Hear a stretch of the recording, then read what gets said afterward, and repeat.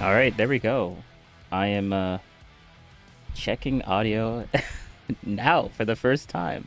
Probably shouldn't do that, but yes, I'm here. I'm back. I've been gone for quite a while, and I made some upgrades, some interesting upgrades for the stream. Uh, um, for the reason for why I haven't been here for a while. It actually, I'm sorry, but you've hit the nail on the head. It is going to be Pisco, but it's not just Pisco. We got Good Logic and we got Tim Pool, and Tim Pool did a good job. But I have not watched the reactionary video that Destiny made of that video, so I don't even know if he finishes the whole thing. Well, I started watching it just a tiny bit, only like what 10 minutes, and then I said, "No, this is good streaming content. I don't need to watch this. I already watched the Tim Pool version, so I know what they say and how they get to some of their conclusions." And I think Tim did a pretty good job at defending himself and remaining consistent. But not sure what Destiny's gonna say. Not gonna know what Destiny's gonna say. Also, there was other things. I so I went down like a a whole we'll do this afterwards, but like the whole the whole flat earth debate stuff, and I found a new podcaster. His name is called Godfrey. So there was some like weird drama around that with him and Professor Dave.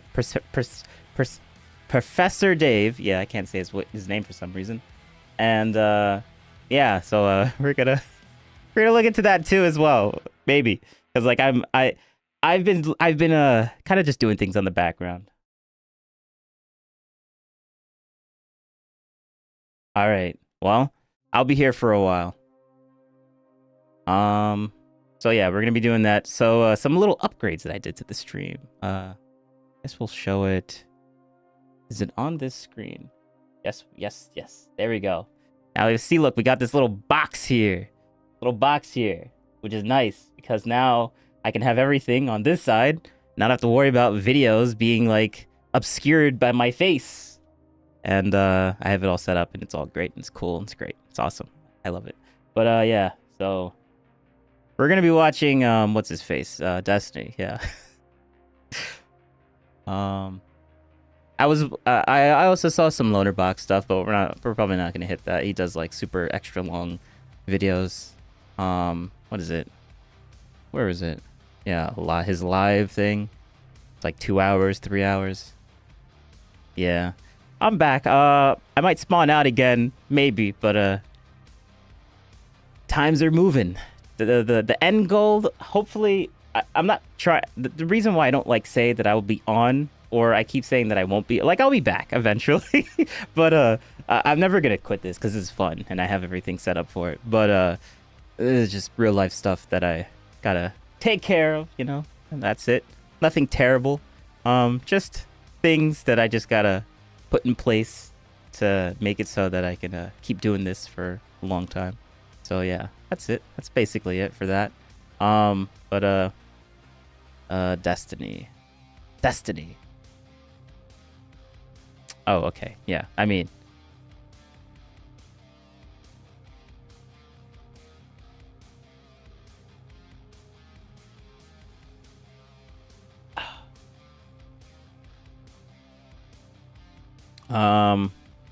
where is his videos? YouTube videos. Oh yeah, this thing on the side here. It's literally a. Here, I'll just type whatever random. Actually, no. Let's not do that. Let's we'll copy this, put it here, hit play. A first-person shooter that will incorporate massively multiplayer online game, MMO, elements, but Bungie has avoided defining Destiny as a traditional MMO. It's awesome. I love it. It does it perfectly. And then with the whole thing with Grok, bro, it's going to make reading articles and looking up stuff so much quicker. Like, I can literally just have this play in the background, and I'll be on a good old Factorio, because that's what we're going to be doing now, because Destiny got me back into Factorio. It's a factory sim game. He started playing it, and I'm like, this guy's already building rockets, and I'm like, bro, I'm not even done with the game yet, so that's not fair. And he just started like what 2 weeks ago, and he's already building rockets to other planets. That's wild. That's wild. So yeah, no, not this video. Welcome, folks, to today's video. Not this video. Nope. Where is it?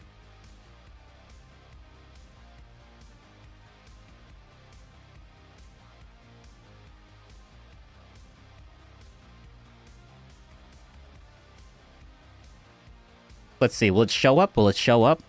Wow, it won't show up? I didn't even like finish watching it yet. Wow, okay. All right. That's cool. That's all right. That's fine.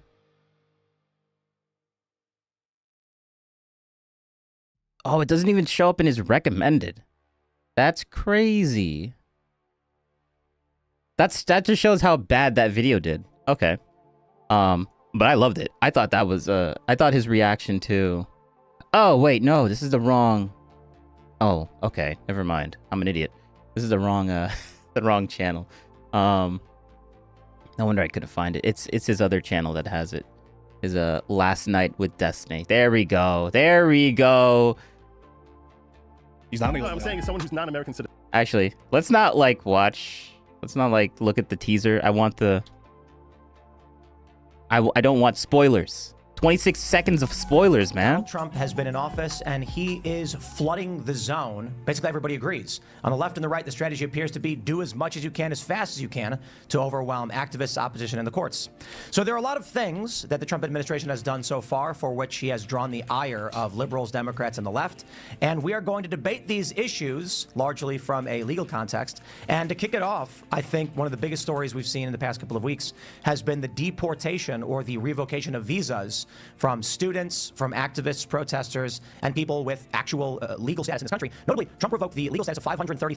Okay, well, Destiny, come on now. Why do you need to do this? Why do you need to make it so that... Wait, if I... Oh, sweet, okay.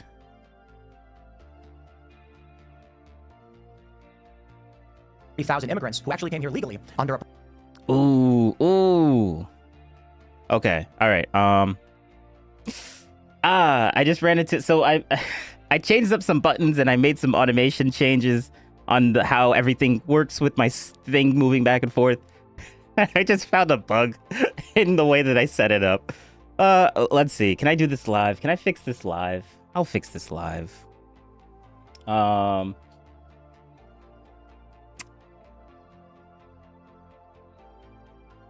Here, a mini tutorial. Why not? Let's just do some weird random tangent on how to do. So we got this thing called a. Wait. I mean, I don't care. It's just buttons. We got a Stream Deck, right?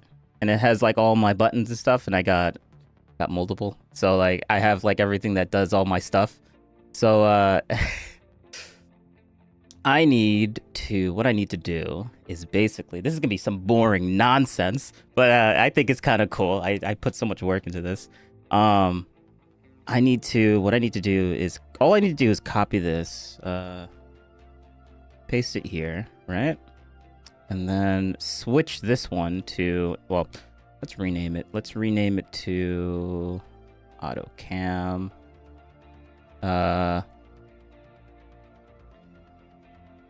Honestly, it doesn't really matter. They both need to be on or off. So it doesn't matter the name. All I need to do is change the output, but make it helper as well. Okay. So now that I did that, if I have both of these on now that I pressed on my buttons, it should work. If I stop talking,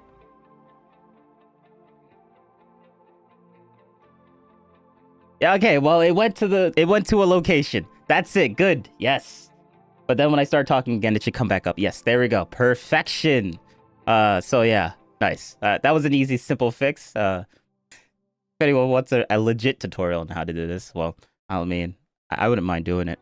I would have to figure that out. But anyways, yeah, let's just get back to the good old Destiny. But the whole point is to keep these off and have it just sit year or whatever. Yeah. program started by Joe Biden. So we'll talk about that and a whole lot more. We got a couple gentlemen. Oh yeah. Also, like, freaking. Oh yeah. The reason why I stopped this because like he sped up the video, and I'm like, editing this is going to be insane because I have to. Should I decrease Tim while he's talking, and then I have to increase it when Destiny starts talking? Because like it's all in one track. And joining us to engage in this debate, sir, would you like to introduce yourself? My name's Pisco. I'm an attorney. I do streams on YouTube. Pisco's Hour. Well, right on. Yeah. And what's your view? You love Trump. No, I hate Trump. I think that Trump is doing an awful thing to the Constitution. But in this case specifically, I think that there are a lot of conservatives that care about the First Amendment, or at least purport to care about the First Amendment. And there's on-point precedent from the Supreme Court that resident aliens get First Amendment rights. So why is Donald Trump doing the bidding of Israel and attacking the First Amendment rights of, for example, a green card holder who did nothing more than just indicate their view as to the situation in Palestine? It's completely unjustifiable. Right on, sir. You want to grab that mic and pull it up? Yeah, sure. Joe Newman, aka Good Logic. I host a YouTube channel and Rumble channel called Good Logic. I'm a New York litigator who turned podcaster after COVID. I'm a massive free speech advocate, so much so that I actually sued Judge Merchan for his unconstitutional gag order of President Trump in pro se, in my own name, because I felt that the violation of his First Amendment right to speak was harming my First Amendment right to cover it as a member of the press. And I took that all the way up and applying to the Supreme Court. But on this particular issue, it's about Mahmoud Khalil, and this is not a First Amendment issue. Sometimes a free speech issue is a First Amendment issue. Often it is, but this is not a situation like that. I look forward to getting into it with you. Right on. Well, everybody, make sure to smash the like button. Share the show if you do want to hear this debate, or if you think people should hear this debate. It'll get particularly interesting. Not just the immigration issue, but of course, there's a whole bunch of other issues, as you already brought up with the courts and how it affects Trump in this country. But let's just kick it off, man. Tell us what you think. Let me give a little bit of context. So Mahmoud Khalil, he was one of the organizers of the protests we saw in Colombia. He had I believe it was a 2-year conditional green card, which got revoked by the State Department. He is currently pending deportation, but he's not the only one. I think there may be 4 others. These are individuals who are here on legal status with legal visas, who are now having their visas revoked and facing deportation. The Trump administration says that Mahmoud was engaged in activities aligned with Hamas, and that was a national security threat. So there's a lot more to the story, but why don't you tell us? Yeah, let's first start with what it's not about. It's not about criminal activity. It's not about alleged crimes. I think both of you can agree that we have to take the allegations of the government. We can't invent new rationales for why Mahmoud Khalil is deportable. Do you agree with that? Yes. Okay. So I don't want to hear anything from people in the comments saying he helped occupy, or that he's giving material support to Hamas. If the government does not allege that he's giving material support to Hamas, why should we at all assume that he is and invent new rationales for deporting him? And obviously there's no evidence that he's in connection with Hamas or giving any material support to them. So I think that the first point is some agreement that we only discuss the allegations and the actual basis of removability for Mahmoud Khalil. I want to be clear before we begin this our discussion in a healthy way, whether we're talking about this from a legal perspective or from a moral perspective. Or you know what I want to do? I want to ask Grok. I want to ask Grok something. Also, we're gonna have. I like my Factorio sounds and music, so if you don't like it,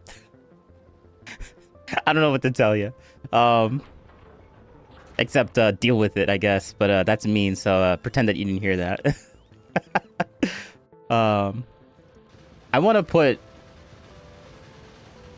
to ask Grok about that. I mean, you don't need to listen to this while I'm looking up stuff on Grok. Like,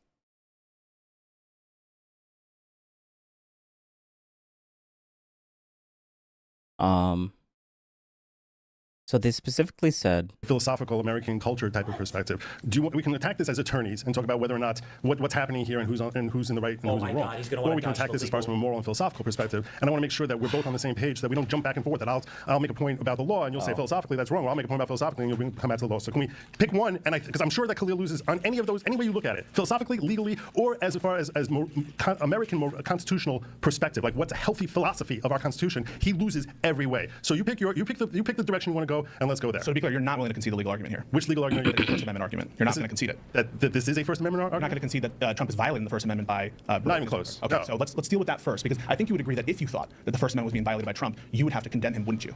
I would. Yeah, because the First Amendment's important to you. You just said that you went through all I went all the way to the Supreme Court Let's start personally. there, and I think that would get into some, perhaps some philosophical territory. I'm not willing to shy away from that. I think it's also, a good idea, morally, practically, to have the First Amendment. But let's stick with the First Amendment. Okay. And so I guess my first question for you is, do you think Mahmoud Khalil, a legal permanent resident, let's take the strongest case, do they have First Amendment rights, yes or no? Quick caveat, he wasn't a permanent resident. He had a conditional 2-year green card. Sure, but do you want to assume for the purpose of the hypothetical that he is a permanent resident? No, I would. What is a conditional 2-year green card? Can somebody tell me what that means? You don't know. Quiet down, little bro. I'm not assuming anything, Okay. because you're saying he's acting unconstitutionally. So to change the nature of as far as what the actual set of He has facts a conditional green card, which basically means you have to, reapply for 2 years to get like the 10-year green card visa. But for all intents and purposes, he is an LPR, and he has the government has cleared him to stay in this country. He just needs to go through, a couple extra procedures to make sure that it's not a sham marriage, that kind of thing. Are you willing to concede the fact that he obtained that green card through deceitful and illegal means? No, I'm not. Not at all. That's a pretext. But why don't we stick to the initial? See, that's the thing. That's why I wanted to ask Grok. Like, is it true that if he, because like this would change the debate entirely if he did get it from if he did get the green, because so the whole controversy is that Trump basically deported someone without due process, and that's how it looks. That's how people are framing it. I kind of disagree with the framing, but like that's what they're saying. But I don't know if that's true. Well, I know that it's true that he did get deported, but I don't know if it's true if he didn't like get it through malicious means. And there's also speculation on like what he was doing. Like he had a green card, but he was participating and supporting a group that associates with Hamas. So, and you know what Hamas is right now, right? Like, come on, man. Like, it's just like you have a green card and you decide to go to, well, I guess it's only alleged that he's been at the protests. He was physically there. Like, that's the thing that I want to know for sure. We'll ask Rock. We'll ask Rock.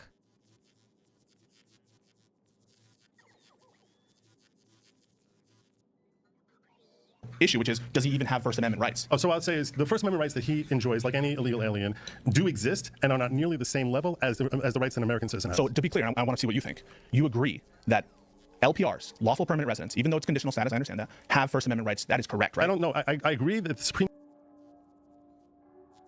Make sure that it's not a sham marriage, that kind of thing. Are you willing to change the nature of as far as what the actual set of? Yes or no? Quick caveat. He wasn't a permanent resident. He had a conditional 2-year green card. First Amendment. Let's stick with the First Amendment. Okay. And so I guess my first question for you is, do you think Mahmoud Khalil, a legal permanent resident, we'll take the strongest. All right.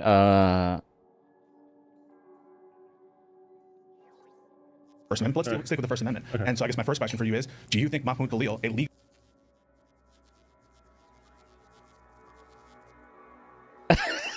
That's what it says. It says M.A. illegal resident. Yo, the transcript that automatically gets all the words doesn't even know what it said. That's funny. You guys can't even see that. Like, it doesn't even, it can't even, this is what he says, like, here, just listen to this. First Amendment. Let's stick with the First Amendment. Okay. And so I guess my first question for you is, do you think Mahmoud Khalil, a legal permanent resident, we'll take the A legal, yeah, M. Do you think M, a legal residence? That's funny. That's funny. Let's see. I was trying to find the name because, like, I want to put it into Grok. Because there's no way I'm going to be able to pronounce whatever that was. I'm sorry, I just can't pronounce that. Let's go there. So to be clear, you're not willing to concede the legal argument here. Which legal argument are you It is willing the First Amendment argument. You're not going to concede it. that this is a First Amendment You're argument? not going to concede that Trump is violating the First Amendment by Not even close. Okay, No. so let's deal with that first, because I think you would agree that if you thought that the First Amendment was being violated by Trump, you would have to condemn him, wouldn't you? I would. Yeah, because the First Amendment's important to you. You just said that you went through all I this went litigation. all the way to the Supreme Court So let's start personally. there, and I think that would get into some, perhaps some philosophical territory. All right. Oh, wait, it's right. Oh, okay. Thank you, Tim.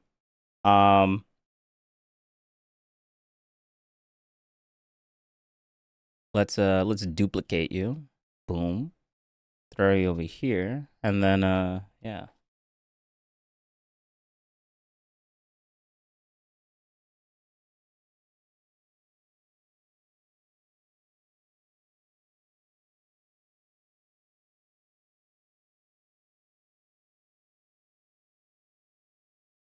Hopefully this is how you pronounce it or spell it. Yeah, because it's like right there. Okay. We'll do a deep search.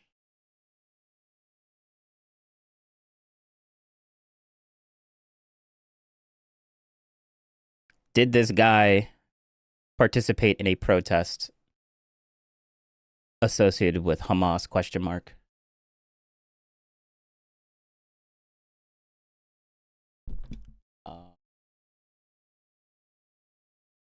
How else should I phrase this?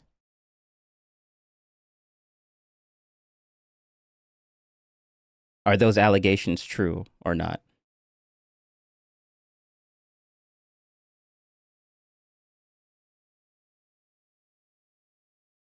And we're going to do a, let's see. Yeah, deeper search. So this might take a while. All right.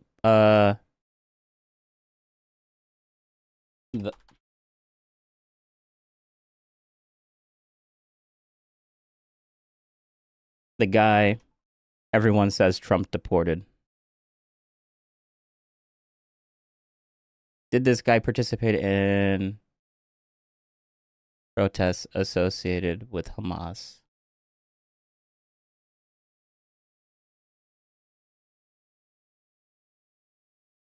Or something like a protest associated with Hamas. Are these allegations true?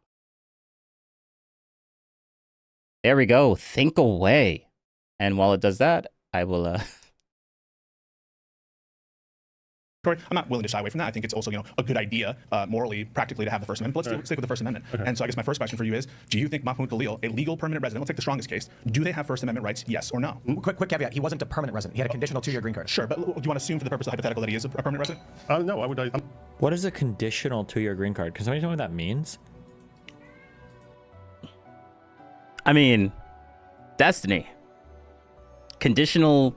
I feel like it's self-explanatory. I feel like he asked like the most. It's weird because like Destiny will ask the most like simplified question that like it's like something that he just can't even like. Like there's questions that you can intuit it so easily, and then there's other questions where he'll be like, oh no, this is just obvious, and I'm like, bro, how is this obvious? Like he picks and chooses when he wants to be pedantic and when he doesn't want to be or when he wants just listen to that question. That's just stupid, honestly. Like, what is a 2-year visa? What do you mean? What is a 2-year visa? It means that it means in 2 years you either need to renew it or get out. Like, that's it. Like, come on. Is that so difficult to understand? Or is he asking for like a more specific definition of what that is? Like, but you could just look it up right now. Like, what are you saying? What is a conditional 2-year green card? Can somebody tell me what that means? You don't know. Quiet down, little bro. I'm not assuming anything because you're saying he's acting unconstitutionally to change the nature of as far as what the actual Or maybe he just doesn't like the word conditional. set of He has facts a conditional green card, which basically means you have to, reapply for 2 years to get like the 10-year green card visa. But for all intents and purposes, he is an LPR, and he has the government has cleared him to stay in this country. He just needs to go through, a couple extra procedures to make sure that it's not a sham marriage, that kind of thing. Are you willing to concede the fact that he obtained that green card through deceitful and illegal means? No, I'm not. Not at all. That's a pretext. But Oh yeah, all right. Grok. Oh, Grok is still sourcing. Oh yeah, investigating allegations. There we go. Look at that. There we go. This is why I like this thing, man. I love Grok. It shows you how it's going through everything right now, and it shows you what it's doing. The request about investigations. Here, I'll just copy this and why I love this thing. Why I love this thing. This is like literally what it's saying right now. The request is about Mahmoud, allegedly deported by Trump, and his possible involvement in a Hamas-related protest. I'm considering searching for individuals named Mahmoud deported during Trump's term, especially those linked to protests. Let's check deportation cases from Trump's presidency that gained media attention. So this is just him thinking right now. Here, we'll just copy this.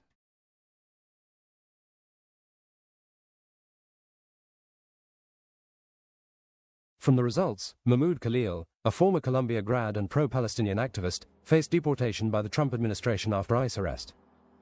Browsing CBSNews.com for allegations of Hamas association. Public accusations claim Khalil leads activities aligned to Hamas, but the government hasn't shown concrete evidence. His wife, Noor Abdullah, calls these allegations ridiculous, saying they misrepresent him as opposing Gaza war killings. CBS News. Browsing CNN.com for Hamas allegations evidence.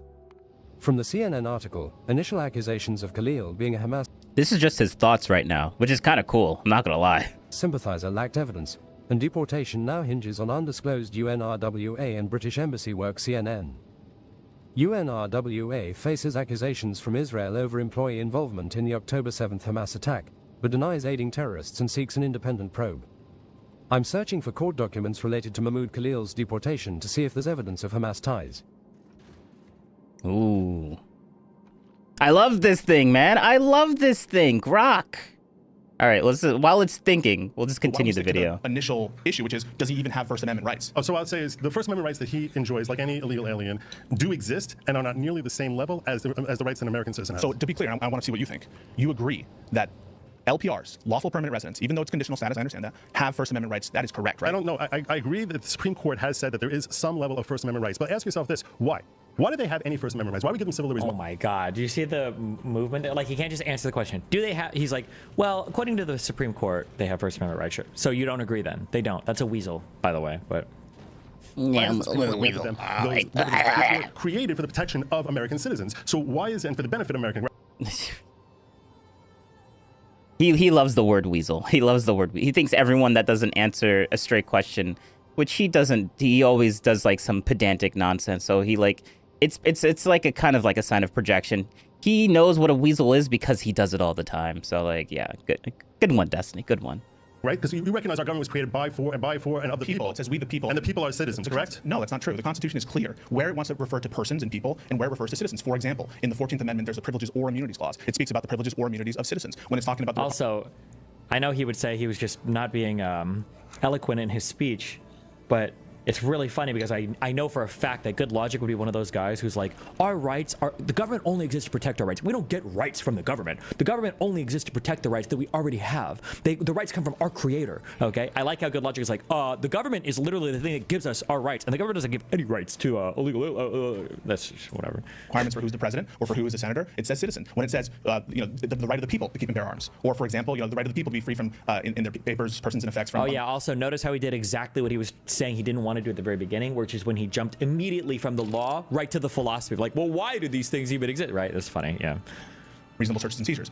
That's referring to persons. And there was a concept of personhood that was broader than citizenship from the attorneys who founded this country and made the Constitution. They were smart people. So I just want to add, I actually agree. We've had this come up many times on our show. The 4th Amendment says all persons born or naturalized in the United States and subject to the jurisdiction thereof are citizens of the United States and of the state wherein they reside. No state shall make or enforce any law which shall abridge the privileges or immunities of citizens of the United States, semicolon, nor shall any state deprive any person of life, liberty, or property without due process of law, nor deny any person within its jurisdiction the equal protection of the laws. So what we've highlighted often is that it draws a distinction between persons and citizens specifically. Grok. Initially, Grok, we have completed it. All right, so let's see. What do we have here? I just got to make sure I keep doing that.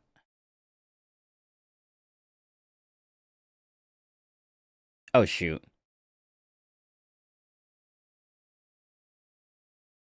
Oh, that's a lot of words. That's a lot of words. That is a lot. Oh, damn. Ooh, look at all these, citations. I'm assuming that's what that word is. Let's actually, no. We don't want this. Actually, allegations. Let's just do this little thing. Let's see. What did it find? Boom. Supported Hamas. Trump administration claims, no evidence provided. Denied by Khalil's wife and lawyers, called ridiculous. Distributed pro-Hamas propaganda flyers. White House claims, flyers allegedly on press secretary's desk. Lawyer denies, no public evidence presented. Led activities aligned to Hamas. DHS spokeswoman's statement, vague on specifics. No direct evidence, legal team argues retaliation for free speech. Justified armed resistance. Video on X cited by Fox News, legitimate under international law, statement. Context debated, may refer to general resistance, not specific endorsement. Okay, that doesn't really sound too good. Let's just get all of this then. Summarizing allegations, responses below. All right. Delete. Input text. Boom. There's some bugs with this thing where Mahmoud Khalil participated in it will literally just randomly just stop for no reason, and it's annoying. So like, all right, pro-Palestinian let's see how this protests at works. Columbia University, which included rhetoric supportive of armed resistance and praise for Hamas. The Trump administration alleged he supported Hamas, but no concrete public evidence has been presented to support this claim. His legal team and supporters deny the allegations, suggesting the detention is retaliatory for his activism. The evidence leans toward the protests having elements associated with Hamas, but his personal involvement remains unclear and controversial. Background: Mahmoud Khalil, a former Columbia University graduate student, was a prominent figure in the 2024 pro-Palestinian campus protests. These protests, centered around demands for divestment from Israeli interests and opposition to the Israel-Hamas war, drew significant attention and led to his arrest by U.S. Immigration and Customs Enforcement, ICE, in March 2025, with the Trump administration seeking his deportation. Allegations and response. The Trump administration claimed Khalil supported Hamas, citing his role in protests and alleging distribution of pro-Hamas propaganda, though no evidence was publicly provided. His lawyers and wife, Noor Abdullah, have denied these claims, calling them ridiculous and disgusting, and emphasized that he has not been charged with any crime. A video reportedly shows Khalil justifying armed resistance as legitimate under international law, which could be interpreted as support for Hamas, but the context is debated. The Trump administration claimed a video reportedly shows Khalil justifying armed resistance as legitimate under international law, which could be interpreted as support for Hamas, but the context is debated. Legal proceedings. The legal basis for his potential deportation is a provision citing serious adverse foreign policy consequences, not direct ties to terrorism. A federal judge has blocked his deportation pending legal review, and his case is ongoing, raising questions about free speech and immigration law. Unexpected detail. An unexpected aspect is the involvement of the student group Columbia University Apartheid Divest, CUAD, which praised Hamas leadership in its communications, potentially linking the protests to Hamas rhetoric, though Khalil's personal stance remains unclear. Survey note: detailed analysis of Mahmoud Khalil's involvement in protests and allegations of Hamas association. There we go, the juicy part. Mahmoud Khalil, a Syrian-born Palestinian activist and recent graduate of Columbia University's School of International and Public Affairs, became a focal point of controversy following his arrest by U.S. Immigration and Customs Enforcement, ICE, on March 8, 2025. This arrest, part of the Trump administration's crackdown on pro-Palestinian campus activism, has sparked debates over free speech, immigration law, and alleged ties to Hamas. This note provides a comprehensive examination of his participation in protests, the allegations against him, and the veracity of claims associating him with Hamas, based on available information as of April 1, 2025. Context of the protests.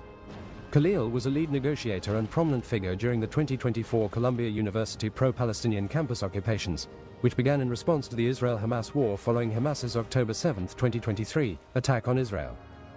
These protests, led by groups like Columbia University Apartheid Divest, CUAD, demanded that the university divest its $14.8 billion endowment from companies supporting Israel's government, dismantle its Tel Aviv outpost, and end collaboration with Israeli universities.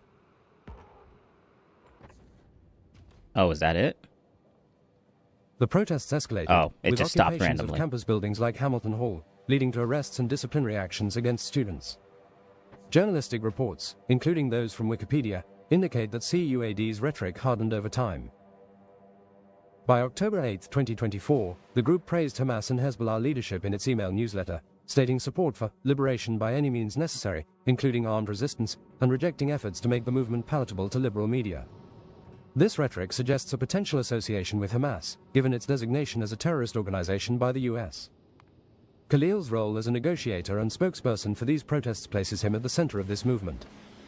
Photographs and reports, such as those from App News, show him actively participating in encampments and media interactions, reinforcing his leadership position. Allegations of Hamas association. The Trump administration, through officials like Secretary of State Marco Rubio and White House Press Secretary Caroline Leavitt, alleged that Khalil supported Hamas. Specific claims include distribution of pro-Hamas propaganda flyers with the logo of Hamas, as stated in an ABC News report, though no evidence was provided, and his lawyer, Ramzi Qasem, denied this, calling it nonsense. Leading activities aligned to Hamas, as mentioned by a Department of Homeland Security spokeswoman in an NPR article, without detailing specific actions. A Fox News article cited a video on X where Khalil reportedly said, "We've tried armed resistance, which is legitimate under international law, but Israel calls it terrorism." This statement, if authentic, could be interpreted as justifying Hamas's actions, given its use of armed resistance. However, the context, whether he was referring to general resistance under international law or specifically endorsing Hamas, is unclear and debated among activists and legal experts. Wait a Responses second. and denials. Khalil's legal team and supporters, including the New York's responses and Wait, go Fox back. News, leading activities aligned to Hamas, as mentioned by a Department of Homeland Security spokeswoman in an NPR article, without detailing specific actions. A Fox News article cited a video on X where Khalil reportedly said, "We've tried armed resistance, which is legitimate under international law, but Israel calls it terrorism." This statement, if authentic, could be interpreted as justifying Hamas's actions, given its use of armed resistance. However, the context, whether he was referring to general resistance under international law or specifically endorsing Hamas, is unclear and debated among activists and legal experts. Responses and denials. Yeah, that Particip- is true. Wait, what happened? Analysis of allegations' veracity. The evidence leans toward the protests having elements associated with Hamas, given CUAD's statements praising Hamas leadership and supporting armed resistance. However, Khalil's personal involvement in these statements is not definitively proven. The video cited by Fox News suggests he may have expressed support for armed resistance, but this is contested and lacks broader context. Government claims of distributing propaganda are denied by his lawyers, and no public evidence, such as the alleged flyers, has been released. Okay. I guess we'll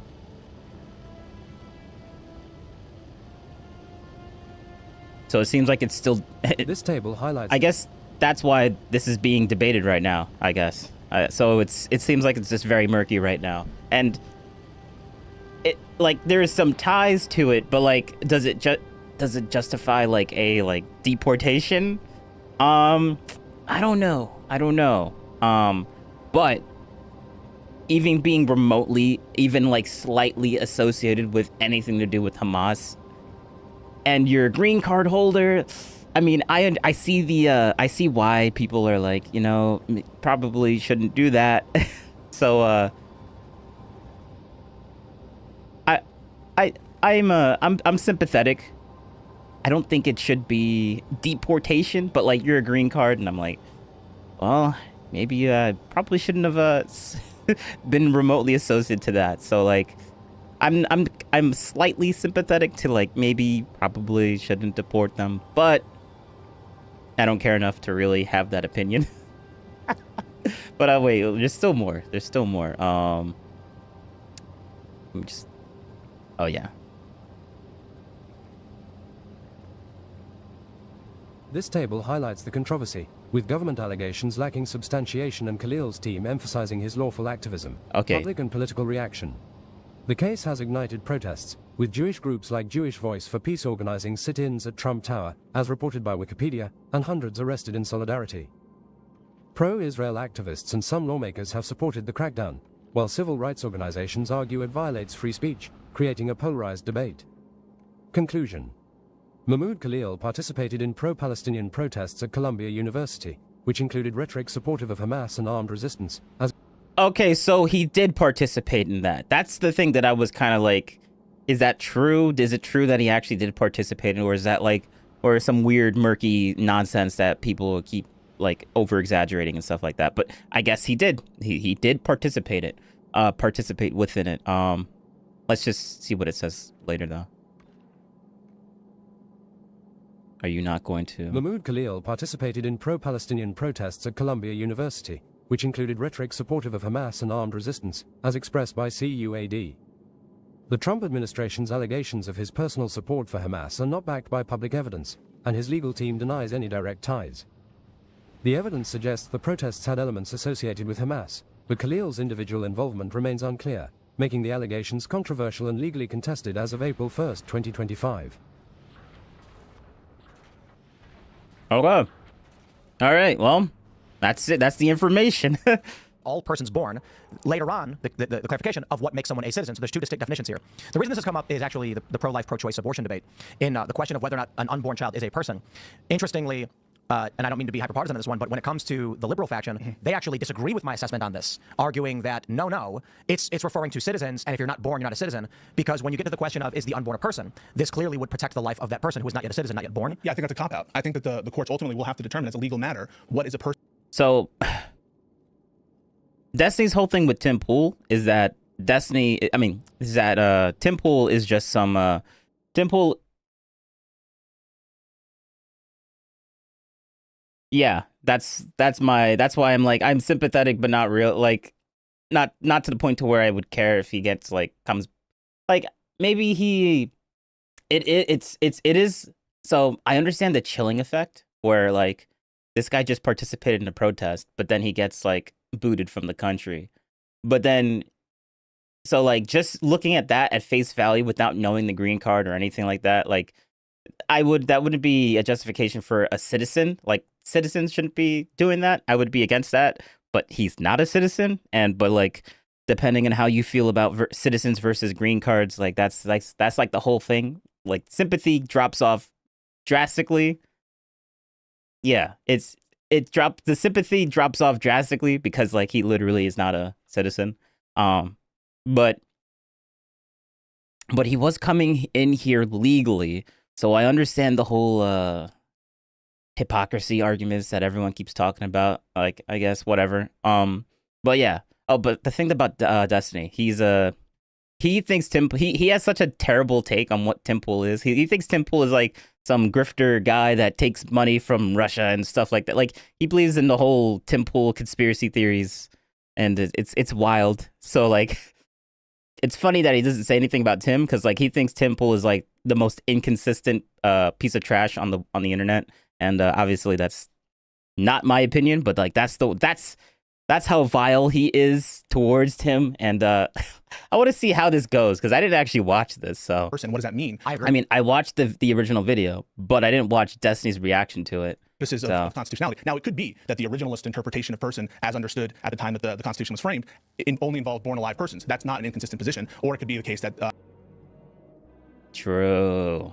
That the people who founded this country would have considered a person to be someone who is, in utero. So I don't pretend to know the actual legal analysis here, but I'm glad, Tim, that you agree that even the First Amendment, let's take a look at the First Amendment, doesn't refer to persons or citizens. It says, Congress shall make no law abridging the freedom of speech. Respecting an establishment, I think. If we could just look for a moment, at what Tim just read with respect to the 14th Amendment, and the language there is important, and you read it quickly, and I understand why. But there's a distinction there as far as between citizens and persons in that 14th Amendment. And what is promised to persons, those who are not citizens? What's promised them is life, liberty, and due process, not the civil rights in general. So to say that applies, it actually is implicitly against your position. It's actually going to the point that citizens specifically are the ones. Like, just think about this for a moment. First of all, there's no shot there's any Supreme Court case that would back up this insane and unhinged position. But you're telling me that lawful permanent residents have absolutely no freedom of speech?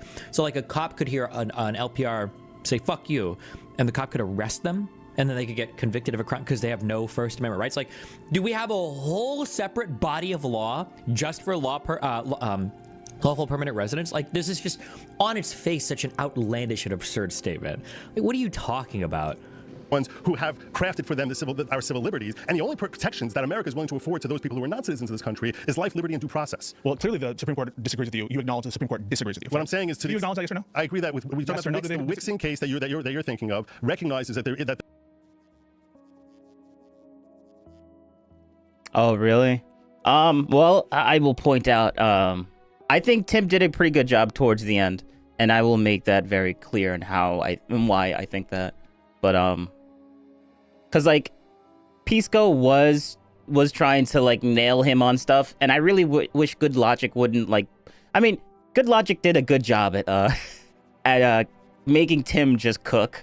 But, like, it got to a certain point to where it became Tim Pool versus Pisco and not Good Logic versus Pisco, which that's the whole point of the debate. Like, you got the two lawyers to debate, and then it turned into a... All right, sweet.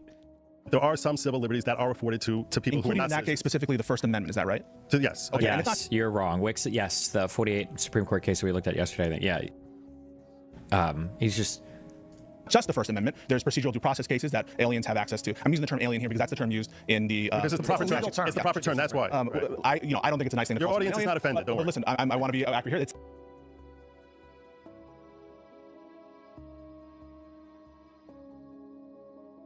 Yeah, that's great. Good job. Good job, bot. Good job. Don't listen to what... I just realized I don't actually, like... Man, my automatic system is just freaking bugging out right now. It'll work, and then it won't work. I don't know why it keeps doing that, but whatever. But, like, yeah, ignore whatever this guy said in the stream. He's a bot. Don't do it. Don't do it. says that aliens have access to, for example, you can't just throw them out of the country summarily. There are procedural due process issues, even We have the people here APA. illegally. Well, not even absence of the Administrative Procedures Act. There's a constitutional notion of procedural due process that has purchase on persons. And As said in the 14th Amendment, they're entitled to due process. and in the Fifth Amendment against the federal government, which is what is at issue here, what you just said and what you acknowledge is, despite what you might think about why the country was formed, the consistent case law has been that persons in this country have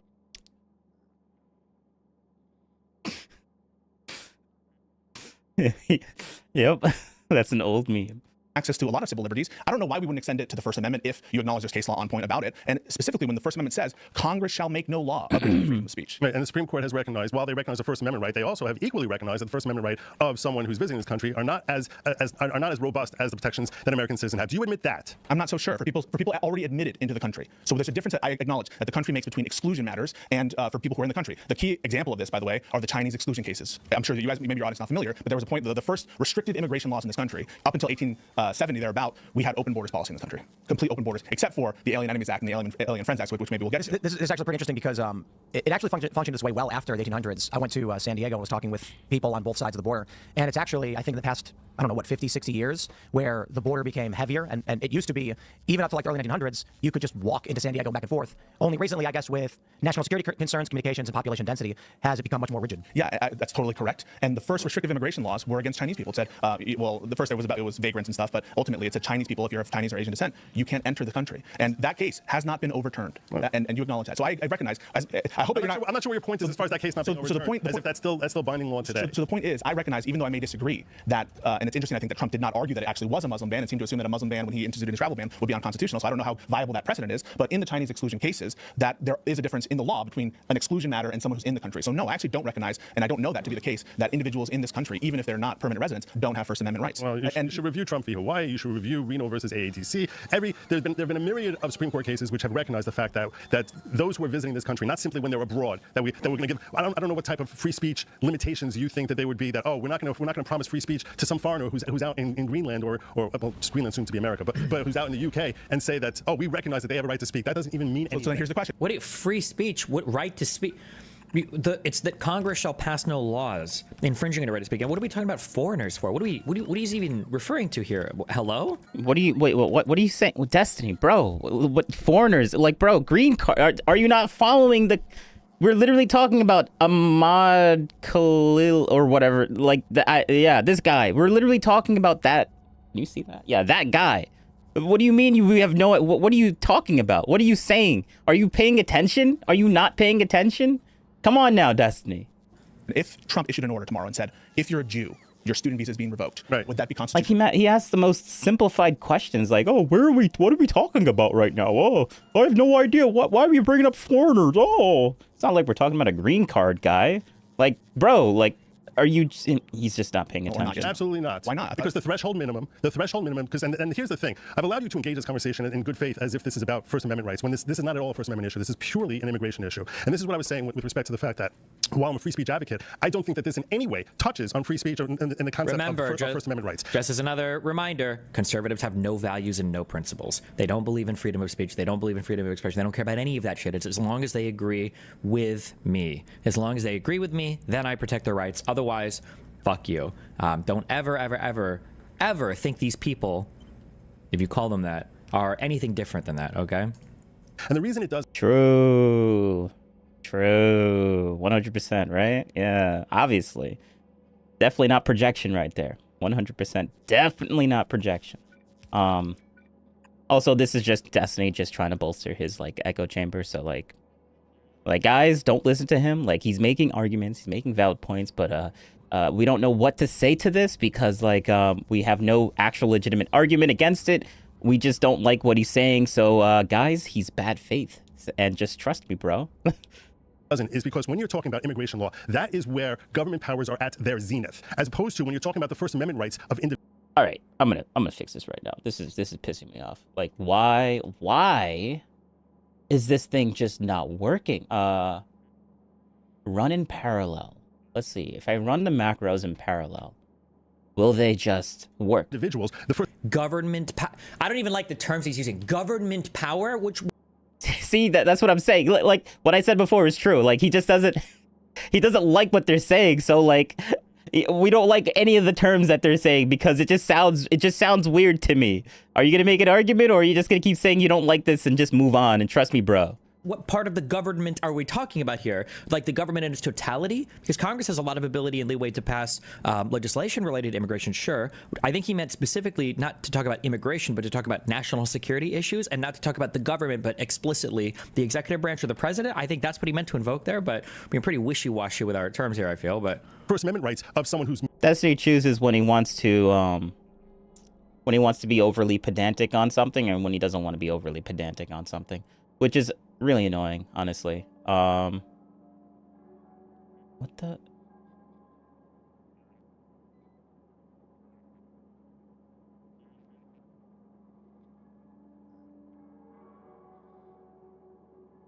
Wait, is there a problem with my...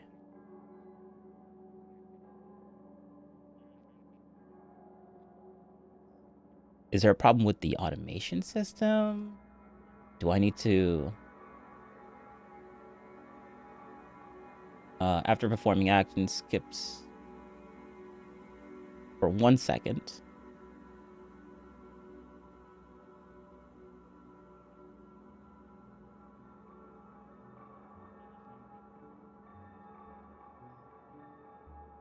merely visiting this country are at their nadir. So what you're trying to... Sorry, I'm just messing with the macros and stuff like that. It's just, I don't know why this is just being so, like, or like, do I need to lower this? Should I lower it?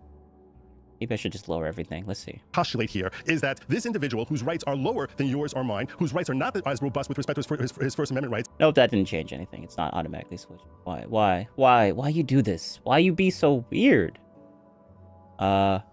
Wait until transition target scene is complete. No, let's tick that off, see what happens. Is now challenging the decision-making powers of the... Okay, let's see. Is it consistent now? The President of the United States with respect to international, state and international affairs and national security, which is where, the Constitution... No, it's not. It's not consistent. It's not working. It's not working properly. Why? Why you do this to me? I'm looking at this. I'm looking at this. Let's see. Can you see that? There, I'll just throw it over here. Boom. There we go. Actually, no. It doesn't even work on the scene set, so I have to, like... You're gonna have to just look at it tiny.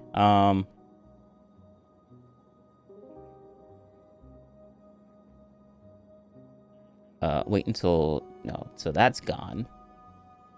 Wait until transition... Yeah, that's gone. Oh, perform actions only on condition change. All right, so let's just tick that off. Now, will you work? The Constitution carves out the strongest powers and protections and says this is the exclusive And if I speak, it works. Okay. All right, there we go. domain of the executive branch. That is what you're... All right. Here and saying, this is Boom. unconstitutional. If it's true... Boom. It works. It works. Yes. Thank you. All right. Finally. I don't like clicking buttons all the time. So like when my automation doesn't like work or stop working, it needs to be it needs to be fixed instantly because I spent too much time doing this for it not to like work properly.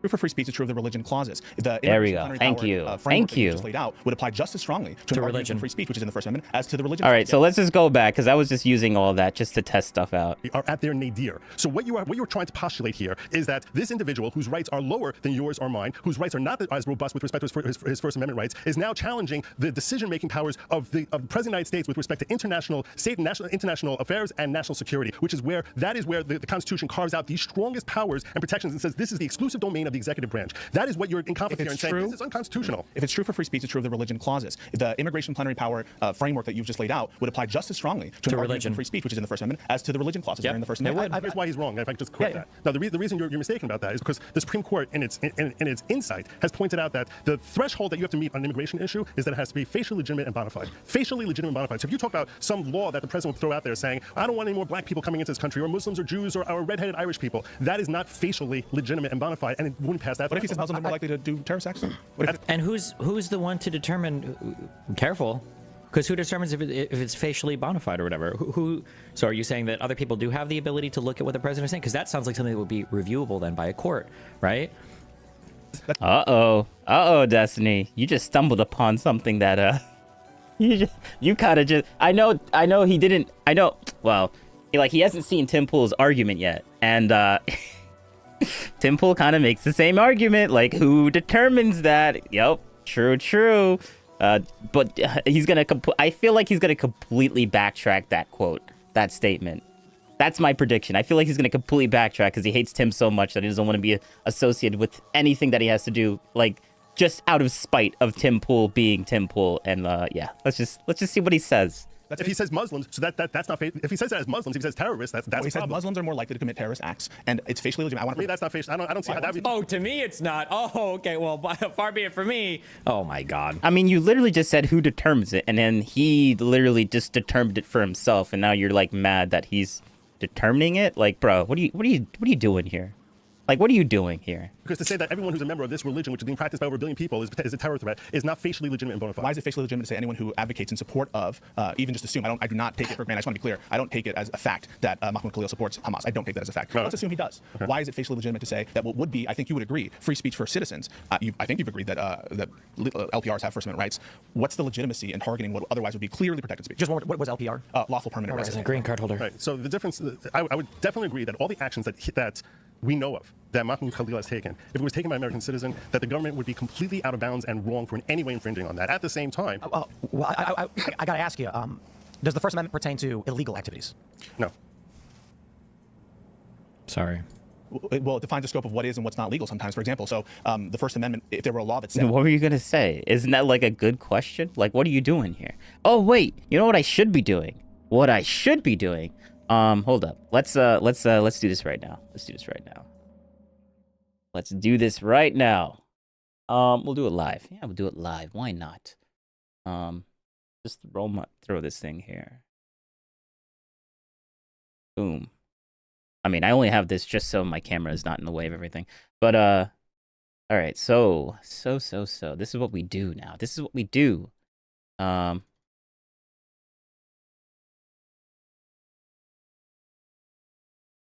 Destiny VODs. Boom. Now, what we need to do is figure out the timestamps, because like this is edited for a specific point, but I want to see the raw footage. This came out March 29th, and the time that that it's illegal to talk to your neighbor. It's 11:36 a.m. All right. So that was what? That was like what? 2 days ago? No, 4 days ago. Let's see that. And it should be pretty early on in his...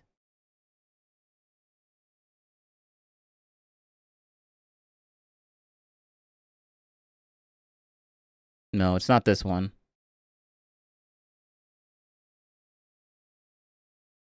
So maybe this one? Oh, wait, no. It's literally titled, Watching Tim Pool at Pisco. All right. Let's see.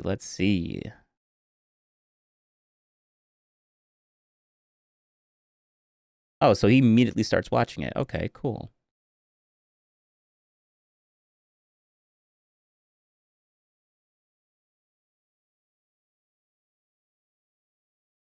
So he immediately starts watching it, and it kind of ends at around 2 hours and 40 something.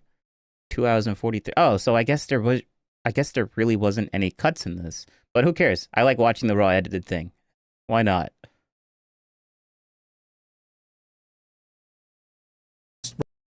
referring to persons, and there was a concept of personhood that was broader than citizenship from the attorneys who founded this country and made the Constitution. They were smart people. So I just want to add, I actually agree. We've had this come up many times on our show. The 4th Amendment says all persons born or naturalized in the United States and subject to the jurisdiction thereof are citizens of the United States and of the state wherein they reside. No state shall make or enforce any law which shall abridge the privileges or immunities of citizens of the United States, semicolon, nor shall any state deprive any person of life, liberty, or property without due process of law, nor deny any person within its jurisdiction the equal protection of the laws.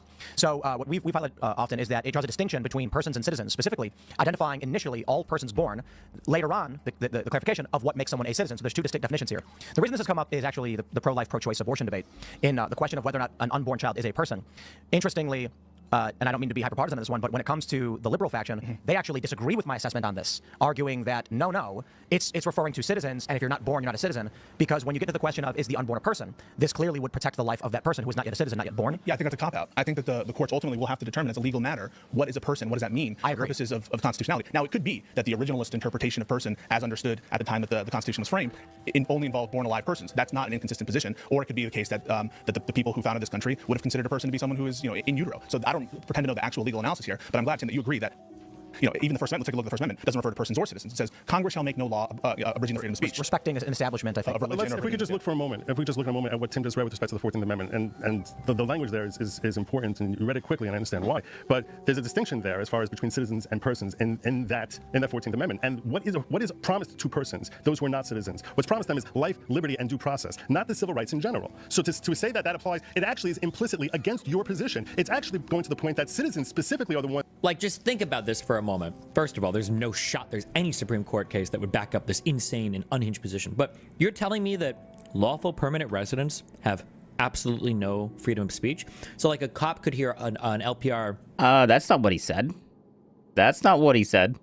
Good job at strawmanning, and now you're going to debate something that he never said. Good job. Just to make yourself look better? I mean, okay, all right, Destiny, that's how we roll. That's how you roll. Say, fuck you. And the cop could arrest them, and then they could get convicted of a crime because they have no First Amendment rights. Like, do we have a whole separate body of law? Is it so crazy that people on visas have different rights than people that are citizens? Is that like such a crazy thing to like think about? Like, this is the gaslighting that Destiny's trying to do here to make people feel all weird about having this type of opinion about like green card holders versus like citizens. And I'm like, bro, what are you doing? Like, I mean, I know what he's doing, but like, it's just so disingenuous. It's like, it's just disingenuous. It's kind of gross. Just for lawful permanent residents? Like, this is just on its face such an outlandish and absurd statement. Like, what do you? No, it's not. See, this is the gaslighting. This is gaslighting. Like, it's not crazy to think that green card holders have a different like set of rules versus like citizens. Like, that's not crazy to think about. Like, that's not. Yeah. Good job, Destiny. Good job, Destiny, trying to gaslight me. But it's not gonna work. Talking about Ones who have crafted for them our civil liberties, and the only protections that America's. The cop could arrest them, and then they could get convicted of a crime because they have no First Amendment rights. Like, do we have a whole separate body of law just for lawful permanent residents? Like, this is just on its face such an outlandish and absurd statement. Like, what are you talking about? Ones who have crafted for them our civil liberties, and the only protections that America is willing to afford to those people who are not citizens of this country is life, liberty, and due process. Well, clearly the Supreme Court disagrees with you. You acknowledge the Supreme Court disagrees with you. What I'm saying is, do you acknowledge that, yes or no? I agree that with we Yes talk about the Wixon case that you're thinking of recognizes that there are some civil liberties that are afforded to people including who are not in that citizens. case specifically the First Amendment. Is that right? So yes. Okay. And it's Yes, not- you're wrong. Yes, the 48 Supreme Court case that we looked at yesterday. I think, yeah, he's just. Just the First Amendment. There's procedural due process cases that aliens have access to. I'm using the term alien here because that's the term used in the. Because it's the proper term. statute. It's the proper term. That's why. Right. I don't think it's a nice thing to Your call audience someone is an not offended, don't worry. Listen, I want to be accurate here. It says that aliens have access to, for example, you can't just throw them out of the country summarily. There are procedural due process issues, even We have the people here APA. illegally. Well, not even absence of the Administrative Procedures Act. There's a constitutional notion of procedural due process that has purchase on persons. And As said in the 14th Amendment, they're entitled to due process. and in the Fifth Amendment against the federal government, which is what is at issue here, what you just said and what you acknowledge is, despite what you might think about why the country was formed, the consistent case law has been that persons in this country have access to a lot of civil liberties. I don't know why we wouldn't extend it to the First Amendment if you acknowledge there's case law on point about it. And specifically when the First Amendment says, Congress shall make no law abridging the freedom of speech. Right, and the Supreme Court has recognized, while they recognize the First Amendment right, they also have equally recognized that the First Amendment right of someone who's visiting this country are not as robust as the protections that American citizens have. Do you admit that? I'm not so sure. For people already admitted into the country. So there's a difference that I acknowledge that the country makes between exclusion matters and for people who are in the country. The key example of this, by the way, are the Chinese exclusion cases. I'm sure that you guys, maybe your audience is not familiar, but there was a point, the first restricted immigration laws in this country, up until 1870 thereabout, we had open borders policy in this country. Complete open borders, except for the Alien Enemies Act and the Alien Friends Act, which maybe we'll get to. This is actually pretty interesting because it actually functioned this way well after the 1800s. I went to San Diego, was talking with people on both sides of the border, and it's actually, I think in the past, I don't know, what, 50, 60 years, where the border became heavier. And it used to be, even up to like the early 1900s, you could just walk into San Diego back and forth. Only recently, I guess, with national security concerns, communications, and population density, has it become much more rigid. Yeah, that's totally correct. And the first restrictive immigration laws were against Chinese people. It said, well, the first it was vagrants and stuff, but ultimately it said Chinese people, if you're of Chinese or Asian descent, you can't enter the country. And that case has not been overturned. And you acknowledge that. So I recognize. I hope that you're not. I'm not sure what your point is as far as that case not being overturned. As if that's still binding law today. So the point is, I recognize, even though I may disagree, that, and it's interesting, I think that Trump did not argue that it actually was a Muslim ban and seemed to assume that a Muslim ban when he instituted his travel ban would be unconstitutional. So I don't know how viable that precedent is. But in the Chinese exclusion cases, that there is a difference in the law between an exclusion matter and someone who's in the country. So no, I actually don't recognize, and I don't know that to be the case, that individuals in this country, even if they're not permanent residents, don't have First Amendment rights. Well, you should review Trump v. Hawaii. You should review Reno versus AATC. There have been a myriad of Supreme Court cases. Notice that Pisco is not sure if there's any, like, I guess basically restrictions on the First Amendment. I wasn't really paying too much attention, but I'm not gonna go back and like re-listen to that because it's like it's going too quickly, and I'm not slowing it down because then I'll slow Destiny down. But actually, what happens if I do? If I do this country, even if they're not permanent residents, don't have First Amendment rights. Well, you should review Trump v. Hawaii. You should review Reno versus AATC. Yeah, I appreciate that Pisco doesn't know 100%, and he's going to admit that. And Destiny will never do that. That's why I have more respect for Pisco than I have for Destiny. But yeah. There have been a myriad of Supreme Court cases which have recognized the fact that those who are visiting this country, not simply when they're abroad, that we're going to give. I don't know what type of free speech limitations you think that they would be. That we're not going to promise free speech to some foreigner who's out in Greenland or well, Greenland soon to be America, but who's out in the UK and say that we recognize that they have a right to speak. That doesn't even mean anything. So then here's the question: What free speech? What right to speak? It's that Congress shall pass no laws infringing on the right to speak. And what are we talking about foreigners for? What are you even referring to here? What are you not? I feel like, did I just respond to this? I think I did respond to this. Like, what are you saying? Like, hello? If Trump issued an order tomorrow and said, foreigners, green card holder, come on now. We just did the whole thing with Grok. Like, what do you? He's not paying attention. I think I literally just said the same thing, but whatever. Right. Would that be constitutional or not? Yes, absolutely not. Why not? Because the threshold minimum, because, and here's the thing, I've allowed you to engage this conversation in good faith as if this is about First Amendment rights, when this is not at all a First Amendment issue. This is purely an immigration issue. And this is what I was saying with respect to the fact that while I'm a free speech advocate, I don't think that this in any way touches on free speech or in the concept of First Amendment rights. Just as another reminder, conservatives have no values and no principles. They don't believe in freedom of speech. They don't believe in freedom of expression. They don't care about any of that shit. It's as long as they agree. Oh yeah, I already respond to all this nonsense, but okay, whatever. With me. As long as they agree I'm with just me, gonna then ignore I protect that. their rights. Otherwise, fuck you. Don't ever think these people, if you call them that, are anything different than that, okay? And the reason it doesn't is because when you're talking about immigration law, that is where government powers are at their zenith, as opposed to when you're talking about the First Amendment rights of individuals. Government I don't even like the terms he's using. Government power? What part of the government are we talking about here? Like the government. All right, we already went through all this. I'm just gonna skip through.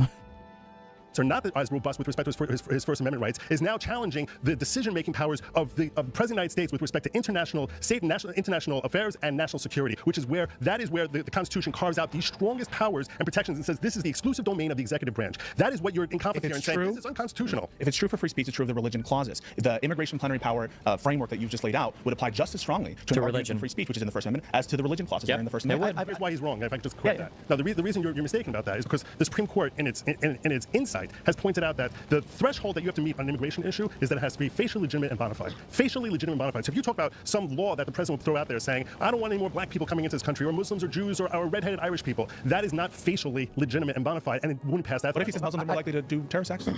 And who's the one to determine? Careful, because who determines if it's facially bona fide or whatever?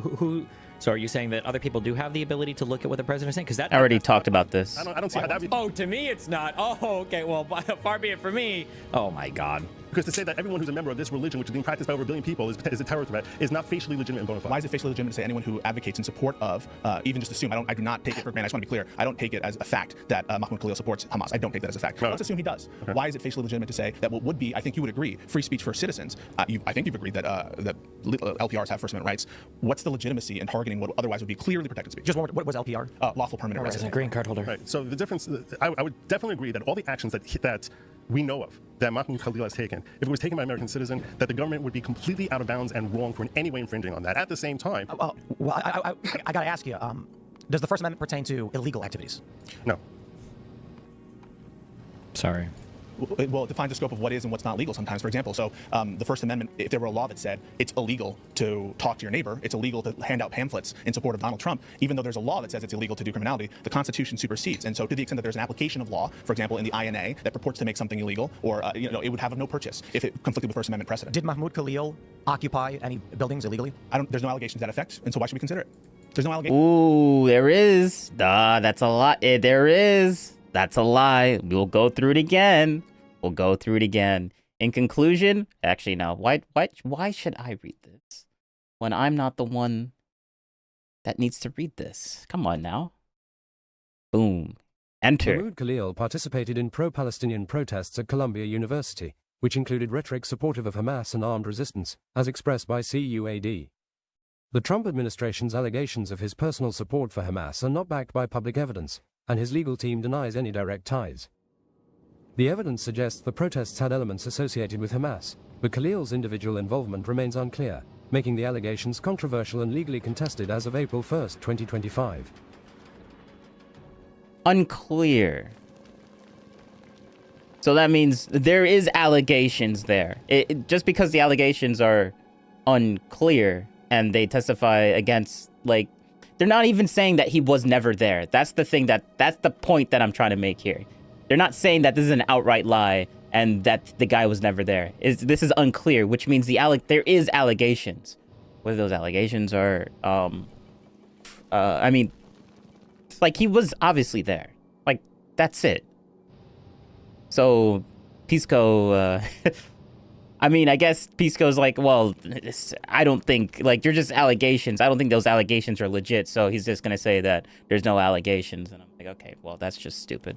Of that. In fact, there's reporting that says that he purposely did not attend any of these sit-ins for the reason of he's worried about the status of his green card. I could be wrong, but there were conversations and videos, I believe, that showed Mahmoud Khalil inside buildings that had been under quote-unquote student occupation. At the time they were occupied, or any time? At the time they were occupied. Okay, wait, listen. I could be wrong, though. I read reporting that said that effectively that he was keeping away from those areas, but for accusations and for court, this is why it's so important to have like a formal process. One might even say due process. To evaluate these things is because media reports and who knows what's true or what's not true, whatever. If it's in front of a judge, though, right? These are formal documents that are submitted that both sides have a right to and the ability to look through and determine, the factuality of them, or to fight against the factuality of them if they want. But this is the issue of not having any kind of due process. Was he there? Was he not? I don't know. Who knows? The government didn't make the charge. There's no court process. There's no due process. We have no idea. We have no way to even arbitrate that that disagreement. Even if it were true, don't you agree that Trump, if he wants to do that, he should charge him with, or he should get someone to charge him with a crime? Yeah. Because in this country, there's a line between admissibility basis of removal and deportable basis of removal. And in order to be deportable on the basis of something like, for example, occupying a building, I assume he would need a conviction under that. No. Yeah. I'll tell you right now, it would be much worse if Trump had charged him with a crime. If his DOJ went out and charged him with a crime, I would be much more bothered by the action because that would now be because that would be punishing him for his free speech. The Supreme Court has said definitively that deportation and removal is not considered a punishment. That is true. And Destiny does not like that. That is true. I urge you to check. I'll give you the citation. It sounds kind of weird where like, well, we're deporting you, but like that's not considered a punishment in the eyes of the courts, or legally it doesn't look like a punishment because like you're just taking out, because I guess it makes sense though, because like they're a green card holder, and for green card holders like doing some mischief inside inside the place that they're being a green card holder, well, that like it shouldn't. I understand why. Well, and they have like there's probably some issues with having like the government doesn't want to punish people for no reason, so like, or without due process. So like it's just getting around the whole. It's like a legal loophole basically, going around like what the law is and rights and stuff, and that's just their way of saying, like, yeah, we're going to deport you. It's not really a punishment. Well, I mean, I guess it technically isn't, because, like, you can get deported, and if you have, like, a beach house somewhere, like, you just go live at that beach house. That's not necessarily, like, a punishment, because you're not, like...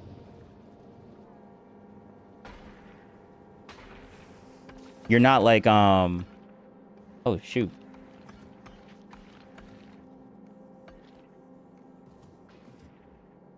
Maybe I should actually have that thing not automatically, well, because it's just going to keep bouncing back and forth, but whatever. Yeah, we'll just continue. I see why it's like that in the first place. 525 U.S. 471. The case is Reno versus Anti-American Discrimination Committee or Commission. That case spells out very clearly. You cannot pretend, first and foremost, that it is considered criminal punishment, and also that he's held. I agree. I agree that immigration is not a criminal punishment. So that's. Ooh, Pisco already conceded to that. Let's go. Good job, Pisco. Good faith. I love Pisco. He's so much better at being good faith and like giving leeway. This is why Pisco was a much better person of like convincing other people on the other side than Destiny is, because Destiny is just he's just butthurt about the whole he's honestly just butthurt about the whole immunity ruling from last year for Trump. He's just butthurt from that, so now he's just taking out his anger, and I find it hilarious, honestly. I totally agree that that's the precedent of the court. So then ask yourself this: how is it a First Amendment violation at all? First Amendment does not just arise under criminal actions. For example, if the government said that you can't get a liquor license if you're a Jew, or you can't get a liquor license if you support Trump, I think that you would agree that's not a criminal action, but the First Amendment still has purchase. And yes or no? And that again is that a not yes? bona fide. Wait, is that yes? What I'm saying, you're trying to like catch me like gotcha. He won't even answer questions. I hate God. It's so bad faith. Just answer. You won't even answer a question. Just answer that question, and then go on to the rest of your answer. He won't even answer it because he's action, but the First Amendment still has purchase. And yes or no? And that again is that a not yes? bona fide. Wait, is that yes? What I'm saying, you're trying to like catch me like gotcha. No, what I'm saying, you just said it was only for criminal matters, and I just want to be clear to the audience: is it only for criminal matters? What I'm saying is that with respect to someone who's an illegal alien, we are talking about whether or not it's bona fide, it's facially He's not an illegal alien and legitimate. He's not an illegal alien. I'm saying it's someone who's not an American citizen. Oh my God, what a fucking slip of the tongue. Oh my God. An illegal alien. Oh, I didn't mean illegal. I just meant anyone who's not like an actual citizen. Oh, okay. So it's all the same in your head? Fucking more. Unbelievable. I mean, they're essentially almost the same thing. Essentially, like illegal alien versus a green card holder. I mean, they're in the same camp. They're in the same net. They're one is not supposed to be here and it's a crime. But all you got to do is say, "Oh, asylum," and then there you go. He's not illegal anymore. Just say the magical word asylum. I'm an asylee. There you go. Like that's the magic word. So like, yeah, they're basically the same. Like when they say illegal alien, they literally mean like people that claim asylum when they probably shouldn't have claimed asylum. But like in the eyes of the law, you claim asylum, you're not illegal anymore. That's technically true. So like, yeah, a green card holder versus someone that's not technically an illegal alien, like, yeah, makes sense.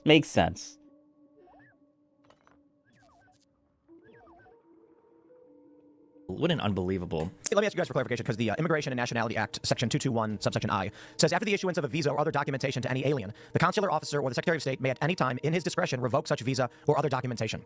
There's more to that. There's exceptions. I don't know that I need to read the whole thing. I think you're both familiar with this. So how does this pertain to Mahmoud? Yeah. So there's wide deference in this country for the Secretary of State, for the Attorney General, for the Department of Homeland Security, for the President himself to make all kinds of decisions that would prejudice his right to be in this country. I don't deny that there's the case law is that there's no substantive right for non-citizens to be in this country. That Congress tomorrow could pass a law that says everyone who's not a citizen needs to leave. You don't have a substantive right to be here. But here's the question. Can you do it for illegitimate purpose that's reprehensible under the Constitution? Using the statute, not saying that the statute itself is unconstitutional facially, but as applied, could you say, for example, in my discretion, because you are a Jew, I am taking away your visa? So the answer is no, right? Well, would you agree? So far, what I've gotten from what you're saying is that I'm not going to read over this whole case because I don't have the time. But this fucking guy cited this Reno versus American Arab Anti-Discrimination Committee lawsuit. Note the differences. So one, this had to do with 8 resident aliens who were members of the PFLP, the Popular Front for the Liberation of Palestine, which was a terrorist group. I think this might have been one of the organizations that was flying planes into buildings. I think the PFLP was. I think the DFLP is another one. This is what Bad Bunny was wearing I think the headband of. I think it was for the PFLP. This is a terrorist group, okay? And these were 8 resident aliens who were members of that group, okay? And their deportation was ordered. Even though none of the 8 had been accused of committing a criminal act, in response, they filed suit. So they did have the ability, at least initially, to file a lawsuit challenging this, saying that federal officials had targeted them because of their political opinions and political affiliation, a violation of freedoms protected by the First Amendment. But Congress then enacted the Illegal Immigration Reform and Immigrant Responsibility Act, which eliminated judicial review of the Justice Department's deportation proceedings against several classes of aliens. There are so many other facts that are different here than just the President of the United States has unilaterally decided that he's going to deport some dude with absolutely no review whatsoever and no ability for them to challenge anything. Like, whatever. It sounds like the reason the Trump administration has not accused him of a crime pertaining. That's the thing that I sympathize. Like, there's no, like, he gets deported and there's no ability to, like, kind of, like, fix that, and he's kind of just a green card holder. I feel like that's a little overkill. I think it's a little overkill. Like, it's I mean, well, and he's being sent to, like, what, some El Salvador prison or something. That's a little bit overkill. I think that's a bit much. Allegedly, I don't know if that's true or not, if he actually got sent to, like, that El Salvador thing, but Dustin would say it as, like, it's fact or something, but I'm not 100% sure, so I'm not going to say that it's fact. But, yeah. To those protests, and has simply cited national security concerns, is to avoid a hearing based on the arguments you're making. Yeah, that's reprehensible, isn't it? Well, No, I mean, that's not what happens. but the issue is, If it's true, would it be reprehensible to you know, we're really doing this for the crime, but we're kind of sneaking it in? Wouldn't that be? I don't know that they're actually doing it for the crime. If they Saying, did it. if Donald Trump said we don't want people who are not citizens to. Mahmoud Khalil for actual criminal acts, but he's just trying to do it faster through this other method. Well, there's a lot in there. The word punish, for instance. If I don't want to ascribe anything. And what I'm trying to get at is, if Donald Trump were to say we need pretext to remove this man, he's going to find himself in 1A hearings. Would he find himself an enemy of you, or would you condemn him for coming up with pretext to remove people or to punish people? But again, just to clarify, because I want to make sure we get the full point before we get into that. The issue appears to be that the Secretary of State has the legal right for any reason in his own discretion at any time to revoke an alien's visa. Under the law, but as applied, could they violate the Constitution? So I'll ask you, Tim, if he said, in my discretion, I'm going to revoke the visa because he's a Jew, you think that would be illegal? To revoke someone's visa for... Piso's going to know more than me, obviously, on legal shit, but I think the topic that Piso is But I'm still going to give my opinion, though. I mean, I have no issue with that, but centering on that's basically what he's essentially saying. has to do with being viewpoint neutral, which makes it not a violation of the First Amendment. So, for instance, I think you could say... Wait, hold up. Let me,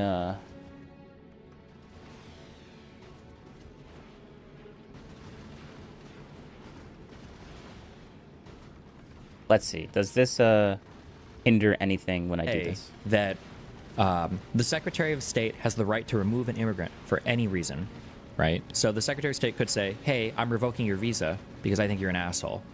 And in that case, I think that the Secretary of State might have the right to do that. But if the Secretary of State said, hey, I'm revoking your visa because you gave a speech about how you wanted to support the Democrats, you wouldn't be allowed to do that because I don't think that's a viewpoint neutral consideration. And if it's not viewpoint neutral, then it's considered a violation of your freedom of speech. I believe is the case. For being a Jew. Correct. In the exercise of discretion, would you say, for example, well, it says he can revoke it for any reason. Would you say that's legal? It's a good question. What I would say is... You can say I don't know. I do want to address it real quick, because my answer is I don't know, because you have two areas. One where the law literally says for any reason, but then you run into the constitutional argument where that law can't be applied as it goes to the First Amendment. So Tim, I don't know. But doesn't the threshold the Supreme Court laid out that for some reason you just want to toss it, you want to just disregard completely when you give a crazy example of let's ban all Jews, let's ban all Muslims, let's ban all redheads, is that facially legitimate and bona fide? You seem to be just walking, like dancing right past that. I'm not. Wait, I acknowledge that the Your Chinese hypotheticals are a joke because of that. So they don't meet that very tiny threshold. So I want to be very clear.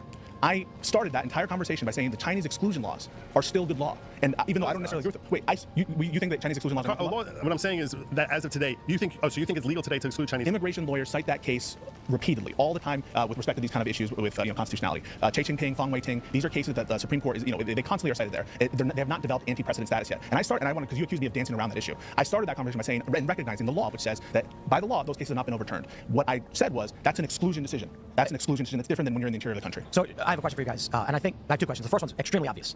If a black man walked into a bakery and they said we don't serve black people, that is illegal. That's illegal under the the civil rights framework. Right. It's private discrimination, different situation. Right. So in the instance where the individual walks into the store and the owner says, "Sir, we reserve the right to refuse service to anybody. Please leave." Yeah. Well, that's not an issue of racism or a violation of the civil. Oh, Tim, nice. Wow, you just stumbled into that. That's correct. That shit. Right. Wow, Tim Pool being correct? What? That doesn't happen. Never happens, man. It just never happens. Like I said in the beginning of all this, he has like such a terrible thing. Like he has such a terrible view of Tim Pool. Like he thinks Tim is just like this idiot, or let's just be nice and say like he just thinks that Tim Pool is an idiot or just terrible guy. Like I'm trying to be nice on what he's trying to say, but he would say some unhinged nonsense about Tim, and we'll talk about the conspiracy theories. I already mentioned this, but like, yeah. Right. That's a great example, Tim, and I really appreciate it because that. Like, he believes the whole Tim Pool Russia conspiracy theories. Like, I'm like, okay, bro, all right, cool. For a guy that says, oh, okay, look at them, they do all these conspiracy theories. Oh, you don't believe in dinosaurs. Oh, but Tim Pool takes all this money from Russia. I'm like, okay, all right, okay, good one, Destiny, good one. Goes to show I love the extent to which, consistency there. You know, the government actually has latitude in all kinds of. They could have done it through another means. They could have said, you know, we're doing it because this bullshit about the lie, which we can get into on your green card application. They could have found some other means. They could have charged them with a crime, but they did neutral ground, but they didn't. The reason they didn't, the reason they said it's because you support Hamas, is because they're trying to signal, they're trying to bully private actors, just like they're doing with the universities, just like they're doing with the firms, just like we're doing. And also, he's wrong about that. Like, Tim Pool didn't take money from Russia. Like, that's not what happened. Tim Pool did not do that. Actors. They're trying to put a signal and say, hey, if you disagree with us on policy on Israel, we're going to make you hurt. And so you're right. If they actually thought he was a security threat, why not go through the other methods of doing so? But they said it specifically, and Rubio's coming out. So this is about the Jews? That's what it's about? No, listen, you agree. This is about authoritarianism and coercion. Donald Trump doesn't give a fuck about the First Amendment. Oh, how do oh my God. You see, this is He's suing a pollster. I'm so tired of leftists just coming to these conclusions as far as I can look inside his head and I know better than anyone. I hate him, dude. I can't do this guy. Just as a quick thing. When Good Logic says his case went to the Supreme Court, I'm just curious if he's lying about this. When he says his case went to the Supreme Court, did it go to the United States federal? No, he's not lying about this, and it's going to be proven that he didn't lie about this because they're going to look it up. Level Supreme Court, or does he just mean the first court of appeals in New York State? Does anybody know? I'm actually curious on that. Also, I'm grabbing a water. Hold on 1 second. Oh God. All right, now I actually have to like deliberately skip all this nonsense. In case you didn't know, in case you didn't know, we've said this a million times, but in New York State, their first court of appeals is called the Supreme Court. I don't know why. So I'm curious if does he actually have a case that went to the United States Supreme Court, or is it just like I just want to know. Jesus. Exactly what Trump is really thinking. Even though I've seen policy after policy that is issued that has had nothing to do whatsoever with reaching the conclusions I've reached, I'm still going to come out here and tell you, I know what he's thinking. He doesn't care about the First Amendment. He doesn't care about due process. He only cares about himself. You can see one piece of evidence after another about this, and you're going to come out there and you're going to say to yourself, oh no, I know better than you. Everyone else. Why? Because I'm sitting here on the outside. Even though I've been tilted and come across him every single way, I'm going to look at any way I possibly can to frame it against him. There is no other explanation. Anyway, True. Like, oh my God. So Trump sued. True. Just give the most bad faith argument. Like that's just true. And now Destiny's gonna go on some weird random tangent. A couple of people who did polls. Oh no, he's trying to. He needs to like delete his the guy's worldview and just say like, well guys, like no, ignore what he just said, and this is what you're actually supposed to think now. Like, so what? Oh my God. So Trump has sued basically every single social media company because they banned him on Facebook. Oh my God. So Donald Trump is writing That wasn't true, but okay. He sued one company, and now he's like, oh, it's every single meeting. Okay, all right. It's not like he's been saying fake news since like 2016 or something like that. Like, bro, come on now. Executive orders targeting lawyers just because they happen to have worked with Mueller in the past. Oh, come on. That's really a First Amendment violation. You really think he's anti-free speech, bro? Okay, so he's trying to sue NBC or whatever because he doesn't like a 60 Minutes interview with Kamala. Okay, well, maybe that wasn't right. No. See, look, the downplaying. It's not that he didn't like it. It's that they edited it in such a way to make it seem like they edited the Kamala interview to make her look better than she actually is for, before the election. Like that's like it's like second degree election interference. Like it's not directly and you can't prove it and it's borderline conspiracy, but like, bro, like the way that they edited, I don't know if he actually watched it to see the first interview and seeing how it was edited and to make her look better, and then the second interview, because like they wanted to I forget what happened with the whole Trump in 60 Minutes, if Trump wanted to do it or didn't want to do it. I forget which one. I just know there was something revolving around him going on, I think, potentially, but then not going. I don't know. You know, fucking break, dude. Holy shit. There is no other explanation. If they thought it was because of his criminal conduct, they would say so. If they thought it was, and now they have this bullshit pretext about. No, what they said was. Oh, okay. So it did go to the United States Supreme Court at least. All right. If they thought it was because. Yep, true. You didn't like it, and you didn't know, and you were doubting it, and now someone corrected you. Good job, Destiny. At least there's some what do you call it? Integrity here. of his criminal conduct, they would say so. If they thought it was, and now they have this bullshit pretext about. No, what they said was, let's look at what they did say. What they said was that we consider him a national security issue. What is the proper procedure to do under that issue, under that setting? The proper procedure is laid out in the APA that I started with, that you wanted to just jump away from. The APA and the steps that they were actually taking was saying we're going to process him through an administrative immigration judge, and he's going to examine this to make sure that we are not just capturing him, throwing a bag over his head, and like they're doing with the Venezuelans. Yes.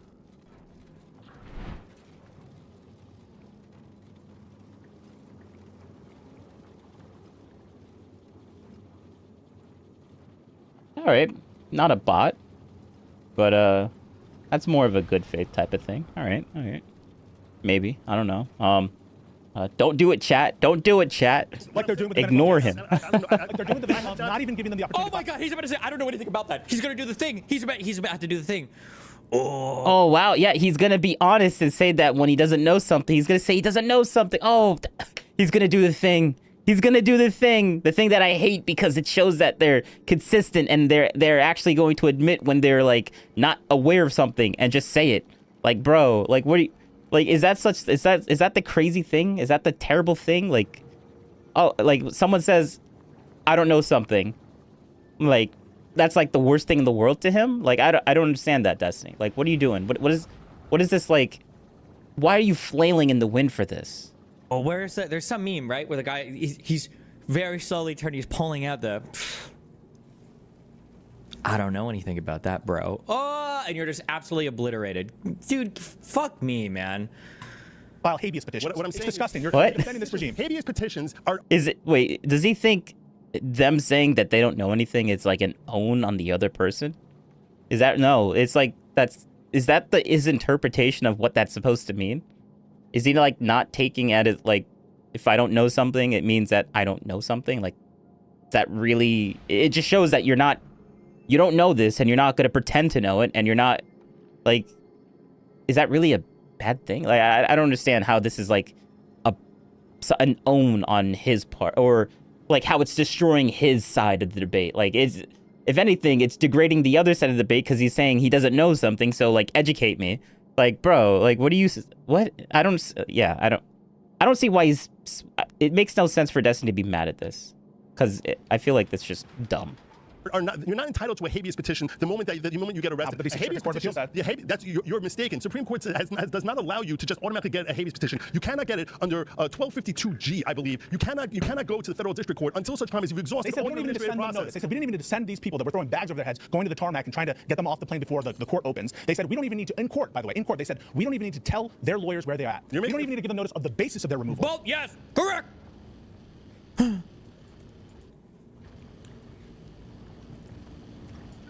I love Brian, okay? I love Brian Tyler Clone, okay? But I'm glad that Piscu's like read these. He knows what's happening. Yes, those two things are huge. Because the government said, listen, if you want to challenge this shit in court, go for it. And then the lawyers are saying, okay, the problem is, one, you're literally deporting people without even telling them first, so they don't even know. And two, we don't even know where the fuck they're being held because you won't tell us. How the fuck can you help those people? There's no way to even do anything. Yes. You're making the fact that you would defend this criminal regime. Wait, so the allegations of the El Salvador thing is not true? Or maybe they're talking about something different? Even say Trump cares about rights. Okay. The most preposterous thing I've ever heard. So let's just come to a conclusion here. So you agree that Mahmoud Khalil, everything's fine. Now you want to move on to the... No. I just want to, because what I'm telling Tim, I think I saw some nodding there from Tim. I want to see if you agree. You need to develop a strategy for that shit. What's the fallacy name for that? It's unironically what you need to do is you need to pull a Pisco, and Pisco's not pulling a Pisco. He half pulls a Pisco, and then he goes back to pulling a Destiny, where he tries to make him answer a question, but then he goes off and he doesn't force them to answer the question. He needs to be stronger on that. Like, yes or no? Was this true or false? Yes or no? Agree or disagree? Like, he needs to hold him to a point there, because Good Logic has managed to slippery slide his way like a snake out of every hard answer, basically. Because you saw it. So, Good Logic is a snake because he says he doesn't know something. Like, that's literally what Destiny's saying. Oh, I don't know about this. I'm feigning ignorance. Oh, that's him being a snake. Oh, it's so difficult to get around that debate strategy. Oh man, like, bro, what are you saying? How is that so hard to like debate against? Like, he says he doesn't know something, so like obviously the next step in that like logic train is to make him not ignorant, like tell him what he doesn't know. Like is that like such a difficult thing to do? Like my God, like Destiny. This is like I don't know why he's over exaggerating this like to the nth degree. It was the Israel stuff. Well, it seems like that is what he's trying to do. He's trying to signal Absolutely. 100%. So, but I'll clarify too, because you know, one thing that frustrates me is there are I call them the Jews people, where they. Oh, wait, let me go Logic back has a little managed bit. to slippery slide his way like a snake out of every hard answer, basically. Because you saw it was By literally saying I don't know, but okay. Israel stuff. Well, it seems like that is what he's trying to do. He's trying to signal Absolutely. 100%. So, but I'll clarify too, because you know, one thing that frustrates me is there are I call them the Jews people, where they think everything's Jews all the time. I think this is purely related to American foreign policy. I think this country wants to fund its foreign military operations. Israel's a strong ally. The U.S. wants to give them money, wants to be involved, wants military there. I don't think it's the Jews. I think it's a strategic location for U.S. Middle Eastern operations. And you've got these protests that are emerging and influence spreading across universities, which are counter to American foreign policy interests, largely that I disagree with. So I do think Trump is trying to send a message. That's why Romesa, I believe her name was, Ozturk, she had her visa revoked. I believe it was presumably based on a pro-Palestinian paper that was written. Now, that doesn't go to the question of whether or not they have the legal right to do it, but I think the motivation strongly has to do. I mean, they're posting the Studio Ghibli of them deporting people. They're posting ASMR. Well, I'll just real quick. I know that's a little different because it's not the Israel. I just want to say, because we talked about this last night, that's a fentanyl dealer. I And understand, but the whole purpose is to send signals. I think Trump is trying to trick the left by doing that into defending one of the most. Well, I'll defend reprehensible people if it means defending our rights. Right now, yeah, I'll absolutely. But not to me, defending, that's the point. you're not I defending understand. our rights. I am defending our rights. No, it's not our rights. Yes, it is. Unless you're here via green card or visa, you're not defending our rights. You would. What a disgusting subhuman piece of shit. God, I actually hate him. He's so fucking disgusting. God, oh, it's white people. I'm just kidding. It's not. Oh, wait, did he cut this part out? Because, oh, wait, no. I have never actually watched the video, so I have no... Like, I'm like, wait, this is the first time I've hear him ever say this. So I'm like, wait, did he cut this part out? That's crazy. What? There's racist brown people, too. Fuck, it's so... You would. What a disgusting subhuman piece of shit. God, I actually hate him. He's so fucking disgusting. God, oh, it's white people. I'm just kidding. It's not. There's racist brown people, too. Fuck, it's so gross. These people aren't like us. They're LPRs, bro. Defending the rights that America decides to confer on people who are not citizens of her nation. But you just. Wait. I don't get it. Like, I guess Destiny's like, he doesn't like the whole, I guess Destiny sees it as like you know the word I'm trying to say. With the human thing, and that's what he thinks that Good Logic is doing, but like, yes, true. But Destiny would be like, oh, that sub-piece human of crap. Like, why would you even say that to a fentanyl human? Like, a guy that sells fentanyl. That's gross. Why would you even do that? That's unfathomable. I'm like, bro. All right, good. That's a really good. Actually, you know what? That's a really good point. I'm gonna put a timestamp on that. Just agreed that Mahmoud Khalil has First Amendment rights. You just said. I said they are limited First Amendment rights. What is the First Amendment? What kind of rights would it be? That okay, you have rights, but you can't say what we want you to say, otherwise we'll throw you out of the country. Well, let me that right? I have an honest question. I'll answer it. Can I answer his question? Yeah. Oh, we got How is oil. that a right? It's a right in that he's not sitting in a prison, and I don't want him. And if He's sitting in jail right now. No, what I'm saying is he's You fucking, oh my God. at the detention, waiting for processing. Hold comfort. Hold comfort. What's for hold comfort? Hold comfort for his wife. Oh, so he's not even going towards the he's just sitting in a jail right now. Okay, so all right. I thought he was being sent to like that El Salvador prison. But like if that's not true, and even Pisco is not even bringing that up, because Pisco would definitely bring that point up if that was true or not. So I guess he's not there. He's just sitting in a jail somewhere. Okay. All right. Who is now 8 months pregnant and didn't even know where he was, and obviously has a kid on the way and is trying to get information from the administration on where he is. I have a question for you guys. The Constitution applies to non-citizens. Yes. The Bill of Rights do. Can they buy guns? Honest question. I don't know if they can. I think the Second Amendment, as interpreted by this court, I don't necessarily agree. Do it. Wait. Do it. I don't, Do it. Wait. Whoa. Listen. Second Amendment. Tell me they can buy guns. Second Amendment, That's right. Load them up. The Second Amendment is based. Listen, and I don't necessarily agree with the court's interpretation as applied in Heller and in the following case McDonald.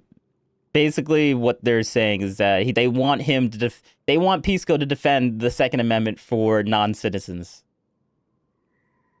Yeah, it's just emotional. It's an emotional argument that doesn't mean anything to me.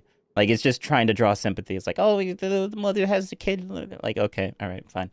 I mean, it'll definitely sway with other people, but the ultimate point is it's still not going to change my mind on this. Like, should we just like, oh, there's a fentanyl dealer. Oh, but he has a kid on the way. Like, oh, but he like, and he's like people are like getting, like he's lacing things on for people, and he's a fentanyl dealer, and he's doing stuff in America, and people are dying from that stuff, and it's like, oh, but he has a kid on the way. Like, bro, like I don't.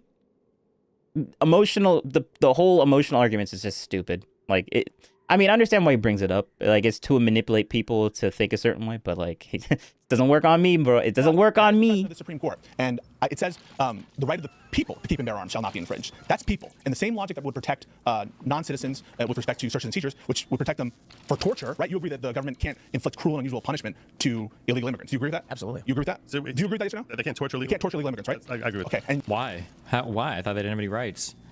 so you also agree that they can't be subject to unreasonable searches and seizures, right? Fair? That's due process. Okay, so why would they not be protected by the Second Amendment? Yeah. I mean, we've bumped into this one quite a bit because, Like, Pisco should force an answer there. I've known for some time that the Constitution applies to all peoples here, and the reason that it does, and you guys correct me if I'm wrong, is that if the Fourth Amendment didn't, there'd be no Fourth Amendment. They'd be able to say, we just think you're not a True. citizen, so now we're going to raid your house. Wait. What did Tim say? What is he reacting on? Pisco should force an answer there. I've known for some time that the Constitution applies to all peoples here, and the reason that it does, and you guys correct me if I'm wrong, is that if the Fourth Amendment didn't, there'd be no Fourth Amendment. They'd be able to say, we just think you're not a citizen, so now we're going to raid your house. How is fucking Tim is just by accident bumping into all of the best arguments? Yo, bro, what do you mean? He's always said this nonsense. Well, nonsense. Tim has always said this. I love how amazed or excited or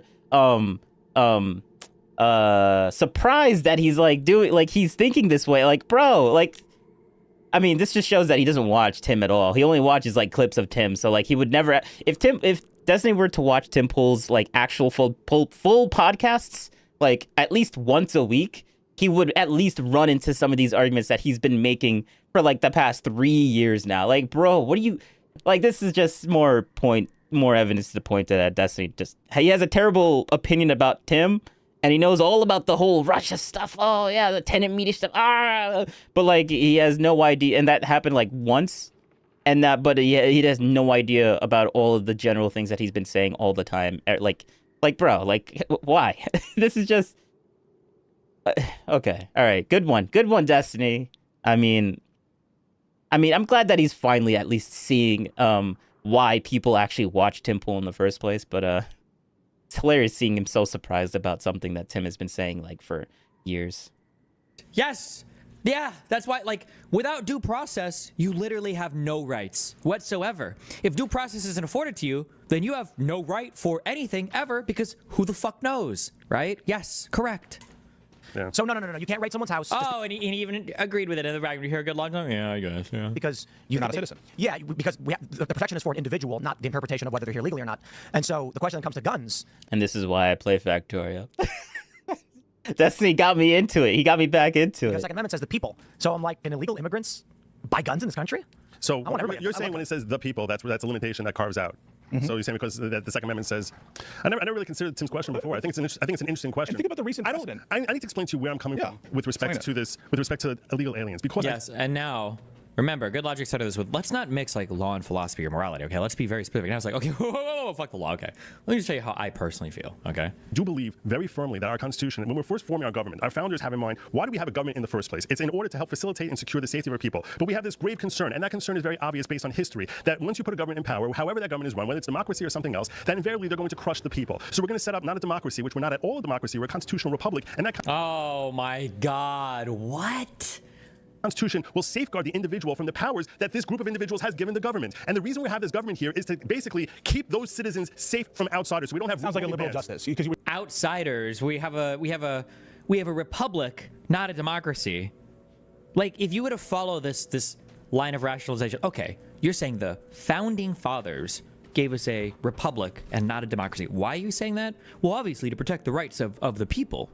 How does a democracy threaten the rights of the people over a republic? Well, I mean, just think about it. Like in a pure democracy, you could vote people's rights away, and some people might not even have rights. And it's like, okay, so the founding fathers created a constitutional republic instead of a democracy, so that large groups of people wouldn't be able to take away the rights of small groups of people. And this was at the same time that slavery was legal, right? Do you understand how fucking retarded this argument is? That this is like the most self-defeating auto-collapse. Wait. Instead of a democracy, so that large groups of people wouldn't be able to take away the rights of small groups of people. And this was at the same time that slavery was legal, right? Do you understand how fucking retarded this argument is? That this is like the most... No. I mean, I guess you'll explain it. I don't see how that's stupid. self-defeating, auto-collapsing argument that has ever been made in the history of all of arguments. Like, what? Holy Christ. We're saying there's a general purpose for general welfare. What I'm saying so is, I'm going to interpret these words. Repeating what he said and then, or framing what he said in a slightly different way, and then just saying it's stupid, isn't actually like showing why it's stupid. But okay. However I want. I'm switching into the constitutional theory, not based on like this case here or that statute there. I'm just analyzing now. I asked in the beginning, let's talk about the law. We explored that for 30 minutes. Now, Oh, yeah, did you? at this point, I'm talking to you as far as constitutional. We haven't run to ground. We haven't run to ground. I want to know if Tim Pool agrees that this deportation is legitimate, or whether you're going to say you're agnostic about it. I want to know whether you think that this attempted deportation is okay to do or not. I think it's okay to do. Why do you think it's okay to do? I think that this is the next question I was getting into as pertains to the Constitution. The idea that we're going to try and interpret the Constitution, to me, has become largely meaningless outside of the initial 7 articles. The construction of government makes a lot of sense. People often say, they'll say what Trump is doing or what Biden is doing is unconstitutional. They're usually referring to the Bill of Rights, which have never been universally understood ever. For instance, What? Blasphemy and obscenity were illegal. Were literally after they ratified the Constitution. Wait. He just made a bunch of noises as if it's like Tim said something bad or something, but like he didn't actually give an argument or even said anything. Like what? Or maybe he's just like surprised that Tim is actually smart. Like maybe that's just I'm gonna give the good faith interpretation. Destiny's mind blown that Tim Pool actually has a brain and is making good arguments and he doesn't want to say. Wait, what? Wait, hold up. What did this comment say? Delete yourself, Tim, you're traitor. Like wait, what? Like this is his chat. Is he gonna ban this guy? You walked outside and screamed obscenities, you'd be arrested. That's crazy. And Destiny's not gonna ban this guy for literally saying that. Okay. Literally arrested. George Carlin was arrested in the 70s for swearing. Like no, but that just shows the type of audience that Destiny has around him. Like people that say this type of nonsense. That's kind of gross, but okay. Times in our history where we have not been true to the Constitution. No, but John Adams passed the sedition. Well, wait, hold on. We have to understand. But God forbid if someone contradicts Destiny on something and calls him out on it. Oh, nope, instant ban. Like, bro, you allow this to be in your chat, but you won't allow, like, okay, all right. Good one, Destiny. Good one. Understand is freedom of speech and the First Amendment doesn't mean that you can't criminalize any type of speech ever. It's more figuring out like, well, what qualifies. This planet is like the most obnoxious planet in the entire of Factorio's existence. I don't know why. I mean, I know why this thing is the way that it is, but this is, bro. Why every planet I could build stuff anywhere that I want and just do things, but no, we gotta be here and be like, nah, you gotta put heat, you gotta send heat to every single thing in order for it to work. It's just great. And now we can't build on certain surfaces. Smooth ice, can't build on smooth ice. Why is this thing over? Okay, all right, whatever. Yeah, all right, I wonder when Destiny gets to this planet, how is he going to build this? I think he might quit the game at this point, because this is just so obnoxious. Like, not only can you, like, we have no power to power any of these things, we got to worry about sending heat to stuff. Whatever. Qualifies as speech, which is a difficult question to answer, honestly. Wait, right? what are you saying? Speech and the First Amendment doesn't. Were literally after they ratified the Constitution, you walked outside and screamed obscenities, you'd be arrested. Literally arrested. George Carlin was arrested in the 70s for swearing. Like there was no. There have been bad times in our history where we have not been true to the Constitution. No, but John Adams passed the sedition. Well, wait, hold on. What we have to understand is freedom of speech and the First Amendment doesn't mean that you can't criminalize any type of speech ever. It's more figuring out like, well, what qualifies as speech, which is a difficult question to answer, honestly, right?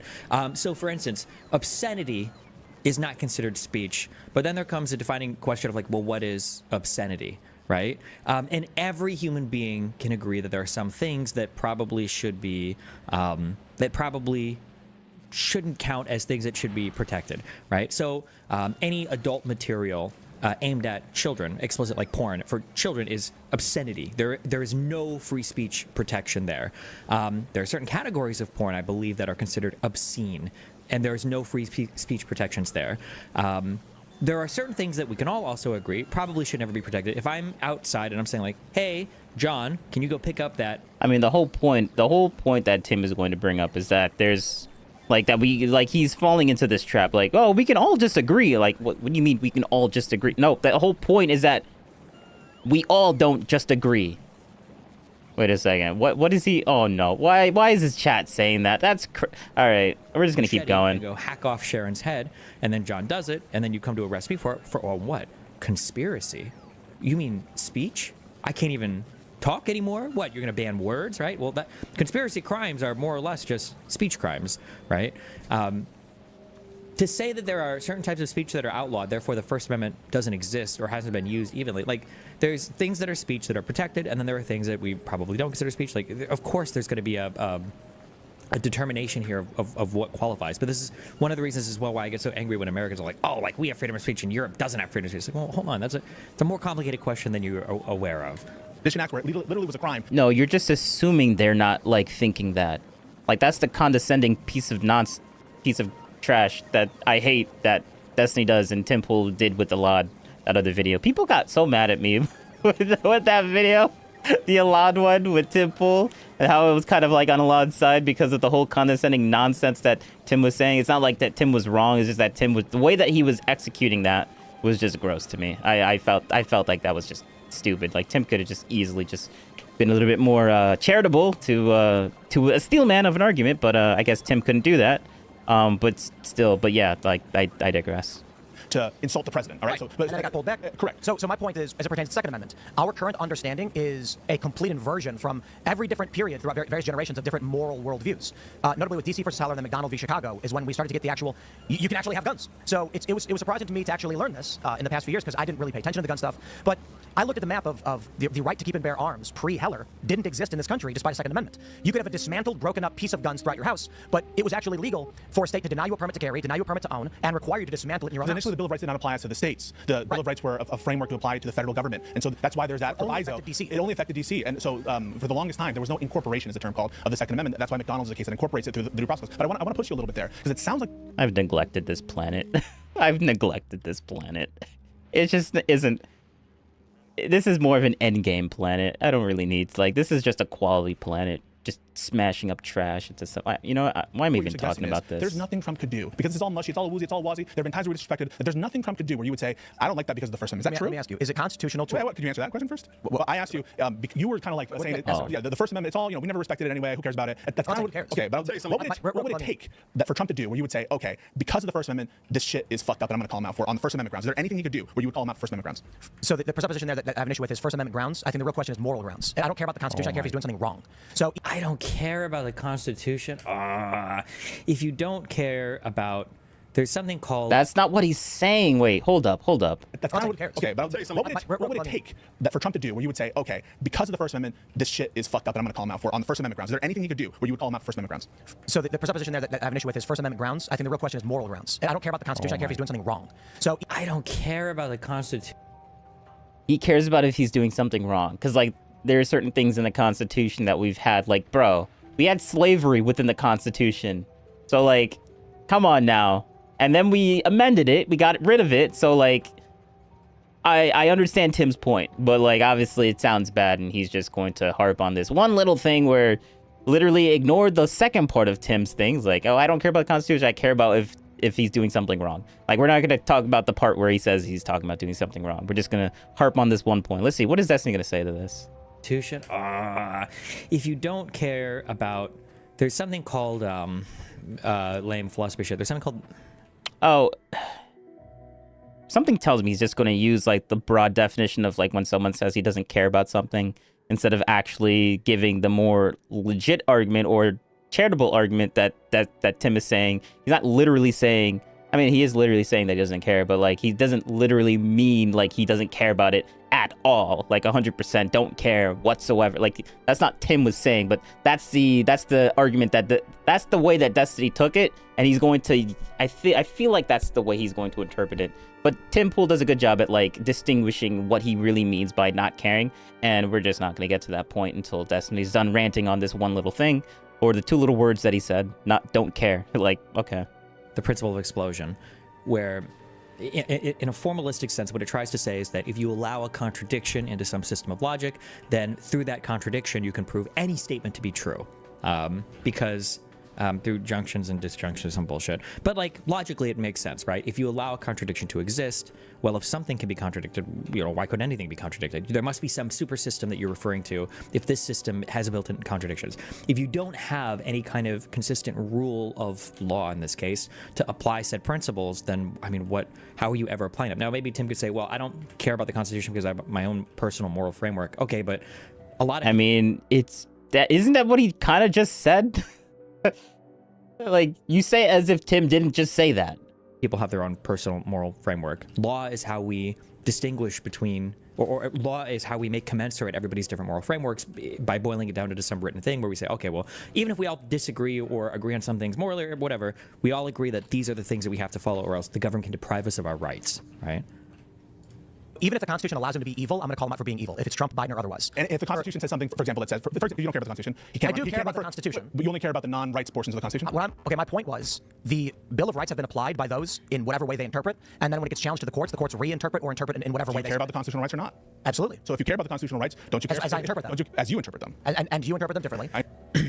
Like when he says things about like, well, courts can interpret and reinterpret and blah, blah, blah. Like they kind of can, but they shouldn't. This is the concept of They shouldn't because they should only interpret it the way that, well, I want them to be interpreted.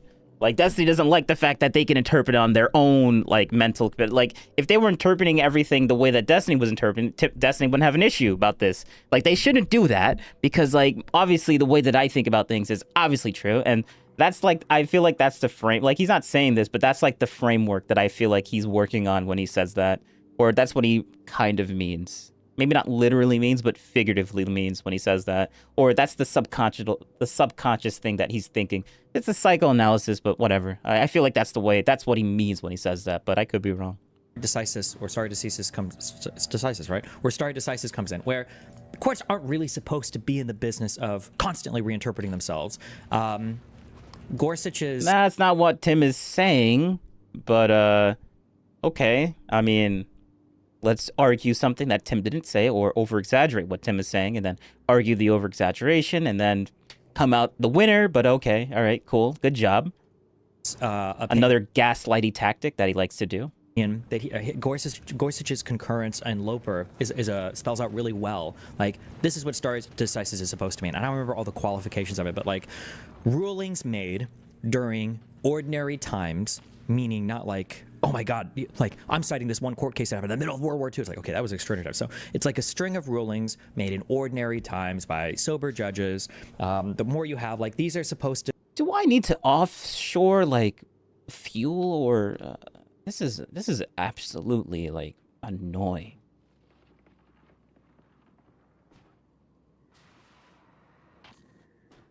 Do I need to like take whatever to guide you?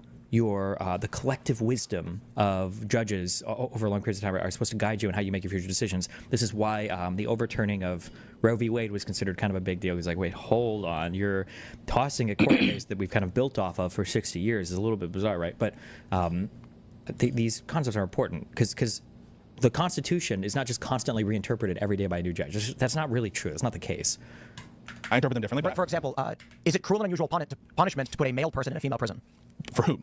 How did we get back to... We got back to trans issues?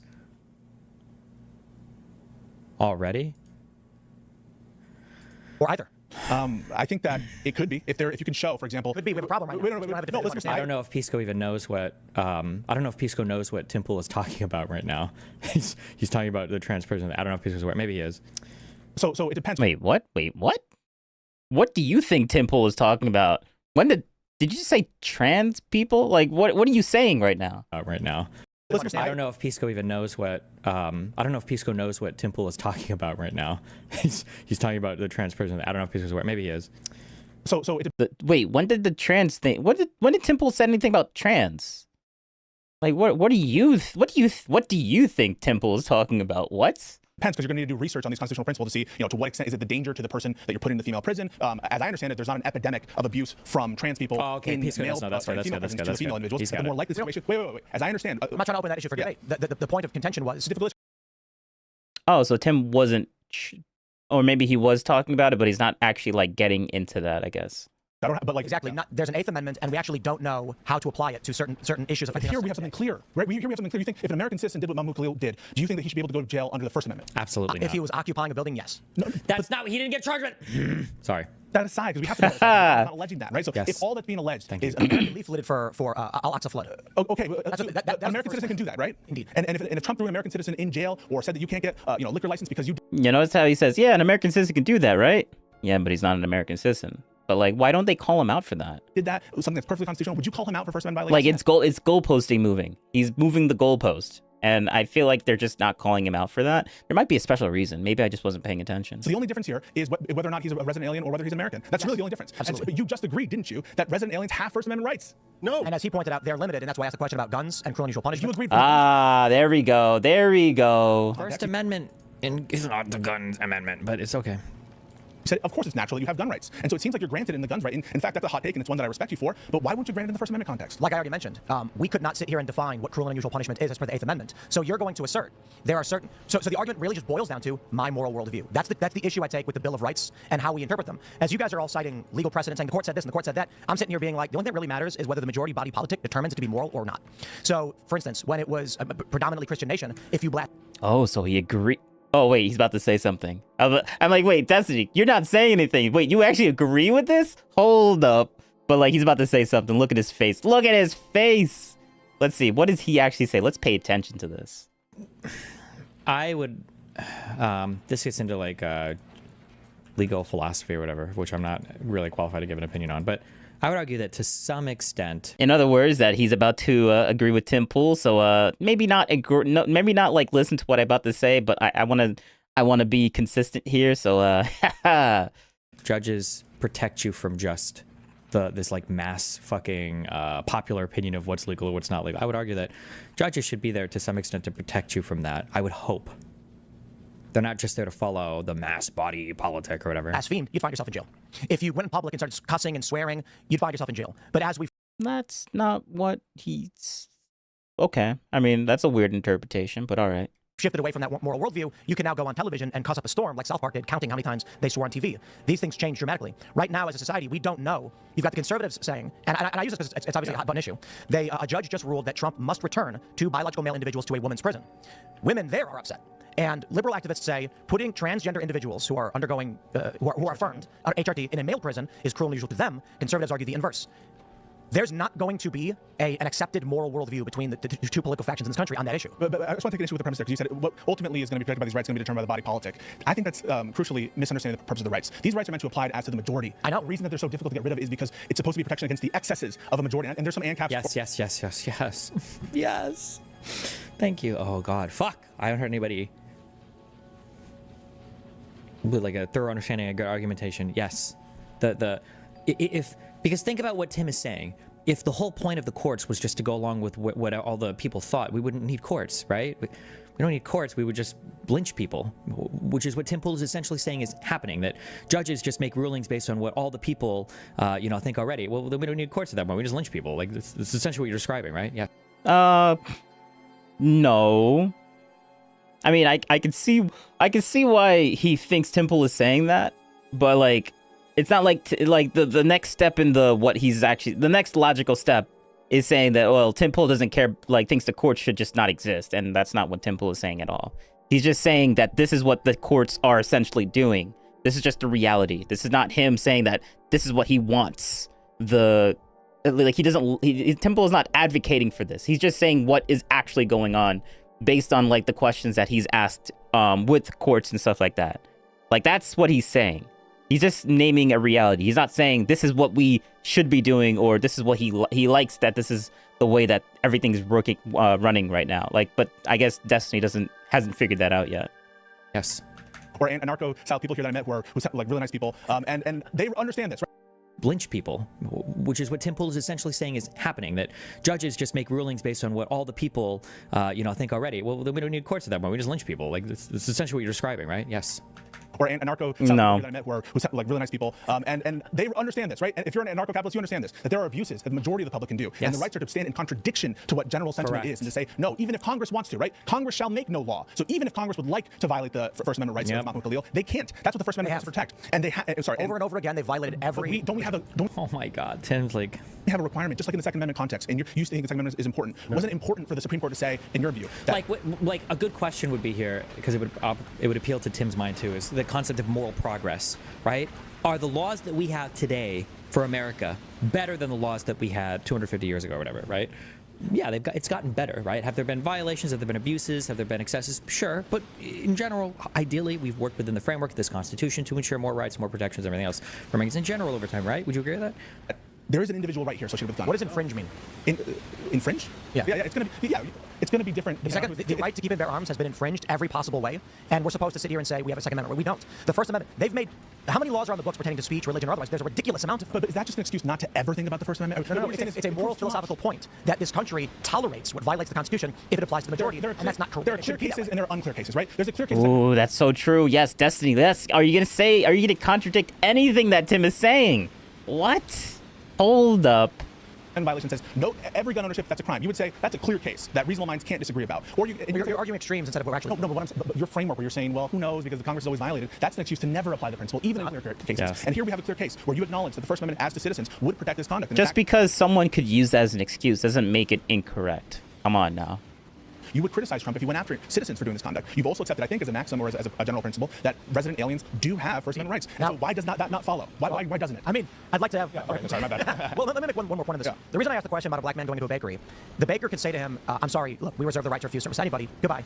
And what can you really do? Often in these circumstances, individuals who feel aggrieved will sue anyway, and they'll often win, even if it actually isn't. Whether they win or not, but that's going to depend on like a totality of circumstances. I don't know. I don't think I'm using it. I shouldn't say totality of circumstances. I don't know if I'm using it correctly. But like, I think you can demonstrate discriminatory behavior by bringing in more examples and more circumstances as well, right? Like if you show that like, oh, hey, look, this guy's used the same excuse for every single black customer, then you can try to show that in a court case, right? Isn't the case that the person was discriminated against based on race. The issue then becomes to be racist, simply just don't admit you are. So what we have here is the INA allows them to deport Mahmoud Khalil. And so I shrug and say, change the law if you have an issue with it, but for the time being, there's nothing else to be done. So if they said national security threat because he's a Muslim, we're deporting him, would you say the same thing? That's the point I made about the bakery. So would you say... No.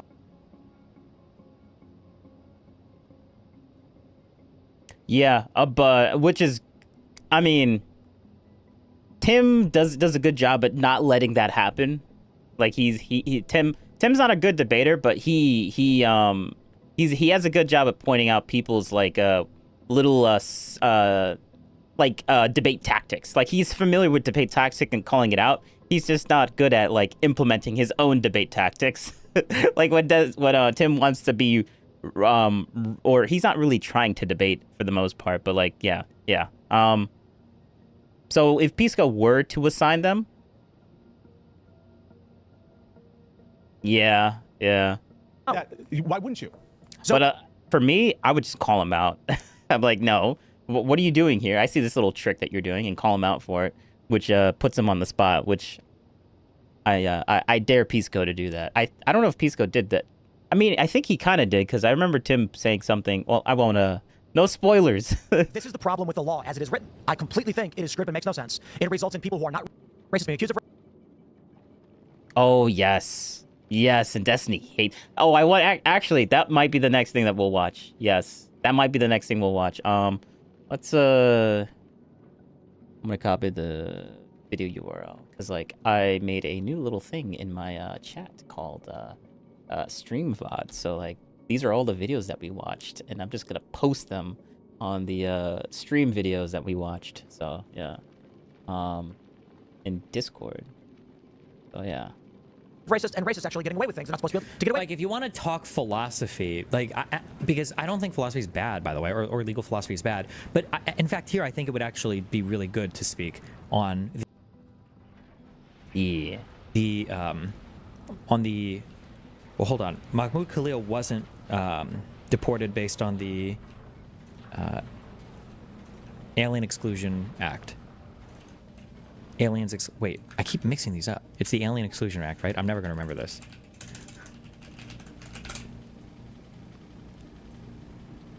No, the Alien Enemies Act. Fuck! Okay. He was deported based on the, under the provisions of having a green card or whatever, that make it so that you can deport somebody providing material support for terrorists or whatever, right?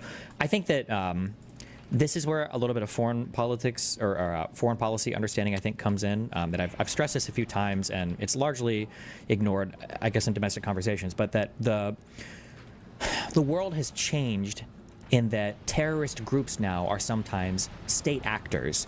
I've brought this up as a challenge domestically in the United States. So, for instance, when we say don't support terrorists, ordinarily that's a pretty non-objectionable statement. But when terrorists are now governments, well, now we get into a really weird world. In the United States of America, I believe, and everyone in my audience should believe, you have the right to support the North Korean government. You have the right to support Iran, you know, whatever. Like, these governments are, if I think they're abhorrent or whatever, but you have the right to support them, you know, just like we have the right to protest against Vietnam. However, No. I was gonna let him talk, but I heavily disagree with that. Like, I don't. People don't have the right to support. To specifically support a I mean, it depends on how he's using the word support. I feel like that's like having the right to support a terrorist organization or a country that literally like deletes their citizens because of stupid things like North Korea. Like, that's like, they shouldn't be allowed to support it. They should be allowed to like protest it. But like, when you say support, do you mean materially or just verbally? Like, if people are just verbally supporting, I guess that's fine. But like, if you mean like material support, where like they're literally like sending things or giving like government secrets, like that's supporting them, I guess. But like, I think the issue is like sending the government secrets and not like the the supporting part. But like, I feel like he needs to define what he means by support, because like I could agree or disagree depending on how he says it. If it's only verbal, then fine. I think citizens should be able to do that. But like material support, because like when he said support, I immediately thought like physical, and I'm like, there is a difference. Yeah, that's wild. But now we guess USAID, didn't they just finally like completely like filed like they're getting deleted? Like, that's funny. So like, hopefully that's not happening anymore. Hopefully, because like that USAID thing, like we kind of like annihilated that, and Destiny's like furious with that. But I guess now he doesn't care anymore because like they finally like dissolved themselves. It can be a little bit hairier when you're talking about supporting, especially providing material support to individual terrorist groups. Oh, so he does actually. Okay, all right, cool. So when he's, let's just give a good faith interpretation that when he said support before, he only meant verbally and not material support. Or taking direction from individual terrorist groups. Like, it gets weirder there. But when weirder there, I think it's like, it doesn't get weirder. It gets to like, no, this is not a good thing. You shouldn't be doing that. Like, that doesn't get weirder. I like how he's downplaying this one little thing. And he talks about like, oh, the other side, they just downplay all Trump's rhetoric all the time. Oh, he just and look at him. He's downplaying the whole point. Like, it's just weird, guys, like supporting like terrorists, or, like material support and helping them with like like, that's just weird, guys. It's just a little weird. I'm like, bro, get out of here with your nonsense. Like this is literally him being hypocritical. Like, the whole like, oh, they downplay Trump's rhetoric all the time, and now he's literally downplaying like the point of like, and how it's only weird to. I mean, I'm just repeating myself, but still, that's wild. Become governments of people like Hamas has. This provides a lot of unique challenges, both for international law and, in my opinion, for domestic law here. Because the question is, right, following this train of thought, if you were an immigrant of any kind in the United States, a lawful permanent resident, would you ever feel comfortable now protesting in support of the Palestinian people? I wouldn't. Just become a citizen and you're fine.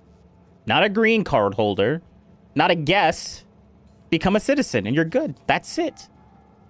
The chilling effect for people, I think it's okay to have a chilling effect for people that are only like visiting here or here on a temporary status, like to become like, to be wary on like supporting protests that might be against the literal government that they're in right now. Like, yes, I think it's good. That's a good thing to be fearful of that. That's a good thing. We don't want people that shouldn't be here like doing things that they're not supposed to be doing. Like, that's just I like how he's like showing so much sympathy to this one little thing, and I'm like, bro, that's not we don't need this. That's not a. I mean, I made my point. I would be terrified. Imagine you're at a rally for the Palestinians in the Gaza Strip, and a few people there, you don't even realize it, but some people there have like pro-Hamas signs. Are you now subject to deportation under these immigration rules? I think If you're a green card, yeah. Like Hamas did. Like, do you not remember October 7th? Like, I feel like if the government doesn't want specific types of people here and they're on a green card status, like, yeah, get out of here. Like, GTFO, man. I think the answer should be obviously no. That's not in the spirit. No, it shouldn't be obviously no. Like, what do you mean the spirit? Oh, we're just gonna go into like what your interpretation is again of what you think. Because like when he says the spirit, that's obviously like a that's a subjective like statement. So he's like, yeah, I think this, and I feel like it should be obviously no because like the way that I think. But who cares about what other people think? Like the only thing that matters here is what I think. So that's how it should be governed. People shouldn't, like immigrants shouldn't feel like they shouldn't protest when they come here. Like it's bad, guys. But those Trump supporters, January 6th, all of them gone. They like even the ones that just sat there with flags that deported, like they should be nuked from a federal capital punishment. Like there's no like why should people care about the whole like his whole pleading for like whenever Destiny makes a sympathetic argument like, oh, shouldn't we feel bad about this, guys? Like, bro, get out of here. I don't care for that. Any of his statements on like why he thinks like, oh, this is a bad thing because like it makes them like we should be sympathetic on this. Like we shouldn't like feel bad. Like we should feel bad for this. Is what he's making the emotional argument, which when he never makes the emotional argument for the other side. So like anything when he makes like a stupid emotional argument for something that he thinks is like justified, I just don't care. Like I just don't care. It's not convincing because like based on his past statements that he said before in the past. So it's just it's not convincing. Spirit of how that law was written, right? Destiny, I think the issue is that support is too broad. I actually don't agree that it's too broad. It is too broad. It is too broad because you tried to talk about the specific thing about. Yeah, I'm gonna. It is too broad because like he literally just talked about how like there's a difference between material support and just. Well, he did say verbally support, but I was saying that. But like he said material support. So yes, there is a distinction there, which means yes, that it is too broad. But now you're gonna say it's not too broad, even though you did come up with the distinction of why it could be a little bit too broad, and you said, oh no, it's just weird. Like materially supporting terrorists? Nah, that's just weird. Like okay, all right, Destiny.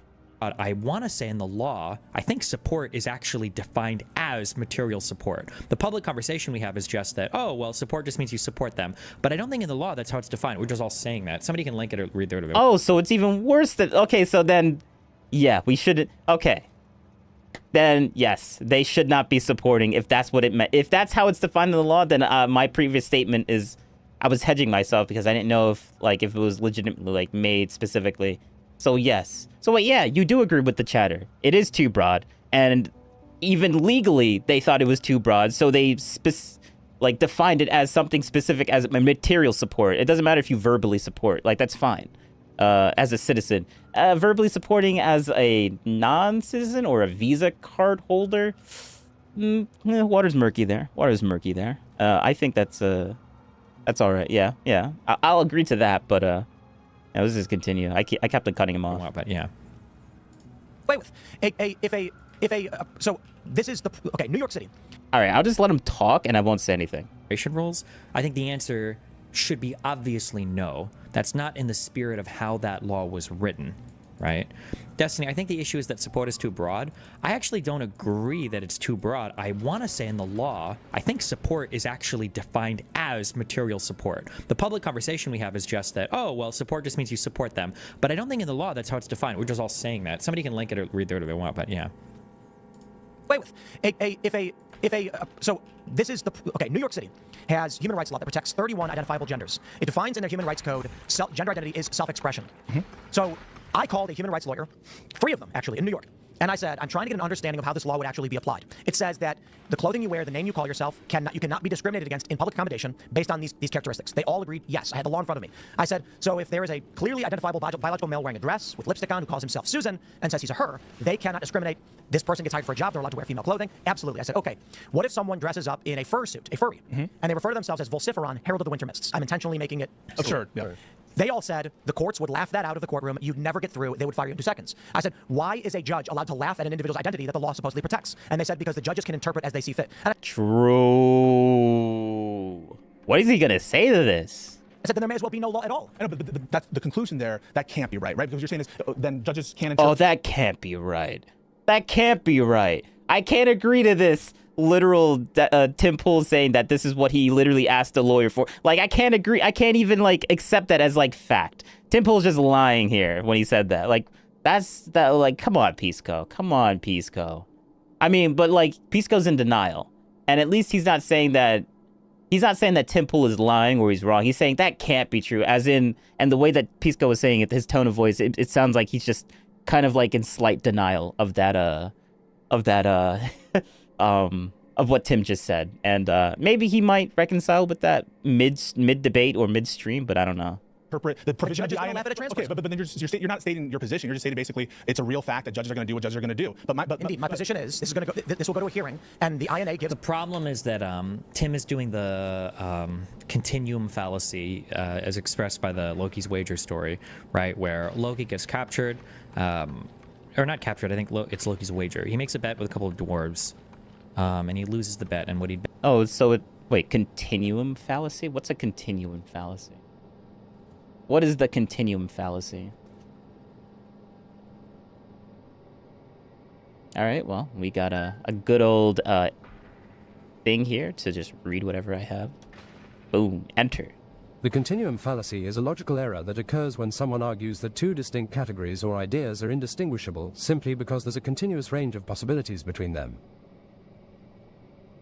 Is that what Tim is doing? I don't think Tim's doing that. But maybe he'll explain why Tim is doing that. Illegal to hand out pamphlets in support of Donald Trump. Wait, hold up. He just says that, nothing else? Oh, wait. I'm in the wrong. Okay, let's continue. That was his head. Doing the continuum fallacy as expressed by the Loki's wager story, right? Where Loki gets captured, or not captured, I think it's Loki's wager. He makes a bet with a couple of dwarves, and he loses the bet, and what he bet was his head. And the dwarves go to take his head, and Loki says, you can have my head, because that's what we bet, but you can't take an inch of my neck. And so they bend him over, they have the axe ready, and they're trying to figure out, like, well, where does his head stop and the neck begin? And they can't determine, like, exactly that point, so then Loki walks, okay, like the trickster he is. I don't know why this applies to Loki. Isn't there, like, a trickier god to talk about? This is like a parable I don't think that's a logical fallacy. I think that's just like a little bit of a manipulation, this is a semantics. This is him playing semantics. Like Loki's just playing semantics. Like, I did say you could have my head, but if you can't determine where my neck ends and my head starts, then I guess that's your problem, bro. Like, you agreed to take my head, not my neck. So like, yeah, I guess, yeah. I guess so. I guess that's what he's referring to. I mean, but like, how is that a fallacy?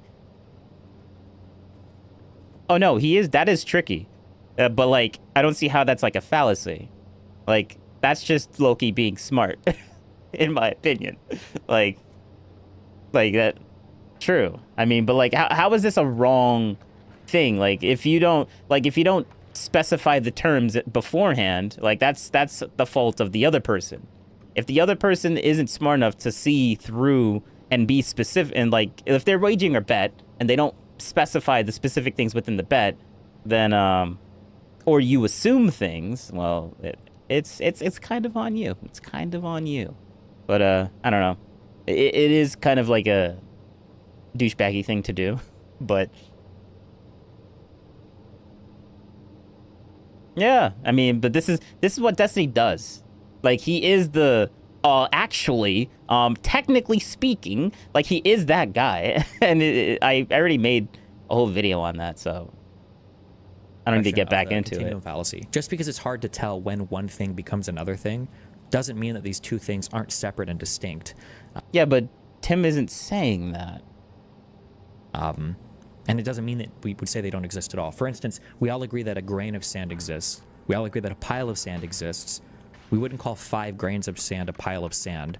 We wouldn't be able to say... You could say that. You could say that. Like, it's 5 piles of sand. It's like a... It doesn't matter what the number is. If it's more, if it's 5, if it's only 2, maybe people would be like, well, it's not really a pile. There's only 2 grains there. If it's 3, I would say, yeah, it's a little bit of a pile, because you could stack 1 grain on the bottom and then another grain on top, and then there you go. It's a pile. Yes. Yes. True. exactly when... If I was an ant, 5 grains of sand would be a pile. Amount of grains become a pile of sand, but we do agree that these are two distinct things. Just because some judges might disagree on the edge cases doesn't mean we could throw all of it out. That's just not true. That's not how... Yeah, but Tim is not making that argument. Okay, yep, he's doing the Pisco thing. Pisco's like saying like, oh, this isn't, just because you can use this as an argument for something else doesn't mean that he's actually making that argument. That's the fallacy that Destiny's doing. Destiny thinks that what he's saying could be used for an argument that other people would use, but Temple is not making that argument. Temple is just saying what is actually true and what's actually going on. And whether, if you interpret that as like Temple advocating for it or saying that he likes this, that's what Destiny's like falsely, I guess, almost asserting, but like insinuating that Tim is doing, and that's why he thinks Tim is the one that's making the fallacy when Tim is not. So how any human thinks about anything. The Secretary of State the right to deport, and I don't see any reason why they can't do that. Okay, so but my question... Loki is the trickster god? Oh, in my mind, Loki just shoots lightning at people, but maybe that's... Wait, that's funny. His chat said the same thing that you said, Wartsenary. Thinking of Thor. Wait, who is Loki? Why do I think of Loki as lightning? Maybe just because it sounds like... Oh, no, he is the tricky guy. Never mind, just kidding. Makes sense then. This is going to go... This will go to... Yeah, Thor is the lightning god. What are you talking about? Hearing, and the INA gives Secretary of State the right to deport, and I don't see any reason why they can't do that. Okay, so but my question for you, which you dodged, and I'm going to ask it again, is if Trump said we're deporting him because he's a Muslim, you would say yes. Wait, so you would not condemn Trump for that? No. You asked me if... Would you condemn him for it? Let me slow down. Yeah. You asked me if Donald Trump said we're deporting him for being a Muslim, would you object? Condemn it. I said yes. Okay, why would did I literally say okay, yes? so why would you not condemn him? So the First Amendment says... Because he's not saying it's because he's a Muslim. No, I understand that, but this is why. The First Amendment says Congress shall make no law respecting the establishment of religion or prohibiting the free exercise thereof. Presumably, you would condemn him for violating the First... Somebody said...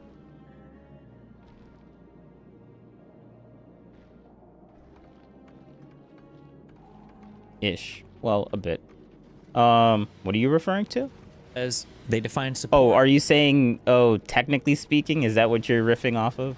As material support here, any property, tangible or intangible, or service, including currency or monetary instruments or financial securities, financial services, lodging, training, expert advice or assistance, safe houses, false documentation or identification, communications equipment. Yeah, okay. Which makes sense. We probably wouldn't want somebody in the United States providing these types of services to Al-Qaeda, right?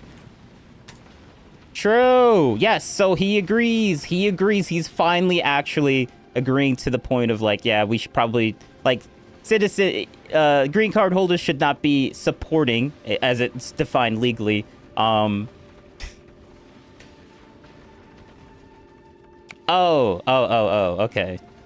I'm not too familiar with the whole,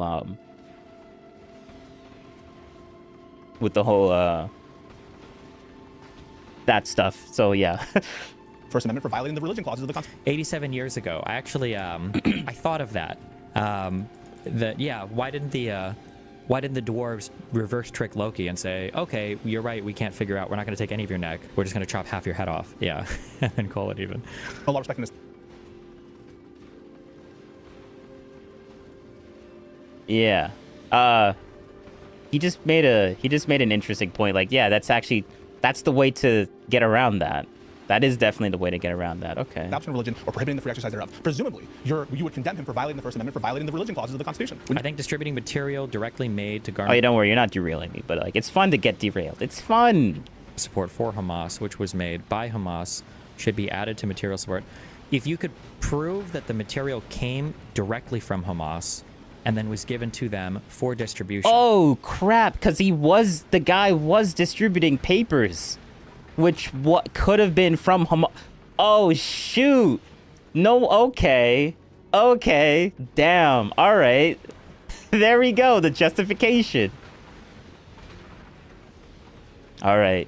I'll see you later, Ward Scenario. And that the person knew that at the time they received it and distributed it, then maybe. Option of religion or prohibiting the I mean, being ignorant of the law doesn't mean that you're excused from the law. So like, oh, we didn't know that he was distributing. Like, that doesn't matter to me. Like, okay. Good one. Good one, Destiny. You don't... Destiny doesn't even believe that. Like, bro, get out of here. Just because you're ignorant of the law doesn't mean that you just get scot-free. Like, you're not... like, okay, whatever. The First Amendment for violating the religion clauses of the Constitution, wouldn't you? Yes. And the First Amendment also says do not abridge the freedom of speech, Congress. So by the same provision, the INA that you cited, says he gives the right to do it, you would condemn Trump if he cited that provision and in part of his rationale he said, well, because he's Muslim. But if another part of the First Amendment is invoked as a rationale, now it's different. And now you're not applying that. And my position is, and has been on the Mahmoud Khalil case, is that claiming he's aligned with Hamas is the stupidest thing I've ever heard. It's ridiculous. However, the INA says they can deport non-citizens. But it also says that if they were to put up a rationale of Muslim. But you like the rationale matters. The argument that you use here matters. Right? If a police officer sees you punch somebody in the face and then you run down the street and the police officer runs and arrests you and the police officer says, get over here, darky, I'm arresting you because you're black, and they arrest you, that'll get tossed. You have to cite and this might be a bad example because technically a police officer doesn't have to tell you the probable cause or whatever. But like if somebody's engaged in a manner and they're citing something, or they say to a judge, you know, when they do the PC evaluation or whatever, like, you know, what was the probable cause? How did you do this? And the guy says, oh, he was black. I figure, you know, then it'll get tossed. Even if he was doing something bad, even if you saw him do something bad, the citation that you give is important. This is one of the reasons why DACA survived Trump trying to get rid of it, is because the rationale that Trump gave was dog shit, or in a legal term, arbitrary and capricious. There is no good reason given for why he was trying to rescind this law, and it would cause a whole bunch of headache for the federal government, so fuck off. You can't just give random fuck reasons. It'll get tossed, as it should, right? We'll condemn one and not the other. No, I literally condemned both. I said claiming that he's aligned with Hamas is stupid and wrong. But he's being deported because he... Sorry. So if Trump actually initiated deporting proceedings, so what I understand is you have not condemned this deportation proceeding. You haven't, but you would condemn a hypothetical deportation proceeding because he's a Muslim. No, slow down. They can deport anybody they want. On any basis. And it literally says that in the INA. And you wouldn't condemn it. On any basis, and you wouldn't condemn it. On any basis, a little bit too absolute. Stale, I see you in chat. There are still negative comments on me that show up on LSUp sometimes. I don't know if the $1,000 a week that I send you is not enough. I'm tapping my Mossad contacts to get a little bit more, but I need you to do something about these, okay? I'm sure there's some rationale where I'm going to be like, a guy discovered that Trump punched a baby, so they deported him quickly. I'd be like, whoa. So would you condemn a deportation? What if we did the same for information disseminated from Russia? As an American citizen, you have a right to do any of that. You're totally fine. You're totally within your rights to do that. Ooh, that's a good question, because Destiny's like, oh, he believes in the whole Russia conspiracy theory nonsense. Like, there's some validity to it, but, like, he takes it way too far. Now, the only difference is if it's coming from a foreign actor, you just have to declare it, right? So that it's not a... you have to be a foreign registered agent to do it, right?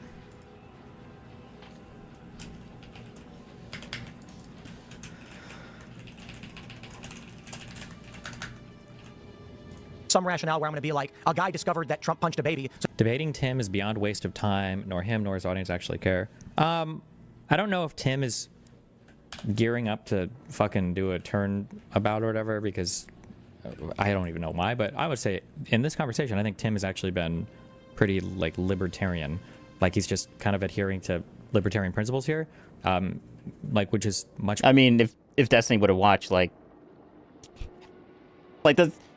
there's a guy named Luke Rogowski that goes on Tim's show all the time, and Luke is literally a libertarian. Like he espouts libertarian views all the time, but Destiny's like, well, you know, Tim might be doing an about face here because like based on the information that I've received about Tim a long time ago, like all the time is like he's always been like this right winger, and now he's suddenly being libertarian. I'm like, bro, like you do not know Tim. You've never watched Tim at all substantively, because like if you're now just realizing that Tim has some libertarian views in 2025, like bro, you've completely lost. You're lost. Your assumption on Tim is just dog water. It makes it just like anyone listening to Destiny and getting their information of what they think about Tim Pool and how they should probably think about Tim Pool, and they're getting it from Destiny. Like it's just like it's the stupidest thing in the world. This planet is annoying. I need power now. First I need heat, and now I need power. This is just ridiculous. This is ridiculous. But yeah, Much better than ordinarily. He's just like a Trump shill. So I think Tim's done. I think his contribution to the conversation. There's stuff I disagree with, but it seems like you just follow on like libertarian lines rather than like the strict Trump dick suck lines, which I appreciate. So They can deport anybody they want. On any basis. And It literally says that in the INA. And you wouldn't condemn it. On any basis, and you wouldn't condemn it. On any basis, a little bit too absolute. I'm sure there's some rationale where I'm going to be like, a guy discovered that Trump punched a baby, so they deported him quickly. I'm like, whoa, whoa, whoa. So would you condemn a deportation proceeding that was based on religion, even notwithstanding the fact that you wouldn't condemn that? I would. I'm trying to explain. Slow down. If he said, "I don't want a Muslim, get him out of here," I'd say, want a "Whoa, black. Get him out. Get out. Whoa, whoa, whoa! What do you think? Like, that's crazy. That's crazy. That's a stupid. You can't do that. That's not a real reason. That's the rationale. And then we go to the INA, and I say, "Oh, Congress passed a law saying they can deport anybody they want for any reason at any time." They haven't done that. I don't agree with your reading of the INA, but I just want to be.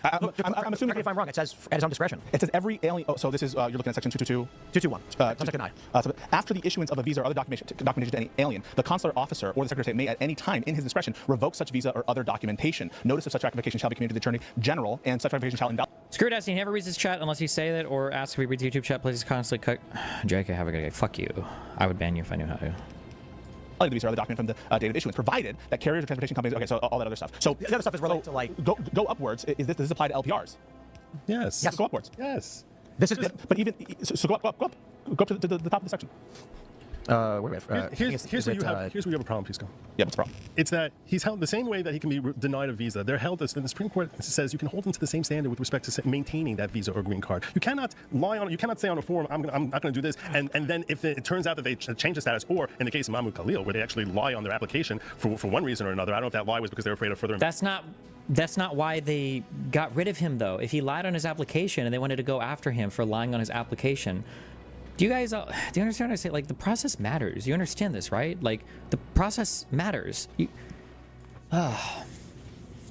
that's what you want to go after somebody for, then go after them for that. You can't just cite some random reason and then try to find some reason afterwards. Investigations, which would clearly throw them out. We don't know what the issue is, but at the end of the day, you're held to the same standard while you're residing here until such time as you are fully naturalized. Once someone is naturalized, and I believe this in my heart of hearts to be both constitutionally correct, morally correct, and legally correct. Bullshit. It's absolute fucking bullshit that these guys who fucking, wrap themselves in the First Amendment so much are all of a sudden okay with so many more restrictions on speech. Like, it's such bullshit. Embarrassing. Once someone is fully naturalized and becomes an American citizen, that blessing of that work to attain that is conferred upon them the very special status that America affords her own citizens. And that status does not get afforded simply because they filled out a form and managed to get a visa. He didn't just have a visa, he had a green card. Going from green card to citizen is relatively easy. Getting the green card is the hard part, okay? Like, my understanding, I'm pretty sure for me and Melina... Okay, then there shouldn't be an issue then. If it's so easy to become a citizen after becoming a green card, then there shouldn't be a problem here. Like, what are you saying? That took like, now because of COVID as well, that was like 3 or 4 fucking years to get that fucking green card. Citizenship status is basically like, don't do some insane shit and then stay in the country for, because it was a marriage one, it might have been provisional, but like 2 to 5 years, and then you reapply for either green card, and then you do your citizenship thing. Like, the green card is the hard part. The citizenship is relatively easy once you have the green card.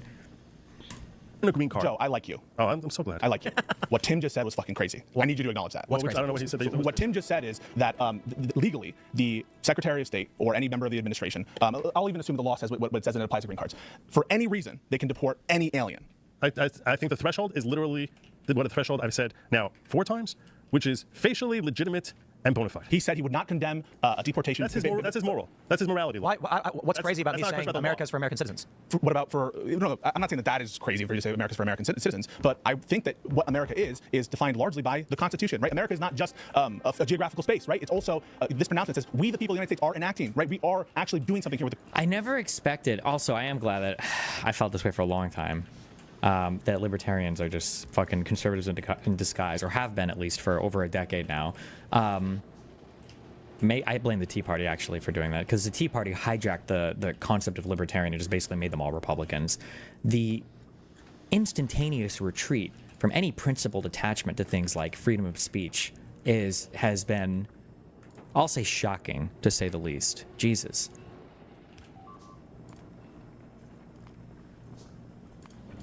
The Constitution. America is defined by its Constitution. So for you to say something like, yeah, Americans for American citizens, well, part of what America is the First Amendment. And so I respect what America... Also, I'm sorry, fuck that comment from my subreddit. These people will defend Gallows.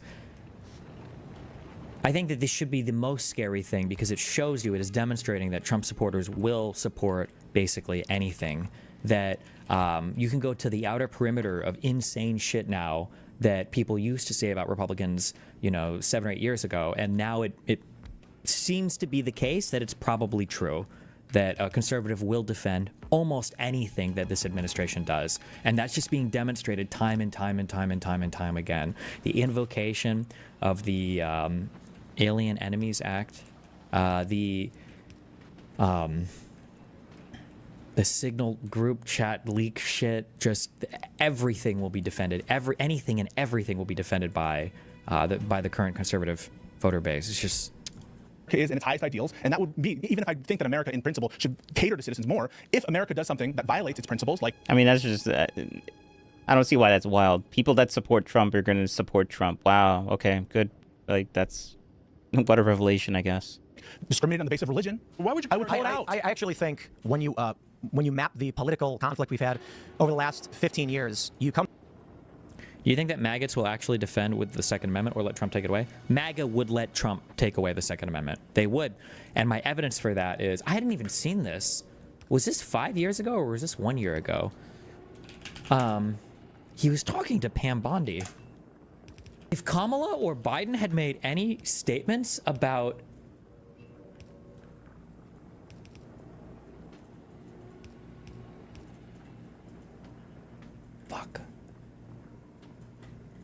it was Pam talking to Trump about being able to take away guns from people for, I think it basically sounded like red flag laws, something like that.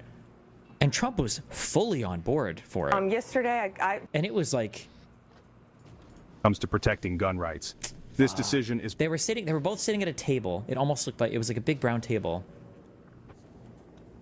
Does anybody have any idea what conversation I'm referring to?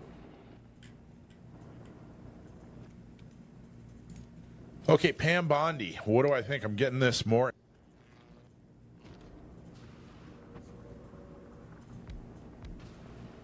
It was, I think it might have been this. Both sides of the aisle. Maybe? I think that has made a significant difference in... I think Pam was basically talking about like taking guns away from people who were part of like domestic violence cases or something like that. And Trump was like, yeah, what? Otherwise, what? The cops are going to sit there and wait for 6 months? Wait for a court to decide or something? It was like, it was a crazy set of statements. I'm like, wait, what the fuck? And I'd never heard these before. Fuck. And it sounds like chat hasn't either because you guys don't have. Pam Bondi, Attorney General of Florida, and Mayor, thank you. I know you're going through a lot now. President, she was there that night with me. I think you were there with me until 3:30 in the morning when all these families were being notified, and it was horrific.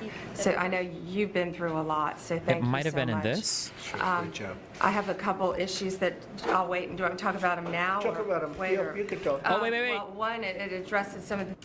I think it was Very talented people around this table. This was in 2018. Bro, if Kamala or Hillary would have said this, these statements are insane. I can't believe I'd never seen this video before. I just saw it for the first time like a month ago.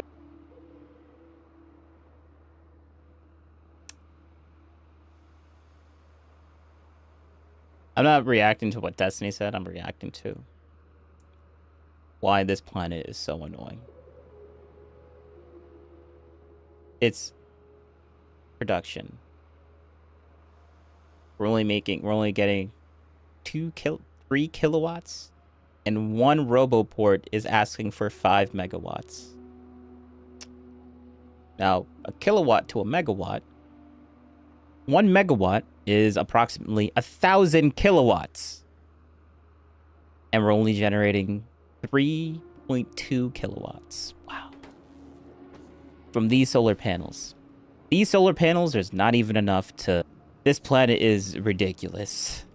So not only do the new solar panels have a negative 99% efficiency rate on this planet, and we can place them anywhere. we need heat. And we need, like, how am I supposed to get water? Like, we got all this ice. We can't turn this ice into water. Can we burn ammonia? Ammonia solution? No, it's negative. We can't burn that. And if we convert it, we need power to convert it into something. Oh, this is just this planet is wild. This planet is wild. Go. To just introduce themselves quickly and say a few words, and maybe we can start off with Pam Bondi. Ma'am, Mr. President, I'm Pam Bondi, Attorney General of Florida. There's no point in having solar panels. It just doesn't make any sense. A lot now. President, she was there that night with me. I think you were there with me until 3:30 in the morning when all these families were being notified, and it was horrific. So I know you've been through a lot. So 4 thank you so kilowatts. much. Wow. I have a couple issues that I'll wait. Do you want to talk about them now? Talk about them. Later. You can go. Well, one, it addresses some of the things you said in Florida.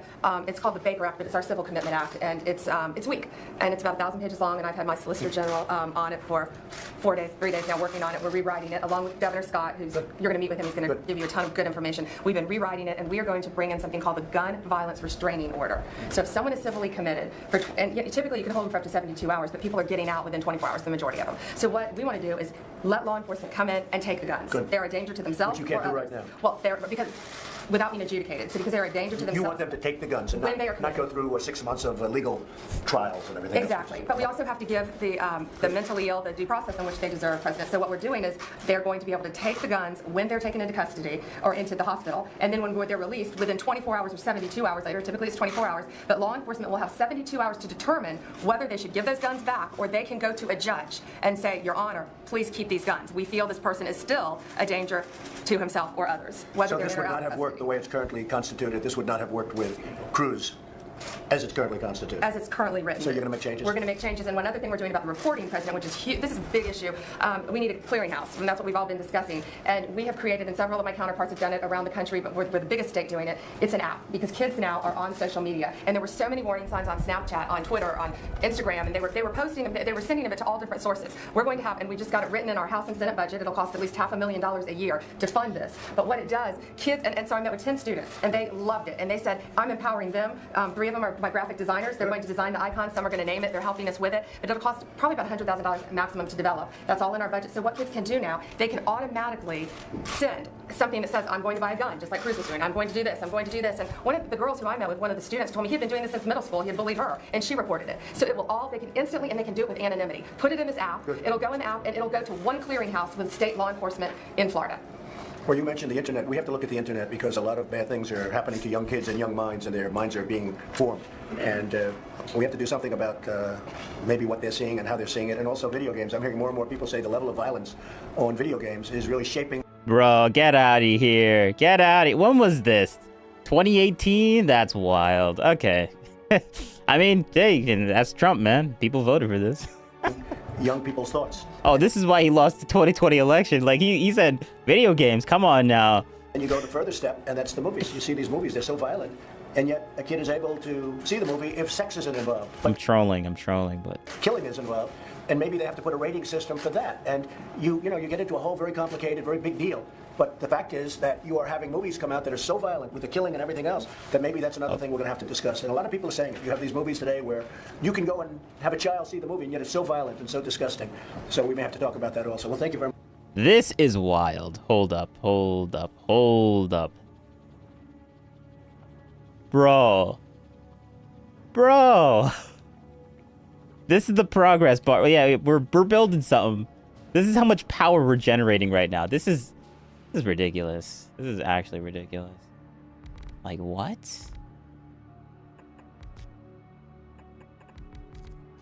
I'm just gonna spam this.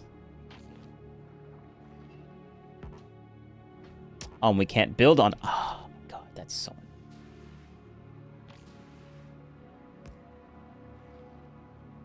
Oh, okay, good, thank you. Okay, so these don't need heat. These will work without heat. Thank you. And you can build them on ice. Okay, good. This is not a total waste. Very much, ma'am. It's just like he even says like we have to go in and take the guns. That would be a 4-second clip of Hillary or Kamala. It would be played endlessly.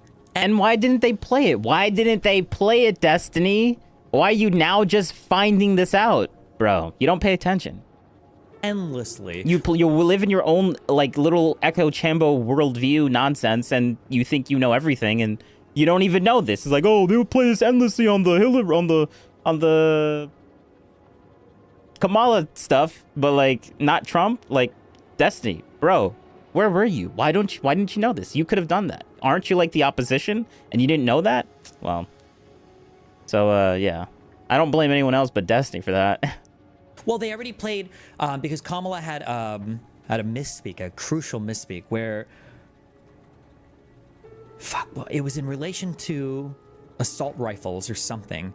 When you listen to what she was talking about was obvious and it was not really objectionable. But the thing that she had said, it made it sound like she wanted to like ban all assault rifles or something. The small clip that they'd taken. But like this has never been part of her platform. She never said it in any other place. Now conservatives explain this by saying, well, she let her master agenda slip, that she just wasn't gonna. So she didn't mean it, but it's like, why would you run on a secret agenda? Wouldn't you want Democrats who hate guns to vote? It was stupid, but yeah, it was funny that like, yeah, I think a few weeks ago somebody sent me this in totality, and I listened to it. So I'm like, wait, what the fuck? Go in and take the guns? Like, what the fuck? Whatever. So anyway, all that to say that yes, if Trump were to come out staunchly against the Second Amendment, there would be a good chunk of people that would make arguments for it and support him. Although maybe some people on the edges he would lose. There were some people that were mad, but remember, you know, the bump stock ban happened under Donald Trump. That was a Donald Trump thing. And Donald Trump is a New Yorker. Donald Trump doesn't like guns. He doesn't shoot. He doesn't give a fuck about this shit. Come to realize that none of this is actually true. Neither faction really cares about any of the Constitution's Bill of Rights, the laws. It is simply a moral worldview in battle with another moral worldview. Cringe. A few examples being the liberal faction consistently trying to take away our right to keep and bear arms in various degrees, arguing that only militias can have them, that supporting assault weapons bans and calling there we go. That certainly violates the Second Amendment.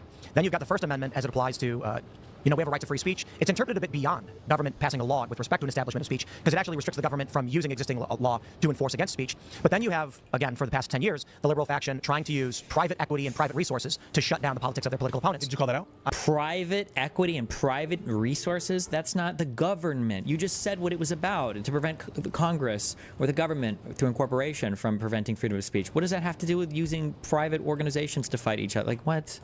Absolutely did. But see, that's my moral worldview. So when I say people have a right to express their political worldviews without fear of violence and harm... Like, think about what you just heard.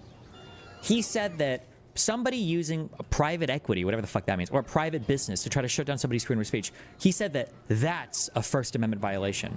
But a lawful permanent resident having viewpoint distinguished reasons being given, like the fact that you support Hamas or support the Palestinians being used to deport you, that's not a First Amendment violation? Like, what?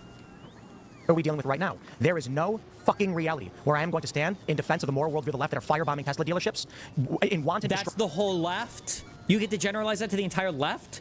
You don't have to stand for... Bro, Destiny, you do the same thing to the right. So, like, get out of here. Oh, you generalize the whole thing for the left. You do the exact same thing for the right. So get out of here. For that worldview. Let me find an example. Because he's going to be like, oh, show an example. Hold up. Let's see. Like...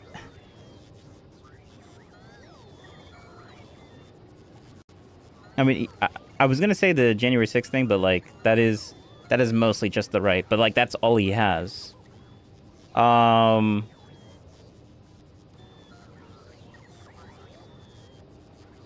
can't think of an example right now, but like I know he does the same thing. He generalizes things for the right at the same time. I don't need to give an example right now. I mean, I probably should, but I can't think of one right now. Maybe I'll figure one out and I'll say it in the future.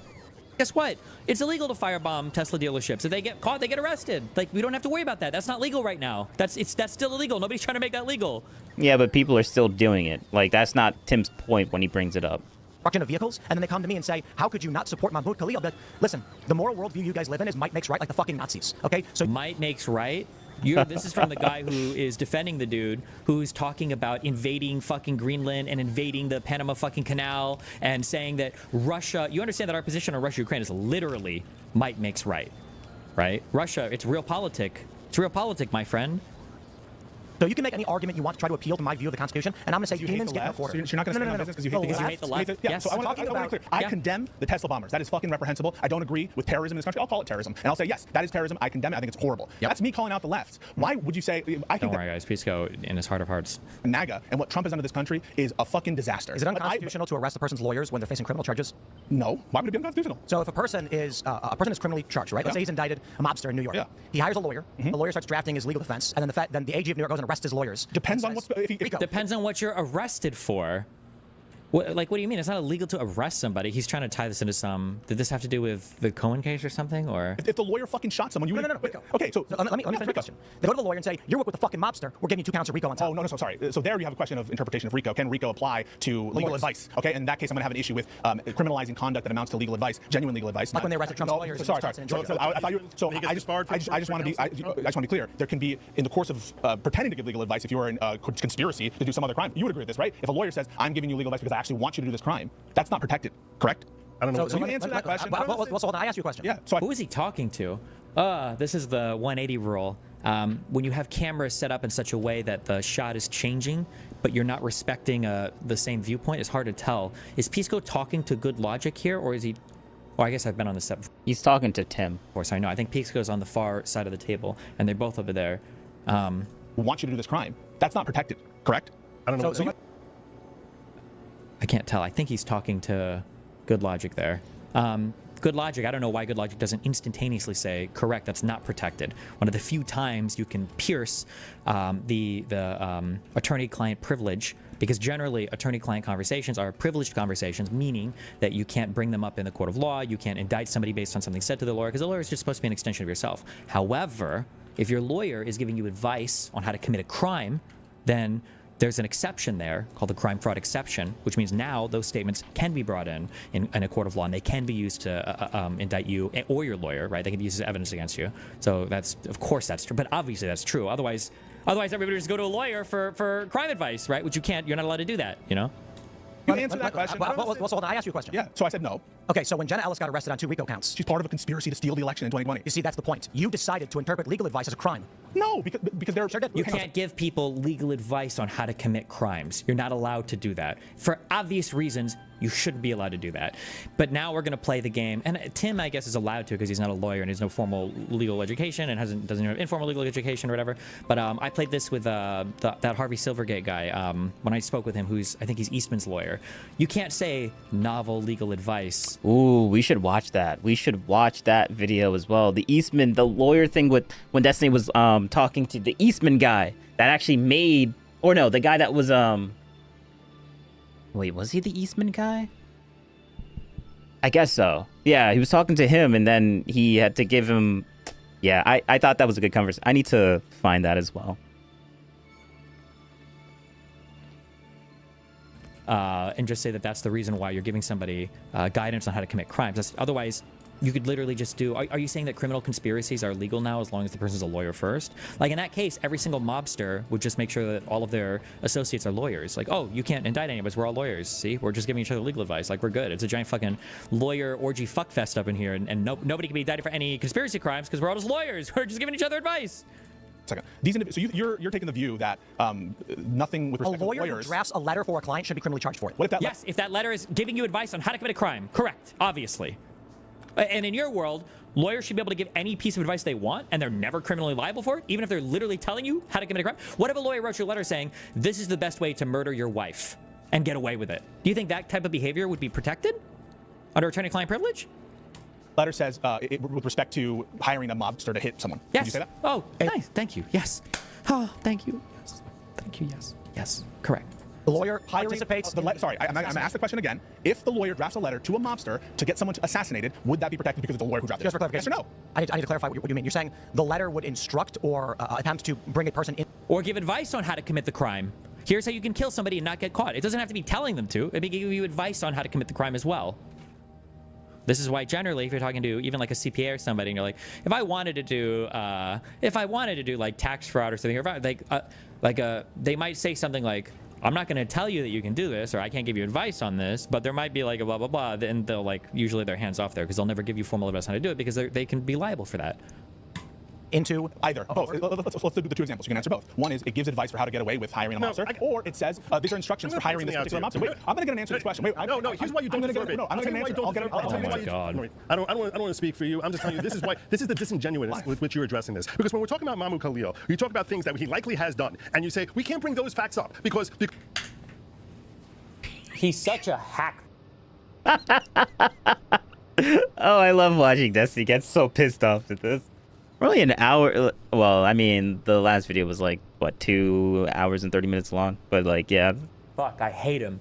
We talk about things he. God. I don't want to speak for you. Let's go back a little bit. This is the disingenuousness with which you're addressing this. Because when we're talking about Mahmoud Khalil, you talk about things that he likely has done, and you say we can't bring those facts up because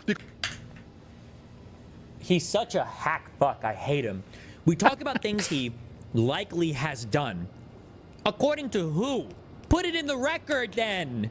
Right? Put it in the record somewhere. Indict him with a crime. Go to some immigration judge. Do arbitrate. Like, you can't say likely according to what? Fucking videos on YouTube? There's no record. There's not a legal record of any of this because there's no due process. Well, sorry.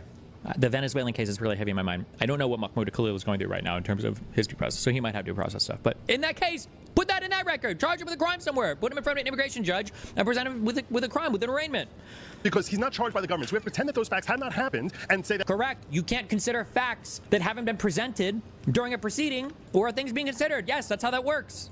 And even if he's engaged in those, well, that doesn't count because after all, he's not charged with them. He's not charged with them. We have to pretend that these things never happened. And that's when we're talking about addressing wrongs committed by someone who's associated with the left. When you're talking about Jenna Ellis, you're saying, when you're trying to theorize how her legal advice could somehow morph into being something that's illegal and would deserve her to be charged as a conspiracy or a RICO charge, you actually have to invent. This planet does not deserve. This planet does not deserve. I turned you off and you still went back there. It does not deserve belts. Belts do not need to exist here. It's only robots. This is crazy, man. Crazy. Throw you there. Boom. Throw all the ice. What are we using this for? Ooh. Ooh. We can make solid.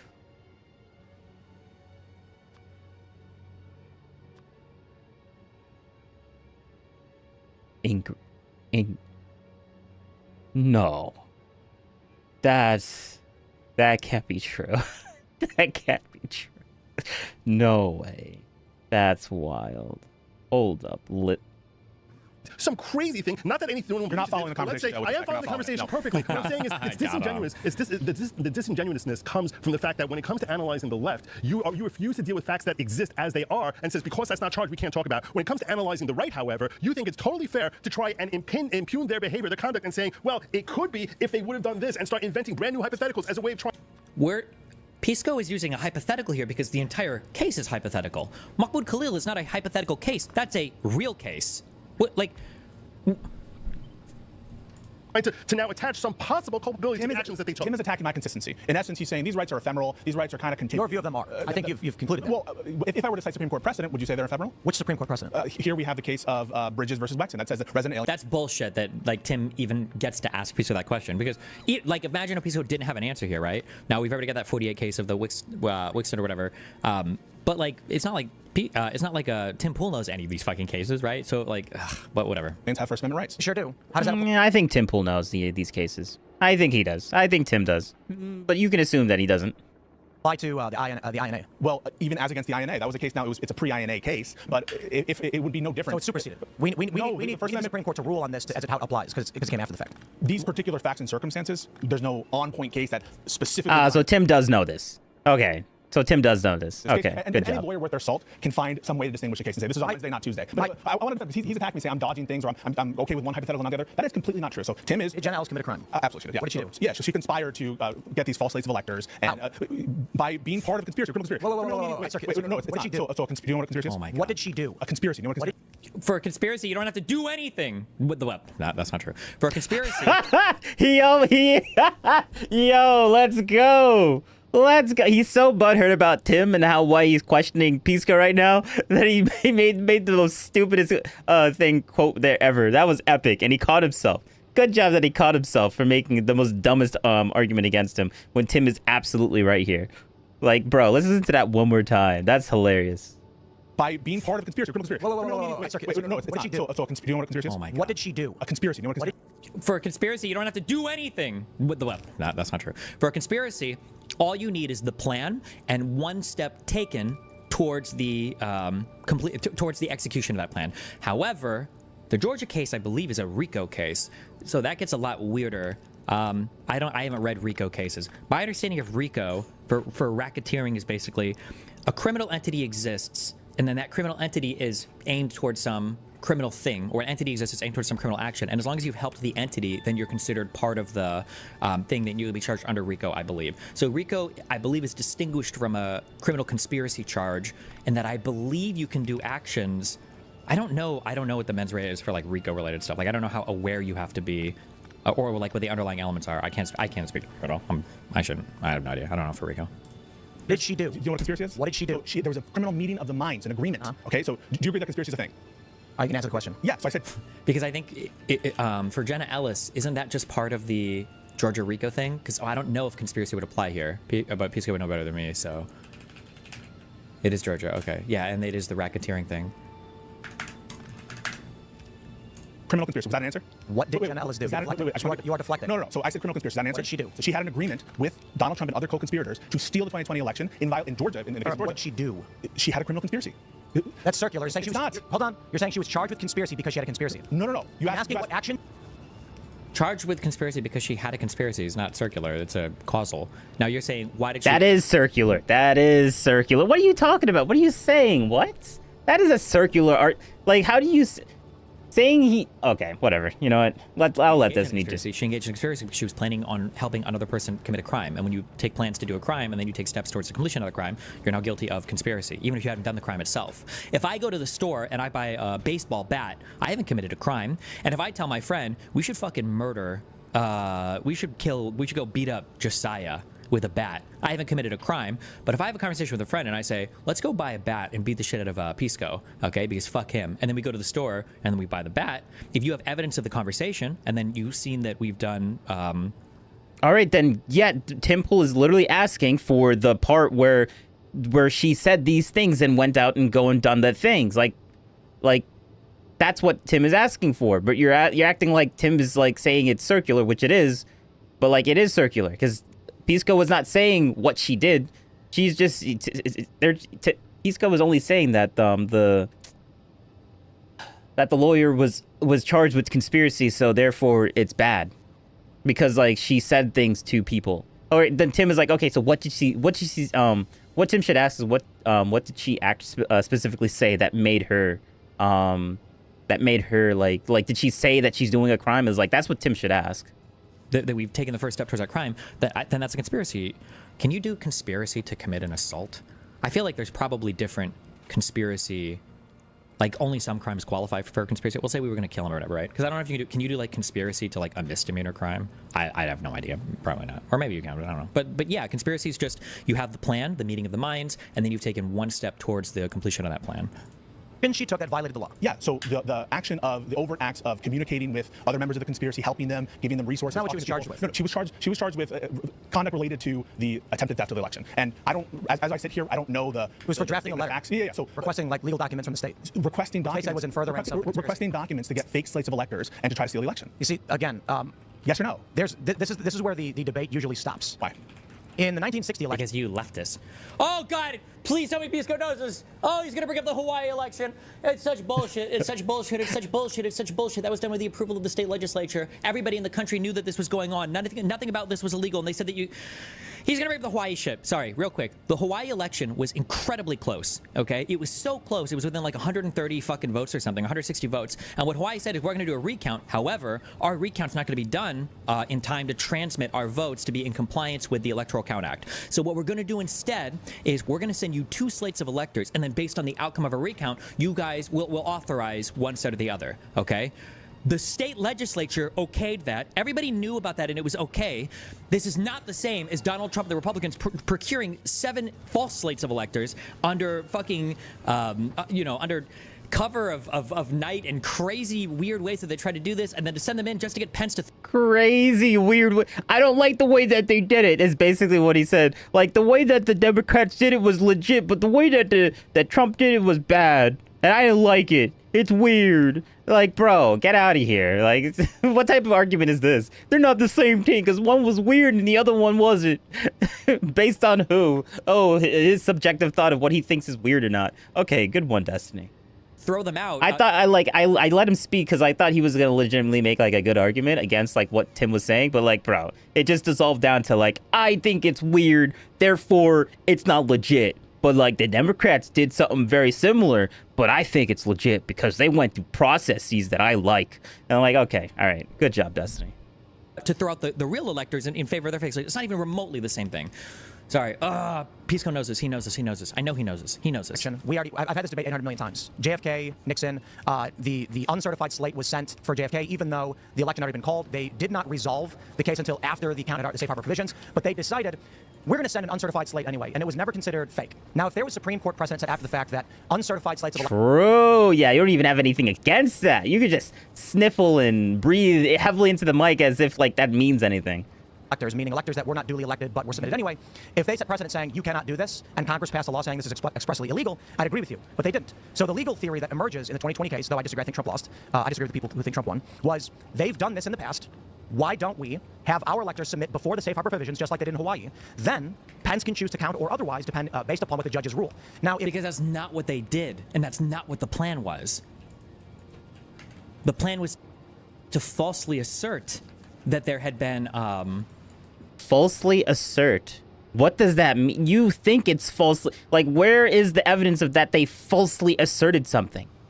Oh, because they said this thing and they signed it. Well, that's not good. They it doesn't matter if they signed it or not. That's still false.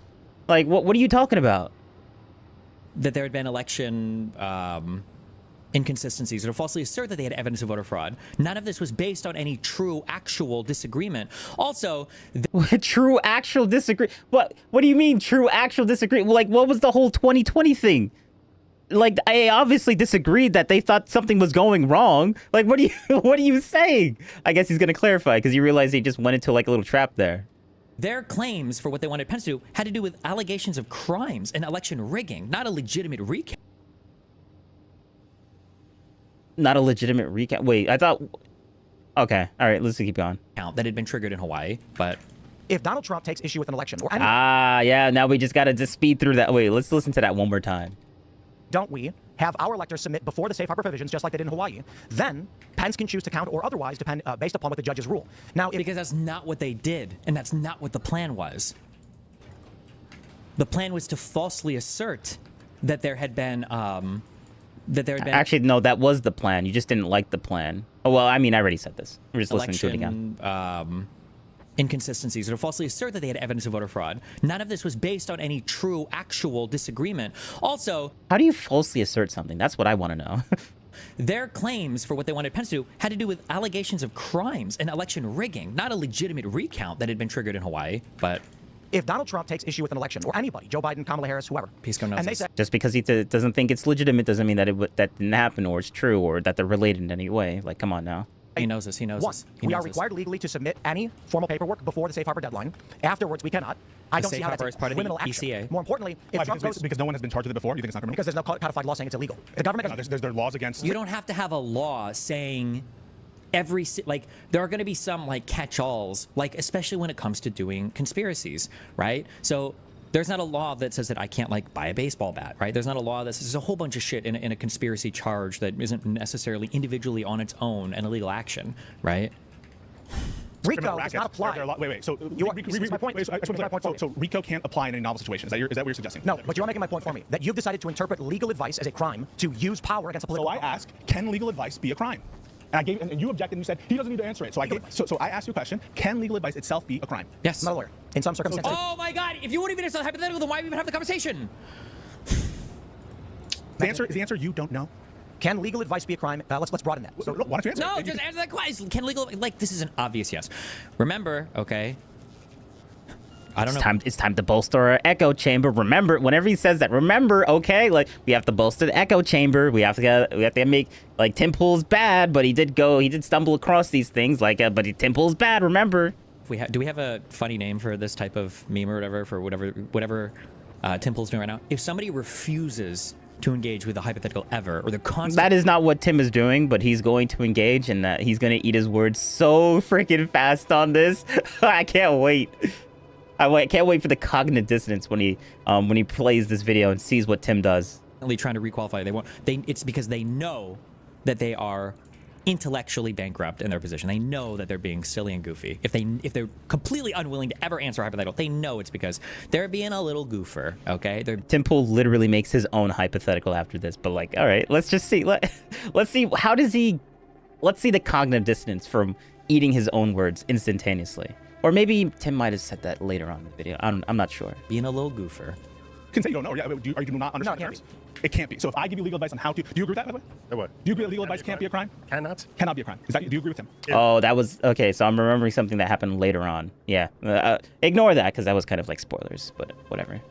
If so, I don't. When you're saying advice, no, This is the problem. Fuck guys. no, because it doesn't make sense. Your question doesn't make sense. You don't understand the terms? If someone comes to me and says, Like, "Hey, this is such an obvious, it's a crime fraud exception. This is not debated. Nobody seriously debates this. Okay? Sorry. Hold on. This is so stupid.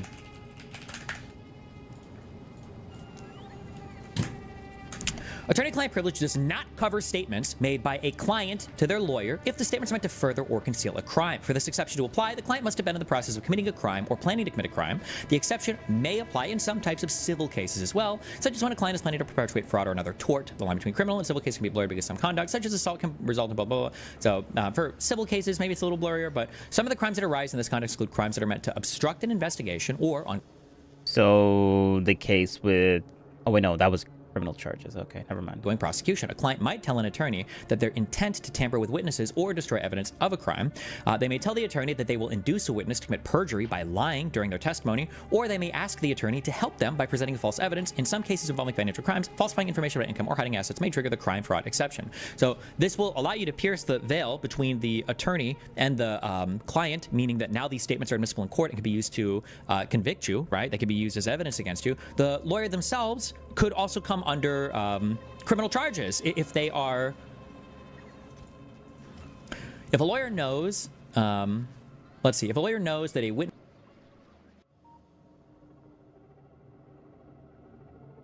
Yeah.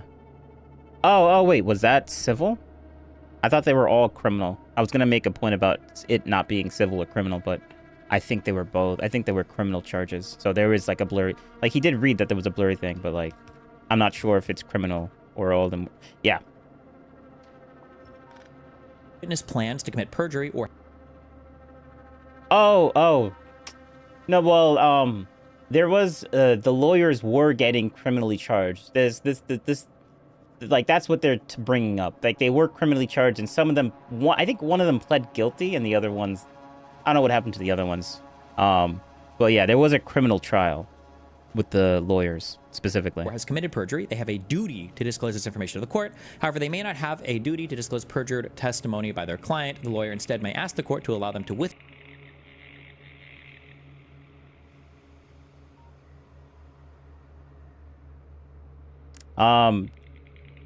well, yeah, I mean, everyone, didn't they, yeah, they pardoned all the Januarys, yeah, so, like, it doesn't even matter anymore.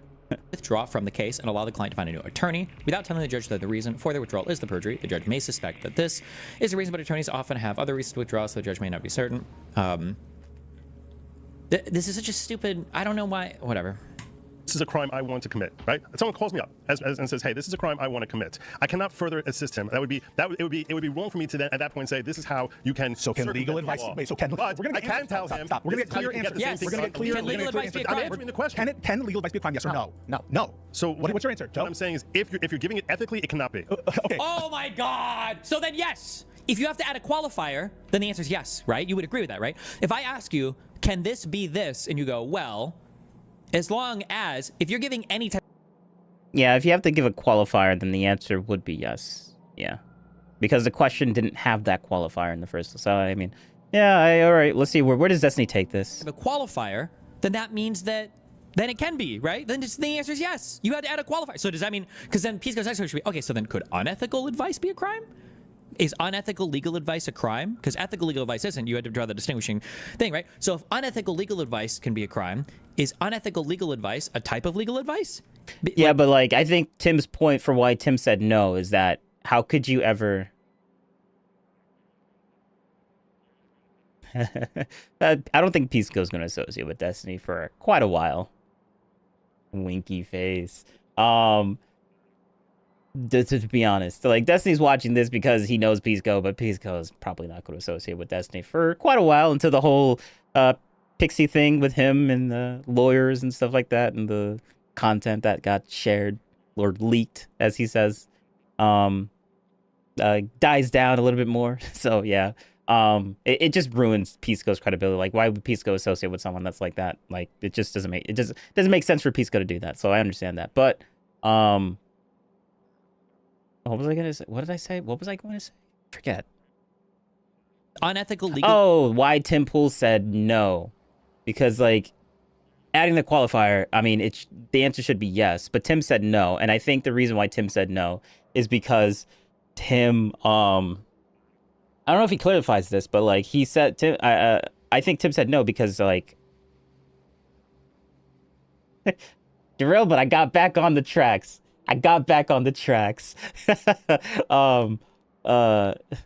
And then he derailed me again. But, like, no, but Tim, the reason he said no is because, I think it's because he, like, how could you, like, how, like, you can't read people's mind. Tim is going to ultimately be like, oh, it's mind reading. Like, you can't read their mind, so you don't know their intent. So how could you ever tell that they're doing it ethically or intentionally doing it ethically or not? Like, you would have to draw it from actions, but, like, so far they haven't proven it to me. They haven't proven to me that they were doing it unethically based on actions. Like, all the actions don't directly go towards them trying to doing something unethically, right? For like that's why the one lawyer that pleaded guilty, she probably done it unethically because she pleaded guilty because she felt like what she was doing was wrong. Which that doesn't mean that just proves that that one lawyer thought she was doing something wrong. That's why she did pleaded guilty, because she didn't have to plead guilty. She could have just, like, kept arguing that, no, I believe this, so, like, you wouldn't have done it. Then that, if she kept on saying, like, what all the other lawyers were saying, like, no, I believe that this was the right thing to do, then there would be no argument against her. So, yeah. Legal advice a crime? Because ethical legal advice isn't. That's why I think the one lawyer that pleaded guilty, like, if she thought that what she was doing was wrong, then fine. Then she gets the book. But if the other lawyers thought that what they were doing was legit, then they shouldn't get the book, because they believe that what they were doing is right and justified. So same lawyers kind of did roughly the same things, but one gets convicted because they felt guilt, and the others didn't because they didn't feel guilty. Because, like, obviously it's true. Like, if they didn't feel guilty, then they wouldn't, like, I don't even have to explain that. You had to draw the distinguishing thing, right? So if unethical legal advice can be a crime, is unethical legal advice a type of legal advice? Like, fuck me, dude. Holy shit. Assume you're giving it unethically. Can it be a crime? Yes or no? We're gonna get a conflict here. Yes, thank you. Please go. Thank you. Yes, thank you. Yes, thank you. Yes, thank you. I think he's gonna be sadly disappointed with the whole mind reading thing that Tim's gonna bring up, but okay. Yes, thank you. Jesus. No, we're not. Yes, we are. You're playing a semantic game. No, it's not semantic. Assume you're giving it unethically. Can it be a crime? Yes or no? We're going to get a conflict here. No, we're not. Yes, we are. You're playing a semantic game. No, it's not semantic at all. It certainly is. What about it is semantic? It's 100% semantic. Colloquially, any person who is asked, and now he's calling are you legally, do you have a legal right to legal advice? 100% yes. Yes. When you use the phrase legal advice, you're playing a semantic game as to the definition you are choosing. What do you mean by legal advice, then? I'll ask you. So if I go to a lawyer and say... What do you mean by legal advice? I'm telling you. Okay. So here's an example. We want to do a sweepstakes. We want to actually give our members at timcast.com, once a month we choose someone $10,000. If the lawyer then says, that's illegal, you can't do that, I say, oh, okay, thank you. Now what if they say, ooh, there's legalities which could make that illegal. Here's how you avoid breaking the law and actually make this work. That's not illegal. So because he's telling you how to not break the law. He's telling you how to, he's literally giving you advice to not break the law. I'm asking you as a definition. And that's legal advice.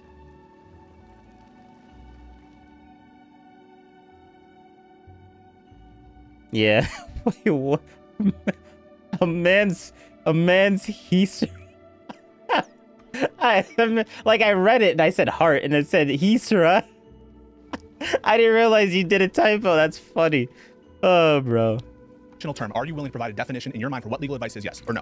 Legal advice is instruction and knowledge applied to an individual to better help them understand. No, what you said is absolutely true. The law and how it applies to their circumstances. In using that definition, can legal advice... I mean, no, you're being sarcastic. Yes. I mean, but like, yes, true. crime. If it's just helping them understand, no, not. Helping them with the purpose of, I'll just be clear, using that definition, providing legal advice for the purpose of helping someone carry out a crime. No. I didn't say that. No. He used a broader definition of legal advice. Okay, let's try again. Let me try again. Here we go. Here's why you're wrong. Yeah. So a guy calls his lawyer and says, hey man, I need money, and I'm trying to figure out how to get it. If I were to go to a guy and point a weapon at him and say, can I borrow $50? Is that illegal? And the lawyer's gonna go, yeah, that's illegal. You can't do that. That's you're robbing. You go to jail. Really? What if? Nah, it's all right. What if I just like put my hand in my pocket so it looked like I had a gun? You're still robbing. That's illegal. Interesting. So I can't do that. No, you can't. And if you do something like that, you'll go to jail.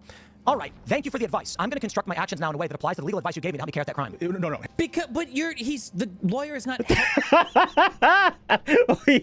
Yo, he's stumbling. He's stumbling.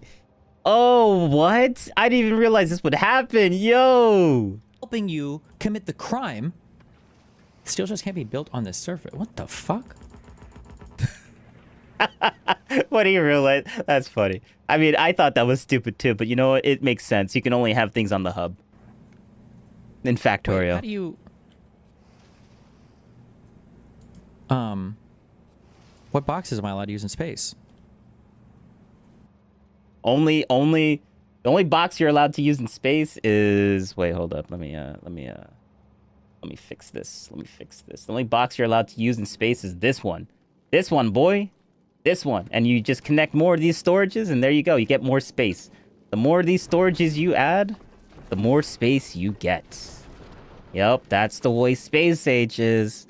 All right, whatever. Let's just sidetrack. Well, hang on. Lawyer going to jail for that? What if the intention of a lawyer was to further that crime and make it more likely? Wait, what? How do you get... Why do you... Destin just derailed himself. Wait, come on now. Hold up. For the advice. I'm going to construct my actions now in a way that applies to the legal advice you gave me to help me carry out that crime. No. The lawyer is not helping you commit the crime. Steel just can't be built on this surface. Actually, no. Technically, he is, because the guy did like give him advice of what he probably should try and avoid. Yes, that's what the lawyer did. He did technically do that, but like, you just don't like. He needs to explain why this analogy is wrong. Like, he can't just say, oh, he didn't do that, therefore. And I'm like, no, he did do that. It was clear in Tim Pool's analogy. So, like, Destiny's just lying here because it's cognitive dissonance. Yeah. What the fuck? But then he derails himself from placing a chest on his little game here. But I'm playing the same. What boxes am I allowed to use in space? Well, hang on. Lawyer going to jail for that? What if the intention of a lawyer was to further that crime and make it more likely? You're a mind reader now? No. In the criminal law, we do this. Why do you say... Thank you. Yes, please go. Thank you for saying this. Are you a mind reader now? Excuse me. I knew the mind reader comment would piss him off. Let's go. State of mind and ascertaining state of mind is a prerequisite to basically every single criminal charge. You understand that, right? Crimes require a mens rea. They require a criminal state of mind to be convicted of the crime. Crimes are not things that happen by accident. You have to have the prerequisite state of mind to be convicted of the crime that you've committed 99% of the time. Sorry. This all the time. Thank you. The intention of a lawyer was to further that crime and make it more likely. You're a mind reader now? No. In the criminal law, we do this all the time. You have to. Mens rea. Indeed. It's not even that. Yeah, thank you. Thank you. Thank you, guys.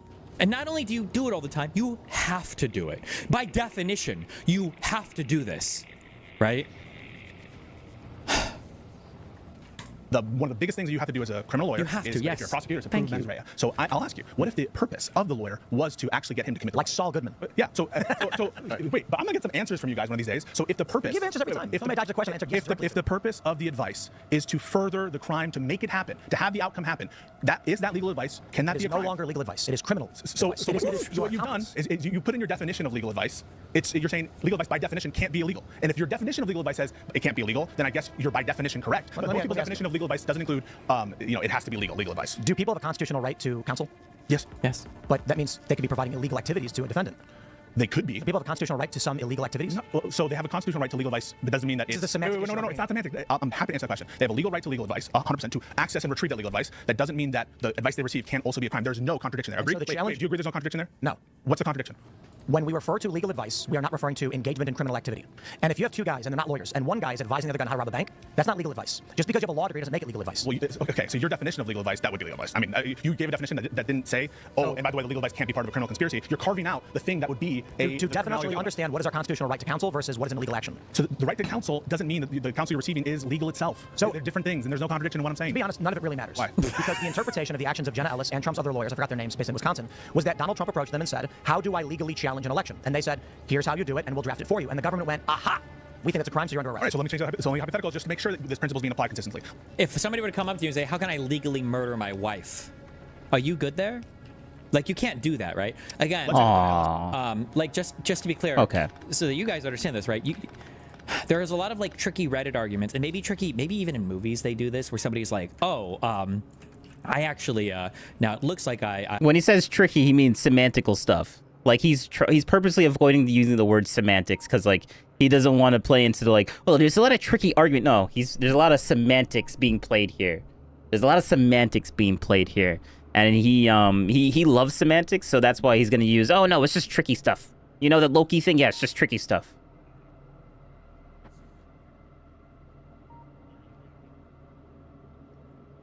Yeah, I guess, yeah. I murdered my wife, but I actually did this on opposite day. Or I was in the state of Alabama, and there's a 400-year-old thing from the Migana Chicosaki tribe that has never been overruled before. Look, he's having such a...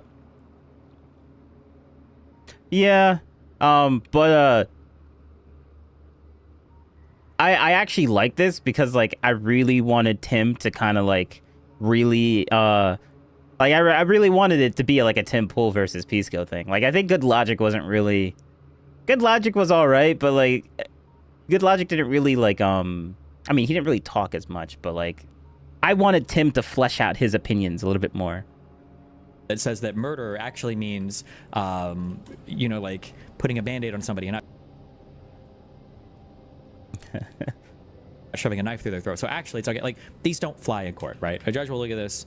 There will be reasonable interpretations that are set forth. Like, this idea that you could be like... Reasonable based on what Destiny thinks is reasonable, but, like, I guess we're just gonna ignore the fact of interpretation there. All right. Like, all sneaky-deaky, like, oh, there's no way that you could even interpret this. Is bullshit. This is stupid. This doesn't work like this, okay? And, aha!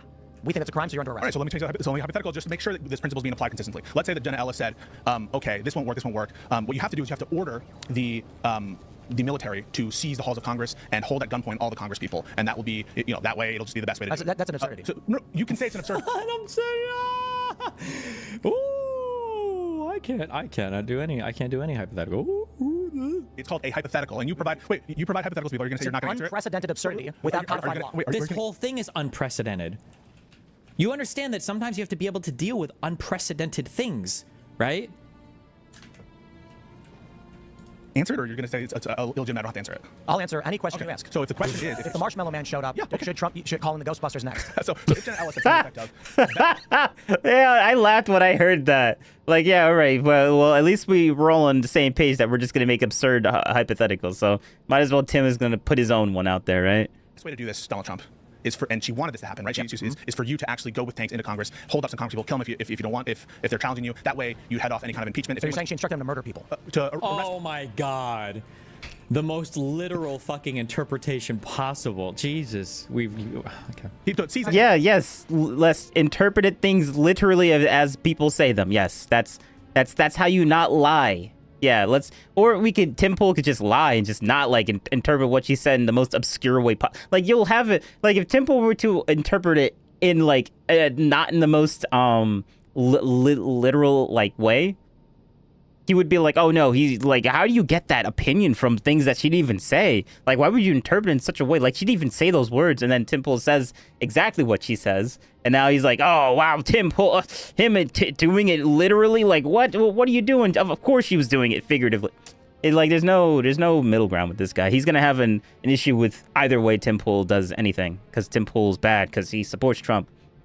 legal Murder advice. and murder if necessary. In what prospect of law can you go to a court and murder someone in the middle of the hearing? No, you're saying the best. So this is why it's legal advice. She says one thing that could stop you from stealing the election would be if they held impeachment proceedings and immediately impeached and removed you. So one way to head that off from a legal perspective would be if those people could not attend their sit-ins, and I'm just letting you know it would be really convenient if you killed them, and I want you to do that. So instructing someone to commit murder is legal advice. I'm asking. Wait, it's not legal advice. Wait, if you said, for example, in order to prevent this bad outcome, this bad judgment, you should kill. You should kill a witness. But there's no function of law where you're allowed to do that. There's no legal advice. That's a crime. It's tailored to. It's no. Excuse me. What crime did she commit? By just telling Trump that she's not committing murder, right? He would have to. Tim should acknowledge that she's not committing murder. So what crime would she be charged with? A legal matter. Yeah, that's Tim's point. Yeah, that's why Tim was like, "What did she do? What did she do?" Yeah, you're making Tim Pool's point. Yes, what did she do? You're asking. It's tailored to a specific proceeding. Here we're talking about. It's not legal advice to instruct your client to murder someone. No. Okay, so if your definition of legal advice excludes any illegal conspiracy, then by definition you've said. Then Pisco can just say, okay, fine, then we agree. You're just using different terms, which is fine. You're a layman.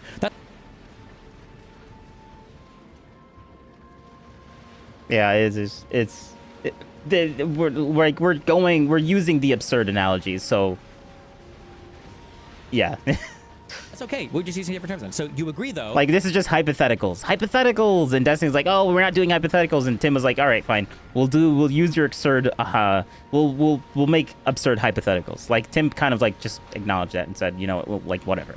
That you could be charged with a crime here because this wouldn't be legal advice, right? So then we agree, for instance, that your lawyer could tell you things that in Tim's world, in Tim's mind, wouldn't qualify as legal advice, which is fine. Then you can just say that. That's cool. Then we agree then. Okay, we're using different terms. That's okay. No, you're trying to justify that Trump, under a circumstance with no codified law making it illegal. We're backing up. We're in very specific territory right here, Tim. And the specific territory is where in the law does it say you cannot send in your slave electors before the safe harbor deadline? Why should it have to say that? To make it a crime. Why? Because in this country you can't be arrested for things the state makes up. Okay, so does it have to? So there's True. Congress there.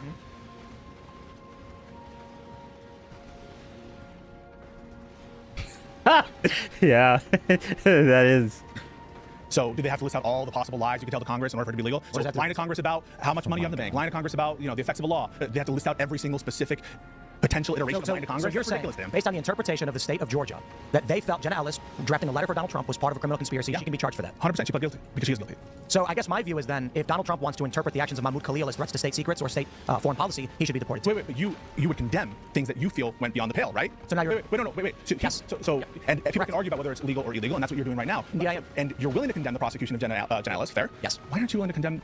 Look at all these questions that Tim Pool is asking. Like, yes, Tim is doing definitive yes, no, and then and Destiny's gonna be like, oh, well, Tim just has to say all these things. I'm like, I mean, I'm just projecting. I don't know if Destiny's gonna say anything, but like, Destiny keeps complaining, but like, oh, we need to get yes or no answers. They can never answer a question, and like Tim is laying yes, no, like perfectly, like question after question after question, like, bro.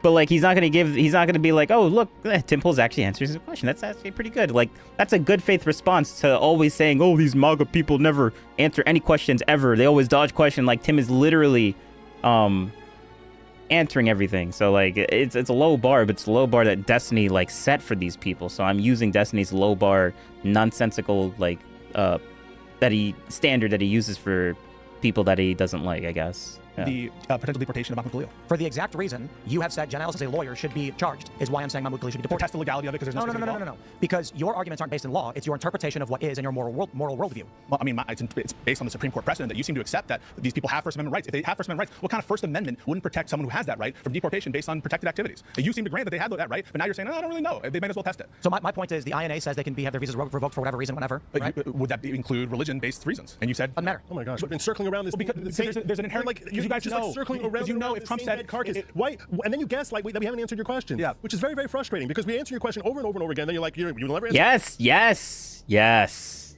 Like he made my point for me. This question, you keep dodging my questions. 2 seconds after we answer your question, we've said how many times? Both of us have taken the position they have First Amendment rights. They're not the same level as what American citizen rights are, which is one reason, by the way, this couldn't have any impact. So if they're not the same, wait, Joe. If they're not the same level, what are they? I mean, Tim is saying that based on anything they could throw them out. So if Mahmoud Khalil said something like this, I'd like True. a French toast and some W's in eggs. chat. Said, on the basis of that, you're going to be deported from the country. Not literally, First because Amendment it's protects literally the going to right just keep saying W. I think that would not meet that low threshold that I've said over and over. Facially, Wait, but the INA, Tim said the INA. Wait, Tim said. Tim said. gave you his moral perspective. Do you disagree with it? Wait, do you disagree with him? Do I agree with him morally or legally? Legally. Is the law wrong? Legally, do you disagree with him? I think legally you can. Oh, I love the time. I love the time delay on that. It's awesome. It's good. It's all right. It's fine. Not just throw someone out for ordering French bread. Okay, So but you cannot say because he ordered French bread, I'm throwing him out. So why can you say so? You can do. You can go. Hey, this guy just fucking ordered French bread. You're being deported under Section 221I of the Immigration and National. But they didn't do that. No, they literally did. Why did I come back to this planet? I forget why I came back to this planet. I'm sorry. Sorry. Give a reason. I didn't realize I was doing it so much. Marco Rubio's determination. Marco Rubio's determination is based. That's my point. Marco Rubio's, They didn't give a reason. They cited 221. No, they did not cite this law. They did not. They cited the basis of deportability. That's INA 237, little a, little I. I think it's sub 4 or something like that. But it's you can go to 237 if you actually read the notice to appear. 222 is not the basis. 234. It's 237. INA 237, and it starts. Basis of deportable aliens should be the name of the statute. It's a long subsection, but it's in sub A. 237. Okay, hold on. I think it's up here. It's A4. A4. 237 A4. I'm not sure if it's 237. Where does 237 start? I see 236, and then all of a sudden it says 237. Oh, I see. It's at the bottom. You see how they do that with like one sentence at the bottom and it makes the whole page 237? Okay, so now go A4. So we're looking. Look at all these. Wait, there isn't one. Is it A1? I think it's A1. Well, I'll just look for deportation. One because that's yes. Inadmissible aliens, present in violation of law, violated non-immigrant status or condition of. I think it's big 4. Also they accuse them of fraud too. Correct, but there's no material. Big 4. Yeah, I see. So isn't it stupid how they do this? Yeah, no. It's below the criminal offenses. It's down in 4 under terrorism and national security. Yeah. So under security and general concerns. So it's C. It's C1. C1. Any alien whose presence or activity in the United States the Secretary of State has reasonable ground to believe would have potentially serious adverse foreign policy consequences for the United States is deportable. So Secretary of State Marco Rubio didn't cite the provision that you cited. He cited 237, 4 CI, and he said in his determination why he's adversely interested is because he supports Hamas. Right. And Joe seemed to accept that if you ordered French bread, it wouldn't be a basis of removability, presumably because the First Amendment protects resident aliens. Why would it be if you support French bread? It's not a basis of removability. Why would it be if you support Hamas? No, I think the bare minimum threshold is he has established that he's legitimately considered a national security threat. That those national security threats are not supposed to be fleshed out before the public. In fact, I think that would be stupid. Are not supposed to be fleshed out. National security threats are not supposed to be fleshed out before the public. How much you want to bet this guy has lost his shit complaining about like the fucking Patriot Act or FISA courts? So national security stuff is now in the purview of secret courts behind the scenes that are not supposed to be in public view? No shot. I don't believe that. To believe that a policy is supposed to be So fleshed. I have a simple question. Do you believe that support of Israel is in line with American foreign policy? It depends who gets to decide, right? I think that support for Israel probably is, yeah. 70 plus years, $250 billion? Yeah, probably. Do you believe that the protests are a threat to that American foreign policy? Yeah, I might. So, well, I don't really think that, but I think it doesn't matter. It doesn't matter. So I just want to be clear. It doesn't matter. It cannot violate the First Amendment. That's what's clear here. I actually don't think that the protests would probably get under that rationale, except to the extent that they're worried about people being critical of Israel. But it doesn't matter what it says because the First Amendment. I agree. I think then the way the procedure would go is that we're going to get a Supreme Court hearing on whether it goes one way or the other. I think he has no maybe. I would doubt that. So I think it's fair to say this. He has procedural problems first and foremost. He has procedural problems first and foremost because you have to exhaust the administrative procedure before he's able to go into federal court. But even beyond that, as I said a while ago, probably an hour ago at this point, we're at a juncture here when it comes to national security that this is the one area that the Supreme Court has refused to intercede on executive exclusive authority, and that's why for you to think that when we're talking about, but we have to determine, like, you can't just say I don't understand. I feel like when lawyers are like get politically bought into a certain thing, they start talking like laymen. Like that's what it feels like. Like Good Logic in this conversation, he feels like a layman to me, right? Like this idea of, well, when it's national security, the president needs to be able to act. Yes, that's true, and we can agree with that, sure. But you understand that the procedure here is important. How do we determine what is national security, right? That's the key thing. Like, should the president be able to have exceptional power during times of great crisis? Probably. Why did I come back to this planet? I don't remember. I don't understand.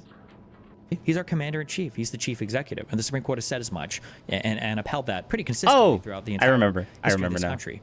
However, we would agree that the president shouldn't be able to do anything just because he says national emergency or national security reasons, right? Because I need recyclers. Like that's the obvious, like that. But you should. This is like obvious. About someone whose First Amendment rights.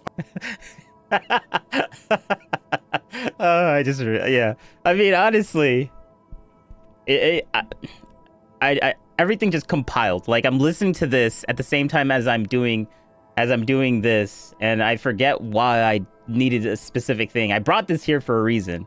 I don't know why I forgot, but I remember. Are already lessened compared to American citizens. And you were talking in the middle of it, so you could technically say that you played some role in that. You know.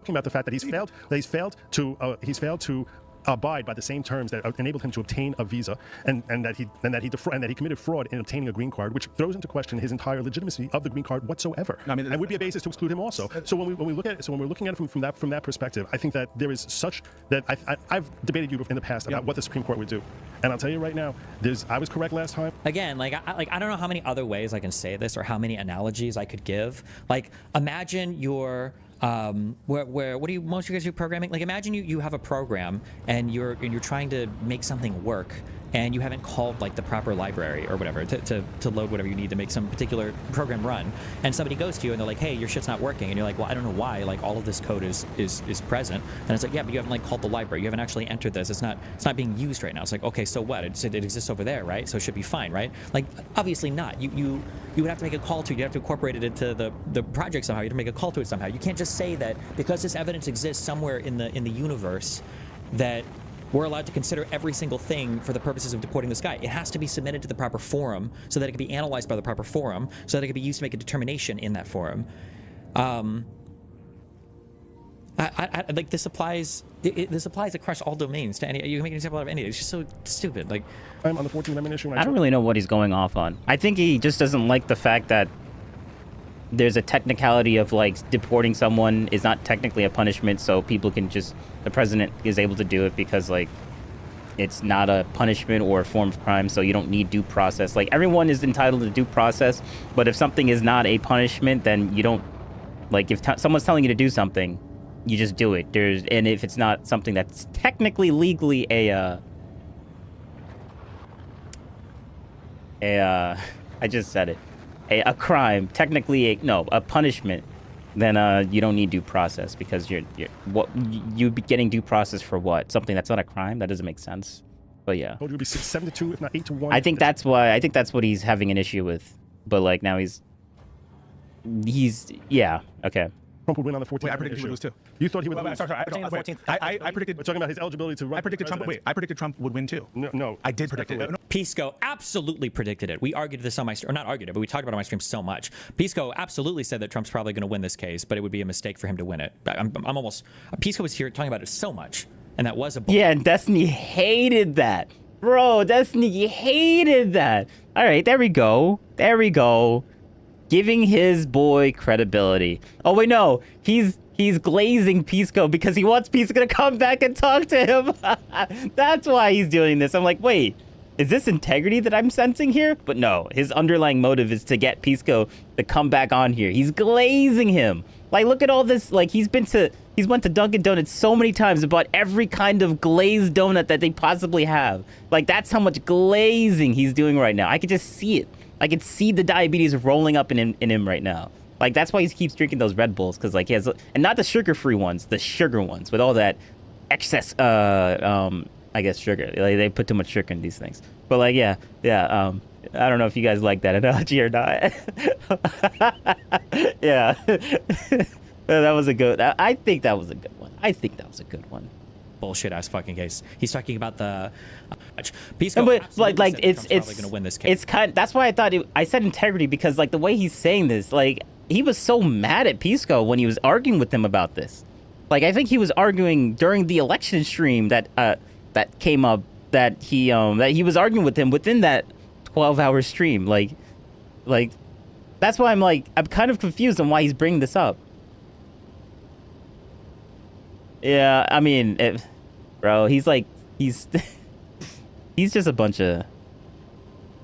He doesn't go to the gym mostly because he feels like going to the gym makes him look like he's like a right winger or whatever. So he just purposely just doesn't go to the gym because he's like, nah, we're soy boys because that's what we're supposed to be, or whatever, or that's what they call him. I don't know. Like, he is this weird, complex ideology with this whole manospheres. But he's basically, he doesn't go to the gym. He's just a bunch of sticks and bones. He might be a little fat, but like he has no muscle. Case, but it would be a mistake for him to win it. I'm almost.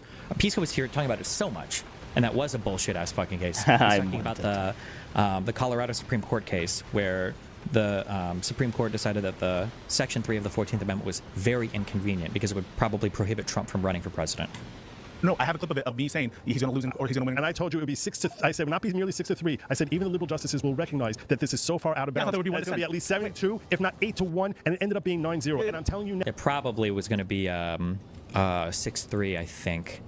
But according to the PDF of the ruling that released, it looked like it was going to be 6-3 with 3 dissentings, I think. But then when it got released, it ended up being 9-0. And they talked about how the writings of the court shouldn't be turning up the temperature on the discourse or whatever bullshit. But whatever. Now, Mahmoud Khalil is not going to win at the Supreme Court level. I'll tell you right, there's no chance that he does, because this is the one area where the executive authority is at its highest, and unless you can show that they specifically hated this guy for one reason that had nothing to do with his speech, obviously that because in this one is the one that he obviously that Muslim, that because he's a Muslim, they're getting rid of him. In that case, they're not. No one believes this shit, by the way. The normal, you realize how out of touch you sound. Normal Americans, everyone understands that the reason they're going after these people is because they don't like his speech, and that's the rationale they gave. You look at Marco Rubio, says his support for not Hamas. liking his speech affects foreign policy and national security, which is the whole point of it. Has to be viewpoint neutral. Has to be viewpoint neutral, or it's a First Amendment violation. It's an executive branch. I want to add, the speech is particularly that it's anti-Israel, that it's critical of Israel, and I think the reason why I would agree with you on the court siding with the Trump administration over Mahmoud Khalil is for 2 reasons. The Supreme Court tends to be deferential on issues of national security, so even if there's rights, they allow for Barack Obama to pass the indefinite detention provision, things in the Patriot Act, torture of foreign nationals. Barack Obama murdered American citizens, multiple, I think, 4 or 5 individuals. So when it comes to the Trump administration saying, we want to support Israel, this guy came to our country and he's rallying people against Israel, that's bad for foreign policy, I imagine the Supreme Court's going to go, well, we don't care about rights when it comes to foreign policy. Then you have the issue of American support for Israel is very high, and so even if there was a principled issue of this person has a right to speech, everyone's going to be like, don't care, we like Israel.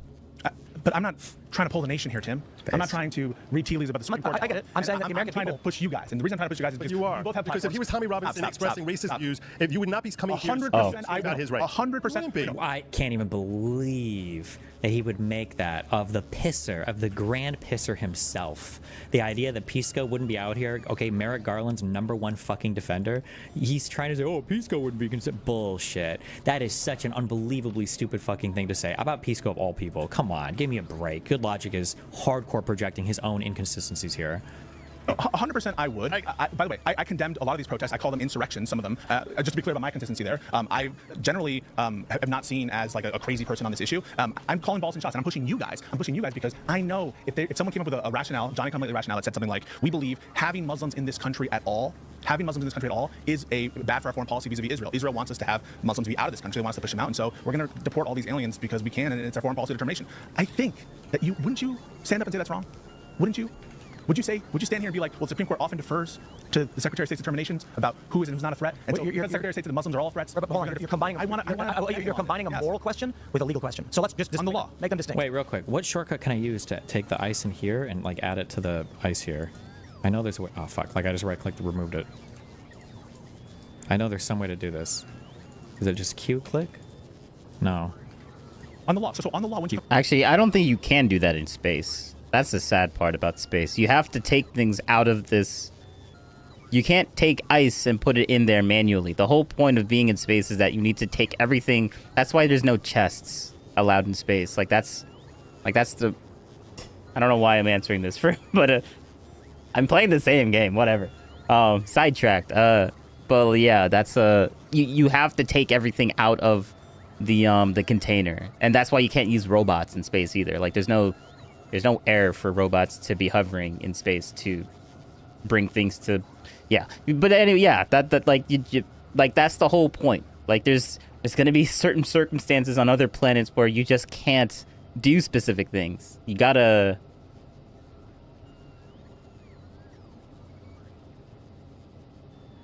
Damn. This is clearly illegal. Of course, the Supreme Court should not. In a scenario that what? Give me one time. In the scenario where the Secretary of State says it's in the foreign policy interest of the United States not to have Muslim aliens in this country. Control. And that determination is made based on our long friendship with Israel and our long... Oh, that's awesome. Yeah. Is he going to ban that guy? Hold control? Yo, he literally. All right, so this is why this is funny. He's trying to get this ice and put it into the containers on his space station, but when he held control and clicked on it, he literally just he put all the ice into his cargo thing and launched them back onto his planet. So now he can't even get the ice anymore. He put all of his ice and dumped it. That's awesome. And ice is useless on the first planet. So like, oh, that's great. That's great. How does he react to this? Hold up. Relationship with Israel, and they don't want it there, and we don't want to undermine that relationship. Do you need to write these 4 words down? Facially legitimate and bona fide. It's actually 5 words. Oh, is he not going to ban him for doing? Does anyone in his chat actually? What? Hold up. Do you need to write them down? So I just want to be. Chat did him. Yup. Every time you keep making this crazy, this extreme hypothetical of banning all Muslims, and I keep coming back to you and saying, I've never taken that position. I don't know anyone. I gave you that citation. Trump has never taken that position. Trump had taken that position. Trump. All right. So I wasn't listening to what he was saying. I was trying to see if he was actually gonna like do it. He's just pissed off right now. Let's go back and actually listen to what they were actually saying now. I know there's some way to do this. Is it just Q click? No. Q click. On the law. So on the law, when you come and say this is clearly illegal, of course the Supreme Court should not. In a scenario that what? Give me one time. In the scenario where the Secretary of State says it's in the foreign policy interest of the United States not to have Muslim aliens in this country. Control. And that determination is made Winky face. based on our long friendship with Israel and our long relationship with Israel, and they don't want it there. And we don't want to undermine that relationship. Do you need to write these 4 words That's down? just awesome. That's just awesome. All right. And now I'm gonna listen to what they're saying. It's actually 5 words technically. Do you need to write them down? So I just want to be. Because every time you keep making this crazy, this extreme hypothetical of banning all Muslims, and I keep coming back to you and saying, I've never taken that position. I don't know anyone. I gave you that citation. Trump has never taken that position. Trump had taken that position. Trump literally ran for president. Don't let Republicans. Dude, conservatives will gaslight you so much on this. Dude, Destiny will gaslight you so much on this. Get out of here. Like you do the exact same thing, and I've called you out multiple times, so I don't need to give an example right now. Just rewind the video or the stream. What the hell is going on?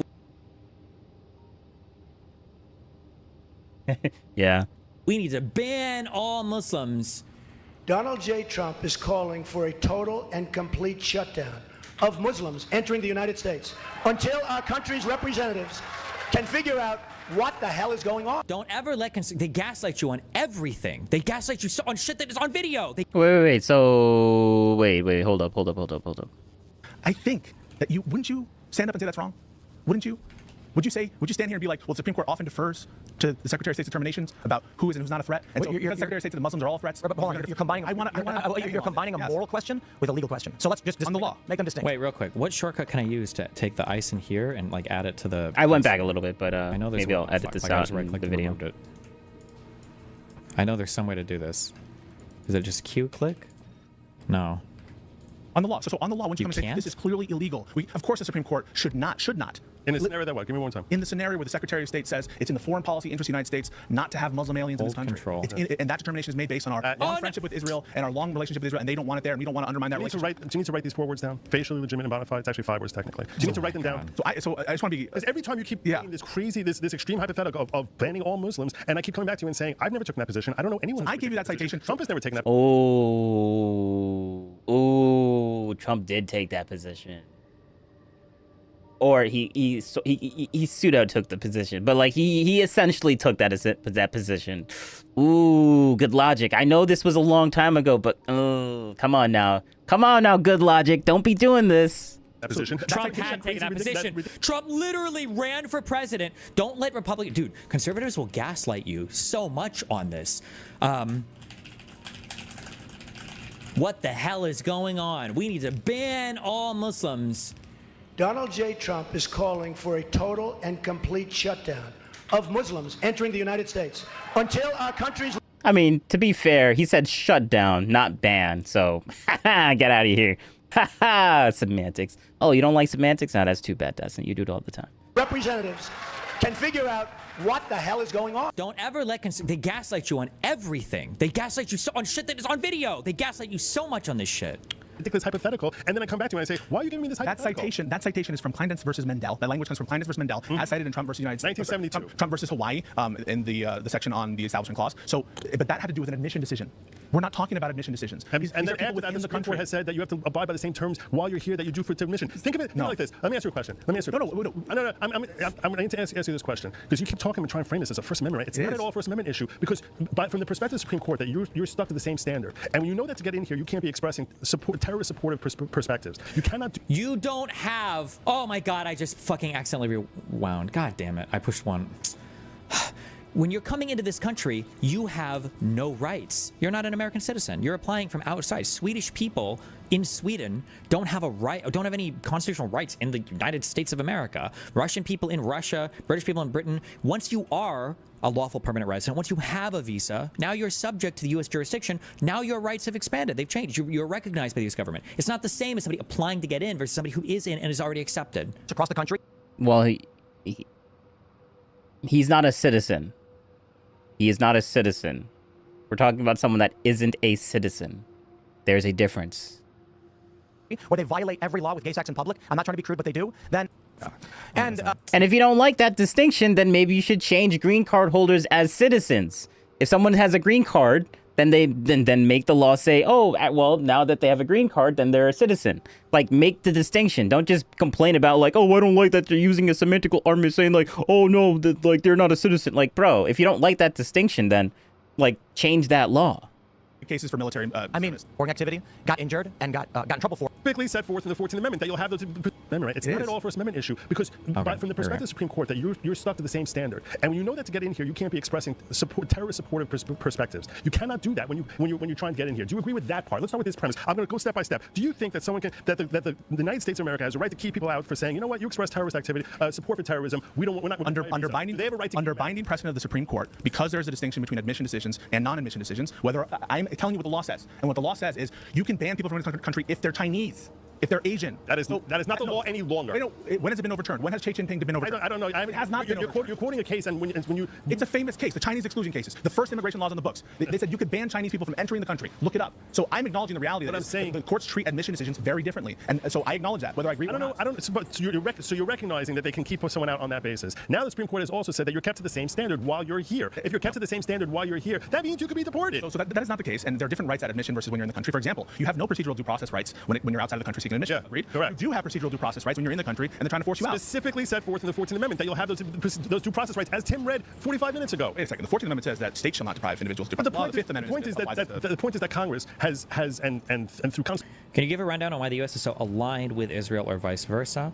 I think that during the I actually haven't read the history from the U.S. side, but from what I understand of Israeli history, I think that during the Cold War, when the United States is kind of searching for allies around the world, or people that are aligned with U.S. interest, Israel in the 70s was just an obvious answer for the United States as being the country most easily aligned with kind of like Western democratic values to get a foothold in the Middle East. Because a lot of countries, or I shouldn't say a lot of countries, the Soviet Union had been trying to gain a foothold in the Middle East as well, and so the United States, right? And Britain had a foothold, obviously, right? We deposed the Shah during the Iranian Revolution because of Britain's issues with them trying to take over. I think what was it, BP or whatever the British oil company was. You had you had Soviet invasions into Afghanistan. You have the United States. Like both sides are just trying to gain as much of a foothold as they can. So appealing to Israel was, and then working with Israel was the U.S. foothold into the Middle East. Constitutional amendment even has recognized that when it comes to due process specifically, we're going to confer upon non-citizens that express protection. You put stuff in the ghost cursor, also said that about the First Amendment, but you're not Congress. That's not Congress saying that. That's the court interpreting it. The courts have said the same thing about the First Amendment. Right. No, stop. What kind of First Amendment would protect the speech of someone saying, I want French bread? And you said they can't deport based on that. Oh, what? So you can do that? I would never want to do that manually. You said those words. What kind of First Amendment? I'm not embarrassed. I know. So what kind of First Amendment, where at its maximum it's protecting political speech, would protect that kind of speech, but not core political speech? What are you talking about? I'll tell you what First Amendment is that? From a moral perspective? No, from a legal perspective. From a legal perspective, I'll walk you through it. How can you ever can a person contract away their rights to free speech? Yes. Wait, are there fundamental rights? Let's say a person is charged. Let's say a person is charged with some sort of crime, and they end up pleading out, and they say, you know what? The DA says, I want you to promise that for the next 5 years, you're not going to drink any alcohol. You're not going to meet with this person. You're not going to go to any of these meetings where they have lots of drinking. You can limit his right to assembly. You can waive certain rights. Oh, okay, and you can waive his right to free speech. That's not inherent in coming in here and signing the visa thing and filling out and saying, I'm not a terrorist and I don't support. And do you waive your First Amendment rights on your visa? When the fuck do you do that? What? That's never part of the green card process, is waiving your First Amendment. I don't remember that. Maybe I wasn't in that meeting. Maybe there's a secret one that Melina went to where it's like, oh, just so you know, Stephen, by the way, I waived my First Amendment rights to get my green card. What? Inherent in that is a right for them to pull you out of this country. Oh, inherent. Oh, so they don't waive the right. It's inherent in it, aka bullshit. If in fact... No, inherent as in like, that's just colloquially how it feels, but like Destiny thinks it's wrong, so he calls it BS. Okay, all right. I guess he disagrees with the law.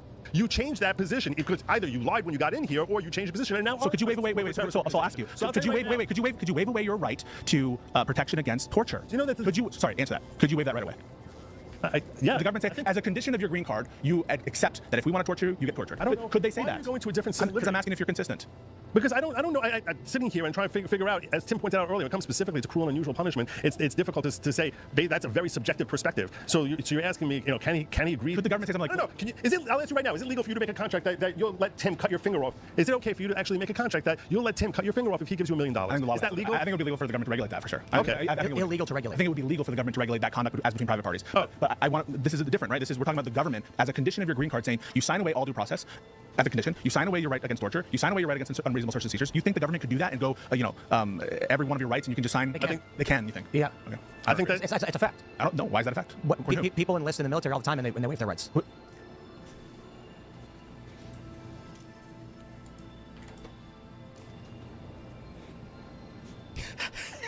Wait, that actually is a good point. Destiny doesn't even have anything to say to that. Oh, wait, what? Hold up.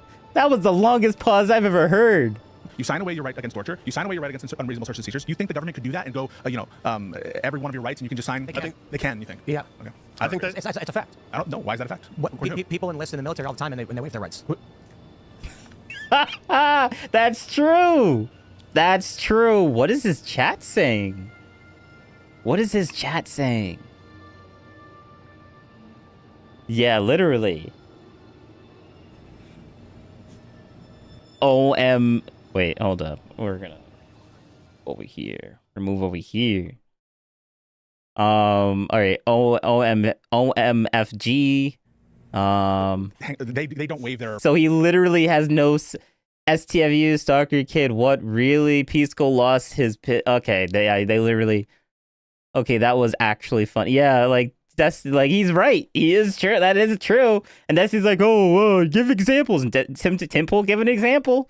He gave an example, and he's not wrong. What are you gonna say, bro? I love it when Destiny sees that Temple is right about something, and he can't say that Temple's right because he thinks Temple is so garbage and bad, and he can't get anything right ever. So whenever Temple is right, I just love seeing the cognitive dissonance. Like that facial expression, it's just music to my eyes, to my ears. Yeah. Or fundamental rights of Americans. You think you could do that? So my understanding is that every time you sign an arbitration clause, you're signing away your right to due process. But my understanding is that no, you're signing that. That is. I actually don't know the answer to this because there's some things you can sign and there's some things you can't. So for instance, you could waive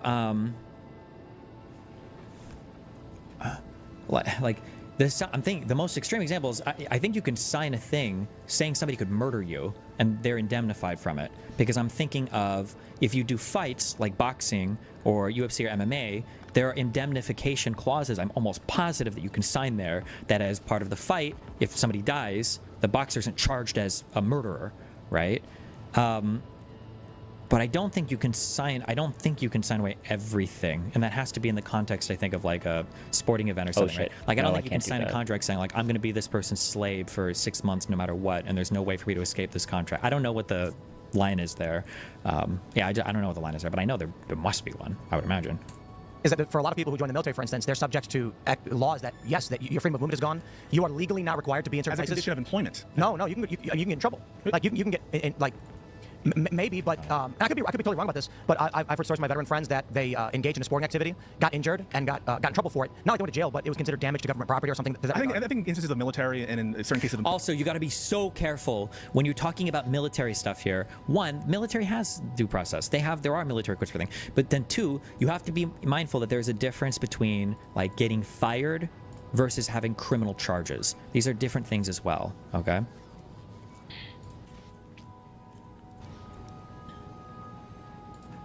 Destiny, for instance, you can't legislate away rent control in San Francisco. No matter what you put in a lease, rent control still takes priority. I'm sure because the law would supersede that. Yeah, but there are some things that you can. I'm trying to figure out like why for boxing and stuff can you basically sign away your right to, like you can like your right to life, like somebody can murder you. I'm sure there's a legal precedent or carve-outs or something. I just don't know what I don't know the framework for any of that.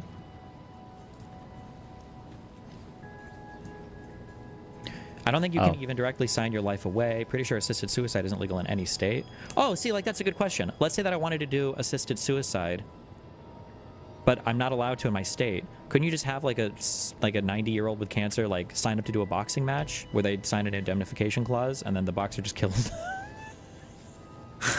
I'm sorry. Employment that makes sense. There could be some areas why there's exceptions. You're not allowed to. Wait, Plastic Jesus says the indemnification is not to indemnify against murder. It's to clarify that you are knowingly taking part in a dangerous activity and stipulating to the fact that the mens rea does not exist. Okay, maybe that, sure.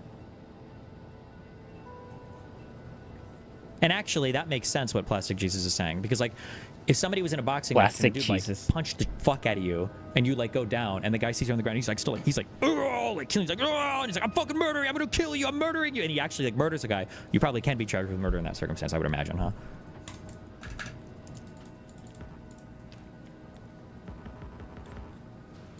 There's exceptions to everything, but here what we're talking about, like there are. Like, you can't sometimes sign away your rights. Sign away your rights as a condition of employment, perhaps, but not as a condition for just, as a member of the community that the country has deemed you fit to enter the country as a permanent resident. And think about this even more specifically. Which that never really happened. Think about it more specifically. Under your waiver theory, I want to analyze your waiver theory about how shocking it is. Under your waiver theory, could the government condition Social Security checks on you waiving away all your rights? Could they condition welfare on them? How many different hypotheticals? You can't knowingly kill someone. It's more about if a civil suit was brought against them. Sure, but there has to be some part of signing that contract or being in that event has to also, I don't want to say indemnify you from criminal activity, but make it incredibly unlikely to impossible. Otherwise, nobody would fight professionally, right? Because, like, imagine the government comes in at some point, like, you know what? You guys all kind of look like you're assaulting each other. I'm about to charge every motherfucker in here, right? That's some Denzel Washington training day shit, right? Like, are you going to ask me about? Because I don't know, where's the relevance to talking about Social Security when we're having a discussion about the right of the government to deport illegal aliens? You said that right is so ephemeral, right? That right, you said that that people have First Amendment rights, that resident aliens have First Amendment rights, but that right is so ephemeral that it could be waived away as a condition of entering the country at all. I think your First Amendment rights could in theory be waived away even if you're an American citizen. All the even more for getting Social Security checks, even for getting any government benefit at all. It's such a random and ridiculous perspective. Why don't you answer it then? It just drives me crazy. You're a lawyer, right? You take the LSAT, which is a whole bunch of like logic testing. That's all the LSAT really is. It's not legal knowledge, just logic testing, right? And then you go to law school and doing hypotheticals and doing contract negotiations is all about hypotheticals and reading prior case law. Like, I don't understand how some people go through the rigmarole of all that and then come out and they're like, whoa, that's a ridiculous hypothetical. You're literally a lawyer. Your like job is hypotheticals almost to some extent. Like, this is like your job. What do you mean you can't consider a hypothetical? If any profession in the world should be to consider hypotheticals, it should be your profession. What the fuck? Security checks, even for getting any government benefit at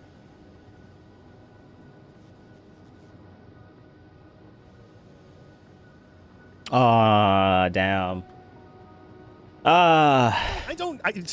It's such a having a PC die is like, that sucks so much. Random and ridiculous perspective. Why don't you answer it then? I don't, because I don't know. I don't know the answer to a question as far as. Wait, what do I know? Don't tell me what I know. I'm telling you if the government. You fucking know this. This is garbage. Like, yeah, can you? Is the bar exam? Is it written stuff or is it just multiple choice? I imagine it's probably a lot of written, huh? Like, imagine on every written thing for the bar exam, you're like, can't consider is hypothetical. Can't consider is hypothetical. Won't refuse to consider silly, wacky hypothetical. Like, do you pass if you do that? I can't waive away. I can't waive away. So I don't. No. So real quick.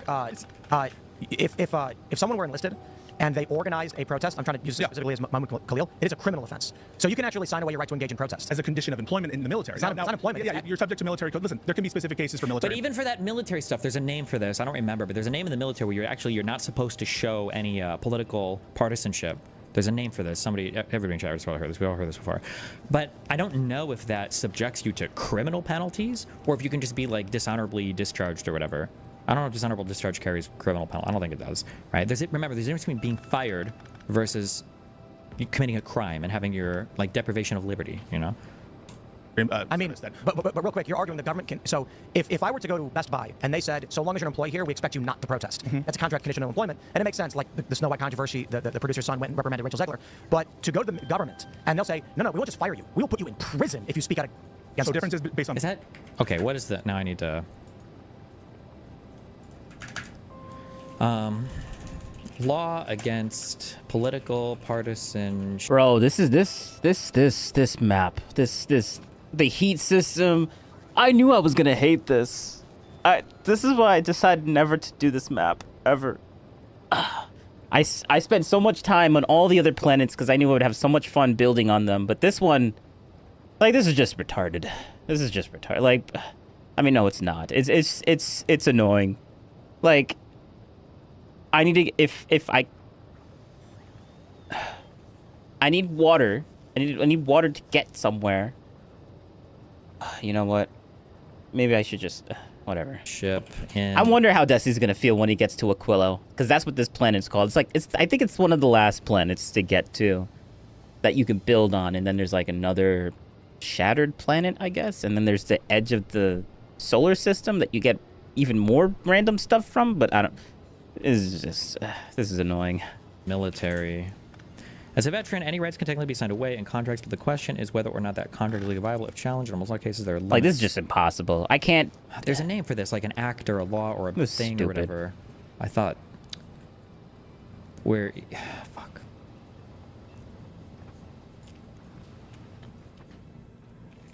All right. What? When do I get these things? Or maybe there's not a specific name for it. Oh. I forgot I had a problem on this planet that I just never resolved. Whoops. The Hatch Act is for government employees. You're not even supposed to wear your military uniform when attending political events. Applies to all American armed forces. I'm trying to think, what is the penalty for... Oh. Whoops. Penalty for political partisanship while in military. Actually, you know what? Whatever. It doesn't matter. Military members and federal employees who violate the Hatch Act are subject to a range of disciplinary actions, including removal or debarment from service, reduction in grade, suspension, letter of reprimand, or a fine of up to $1,000. Okay. So this sounds like, so that at most, is that fine, is that a civil penalty or a criminal penalty? So you wouldn't be thrown in jail for this. It sounds like it, right? But to go to the government and they'll say, no, we won't just fire you. We will put you in prison if you speak out against us. So difference is based on private versus public, just to be clear. So New York City human rights law that you said before actually does protect certain kinds of expressions and off-job political activity. So some states do impose those statutory frameworks that protect that kind of activity. And I think that you probably agree with a lot of those laws that say that, for example, you can't be fired if you're a Republican. Some people have... Only in D.C. Only in D.C. No, I think it's only in D.C., actually, yeah. Okay. But regardless, like, we're talking about private, usually the Bill of Rights does not apply as to private actors. And so we're engaging in First Amendment analysis for people who you've acknowledged have these rights. And what you're suggesting is beyond... Wait, that's actually legit? Like, only in DC you can literally get fired for being a Republican? That's wild. That's wild. DC plays... Okay, all right, military, whatever. which can be a category of its own. No comment, Destiny, on that? Of its own because military is so particular or something. What you're suggesting is that even American citizens can be deprived of their rights by the government just choosing to condition certain benefits on that, and that is what I mean when I say these are our rights. When you accept certain frameworks such as his of this wide. I want to finish my statement. When you accept this framework of wide-reaching waiver, or when you say rights don't really matter that much because they're just going to be interpreted, you are signing away your own rights, not just those. I'm not at all. That's a real slippery slope that I'm talking about the rights that attach to a foreign national or a foreign visitor or someone holding a green card to American citizen. When over and over again, I'm sorry, I didn't mean to cut you off. No, go finish. When you're trying to engage in fear porn of trying to say if we limit his rights, which the Supreme Court has already limited his rights and saying he doesn't have the same level of rights, and that's somehow we keep saying that, but I don't know how the that is utter hogwash, and you know it is. I just think it's also silly. Literally nobody cares about anyone's constitutional rights. If I want to go buy a gun, I have to waive my right against self-incrimination. The government has a requirement unto me that I waive my right. The power is so low that it's taking 10 years for this to move. The good old... Okay, I'm just going to help you out. And I actually said, I hope he wins. Boom. I hope he challenges the Supreme Court. Do not pardon him. I want him to go to the Supreme Court and say, the government has no right to, as a condition of my right. That's kind of shocking. That good for Tim. I wonder if Tim's going to make a turn, or he maybe's been consistent. And bro, Tim has always said this. What are you talking about? Tim has always ranted on this ever since the whole like thing dropped. Like yeah, I mean, Tim did say this like literally as the Hunter gun charge thing went through. Like he's been consistent on this 100%, but you don't pay attention to this at all. What are you gonna say? Any Republican that feels strong as a condition of my right. That's kind of shocking. That good for Tim. I wonder if Tim's gonna make a turn, or he maybe's been consistent on this. Any Republican that feels strongly about firearms issues should have abhorred the Hunter Biden conviction. The idea that the government can look at a memoir that somebody's written or looked at a video and saw that you've used a drug and then know that you own firearms and say, therefore, you violated there's a form that you fill out called a 4473 where you say that you're not an unlawful user of a drug, whatever the fuck that even means, by the way. That's not even like well defined. What does unlawful user mean? You've never used it? You're not currently using it? You're not high when you're filling it out? No one knows what that means. Any Second Amendment loving American should be like, the fuck what is this? This is kind of weird, no? It's wild that that's what Republicans went with. To keep and bear arms to self-incriminate. Violation of the Fifth Amendment to enforce it, so that I can enjoy my second. Instead, they always do this. The courts say, or the government says, let's not let that one get to precedent, because then it'll actually screw over the abuses that we have. But tell me, where is anyone ever to point out the conditions set upon all the time on all of the Bill of Rights from left and right? It's literally everybody just arguing one thing. Might makes right. That's all they're arguing. I don't believe that's what they're arguing. I appreciate the passion. Liberals are saying, we think Jen Ellis committed a crime. The right is saying she was just providing legal advice. Your interpretation determines whether or not a lawyer goes to prison and whether or not someone will actually seek legal counsel, or lawyers will be terrified because they're like, if I try and actually assist a politician in this case, they're going to accuse me of a crime. Yep. It happens every day that someone's going to say, in 1948, the government said it's this, therefore it's so. And then what's going to happen is they're going to get sued. The new Supreme Court's going to say, actually, we're erasing that and changing the precedent. So all that's really happening. You're not supposed to. He should bring up the stare decisis here. It is important. There's a reason why you're not supposed to do this, right? Because if it was the case, then actually everything Tim is saying would be true. Nobody would have any trust in the courts or any trust in the rule of law because stuff would be changing so often. This is why it's important to follow prior precedents or how common law systems develop or whatever, is that you follow like the rulings that have been made over a long period of time in ordinary time by sober judges, etc.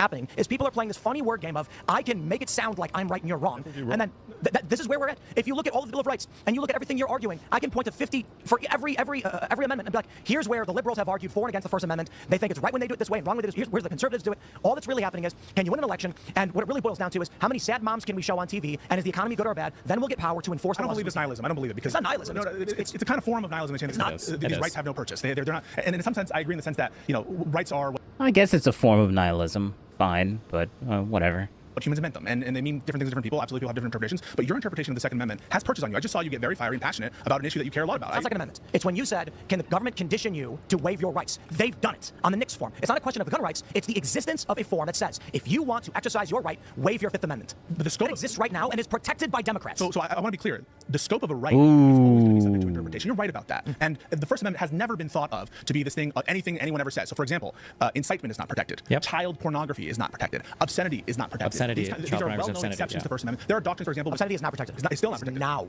protected. No, it's not. Obscenity is a category of unprotected speech. Now, so the issue is now we're dealing with obscenity as like a blue law, in that no one. Careful, fuck. Pisco's using a legal term. Obscenity is a legal distinction. If something has been decided as obscene, then by definition it's not protected. That's what obscene means. Temple probably doesn't know this. He should clarify. It's enforcing against it. Now, yes and no. A lot of people aren't enforcing against obscenity, but also obscenity itself is dependent on certain artistic value and national standards. It's very. Let me. This is actually another good point of the question of rights. There are a lot of laws in the books we never enforce anymore. True. Famously, there was this story about skydiving on Sunday was illegal for women in Florida, and they say it's not true. But there are a lot of laws like this. There's a book called Funny Old Laws. There was a law, I think it was in Boston, that you can't cool pies on your windowsill, and everybody laughs at it. But the reason why is because back when it was a very small community, cooling pies on your windowsill attracted animals and then caused problems. They said stop doing this. They had laws saying you can't take baths on Tuesday because the aquifer was strained. We don't enforce any of those laws anymore. They're still on the books. So we exist in a society where it really is the whim of law enforcement and the body politic. For example, in a much better example, in San Francisco, two men gave each other blowjobs in the middle of the street. This was during Pride, in full view of children and everyone else. And the police said they're allowed to do it. Well, clearly they're not. I mean, it's obscenity laws across the books in every facet ban that. Why don't the police arrest them? Because all that really matters is if the public is willing to tolerate and accept it or not. And if the people would this is why we get leftist terrorism. The reason why we see Teslas being firebombed is because what's the end result? You're going to... Wait, real quick. If you use quality ingredients, if you use quality ingredients while crafting other things, does that mean that you have a higher chance of getting a quality thing? Does that make sense? See, in Vancouver, for instance, booted test. Yes, it's very low. So like you have it just, you have a slight chance of getting quality. Yes, true, 100%. Sidetracked.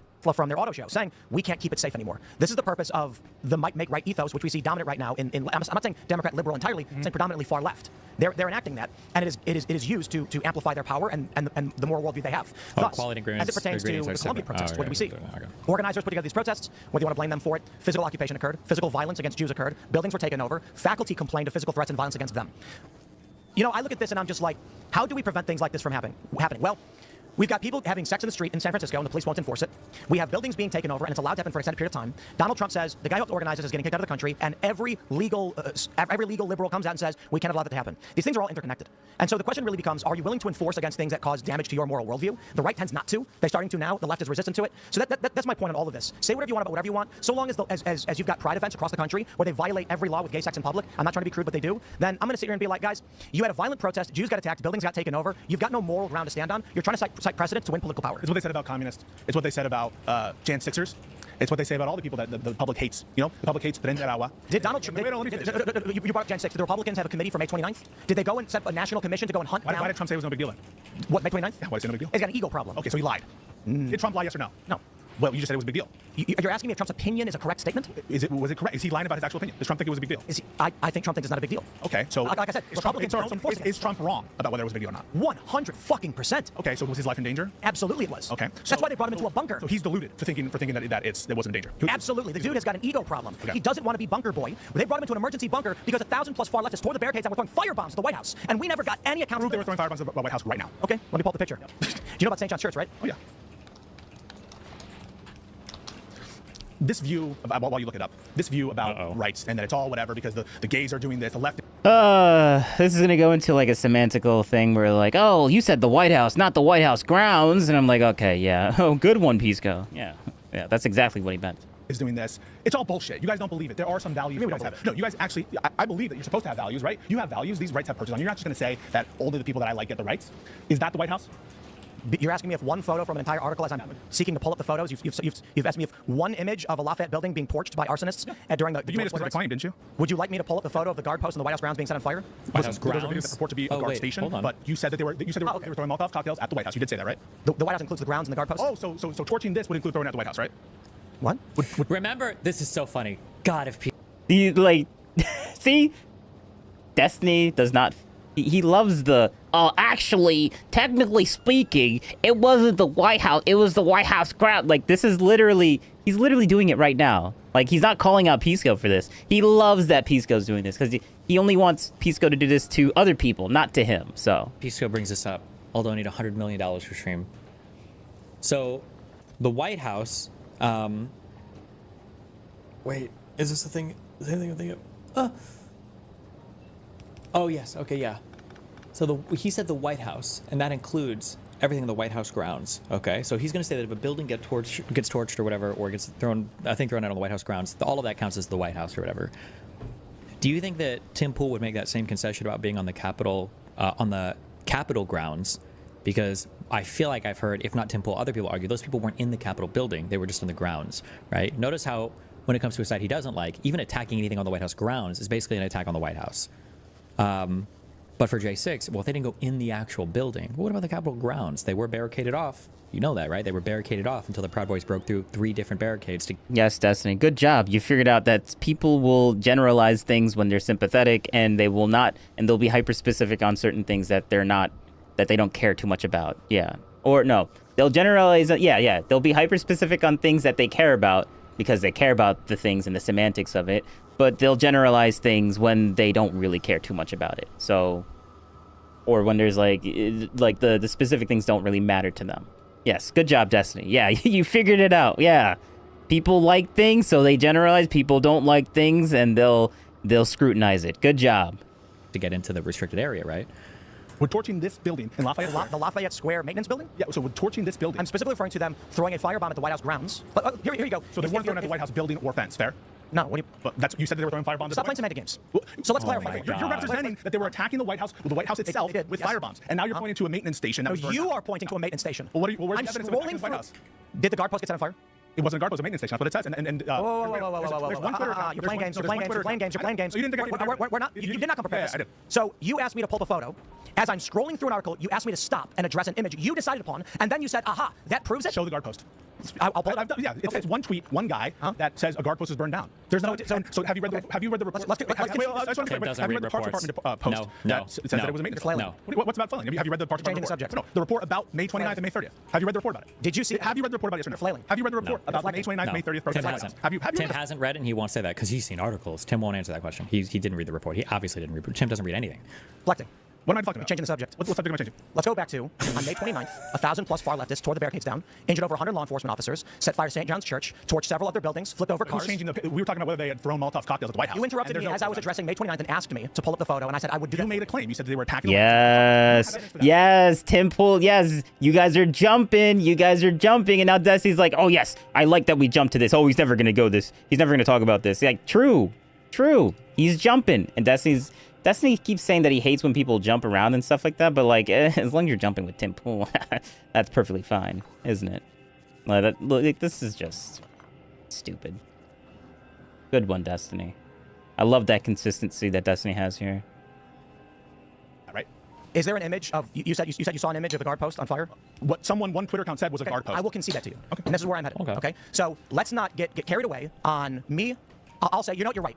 The fire may or may not have happened, but there is a post online that purports a guard post in the White House grounds was set on fire. Yes. So let's just, you know what? Okay. They did not firebomb the White House. They may have, we're not entirely sure. They did tear down the barricades, attack law enforcement, 1,000+, over 100 law enforcement officers were injured, and they set fire to St. John's Church. They set fire to outside of the White House complex. And we never got a national commission or a committee from Congress. We did not get national raids on the 1,000+. 30+ people died in those riots. We never got law enforcement for 90+ days, over 100 days. Far left extremists were lobbing explosives, mortars at federal buildings. They took over. I'm sorry, wait. I'm sorry, I missed it. Do we just expand this conversation to the entirety of the BLM riots? Because there were tons of investigations, there were tons of people, I think over 11,000 arrests over all of that. There were convicted. Like, what did we just 30 people died? He's talking about the entirety of all the BLM riots across the entire United States now.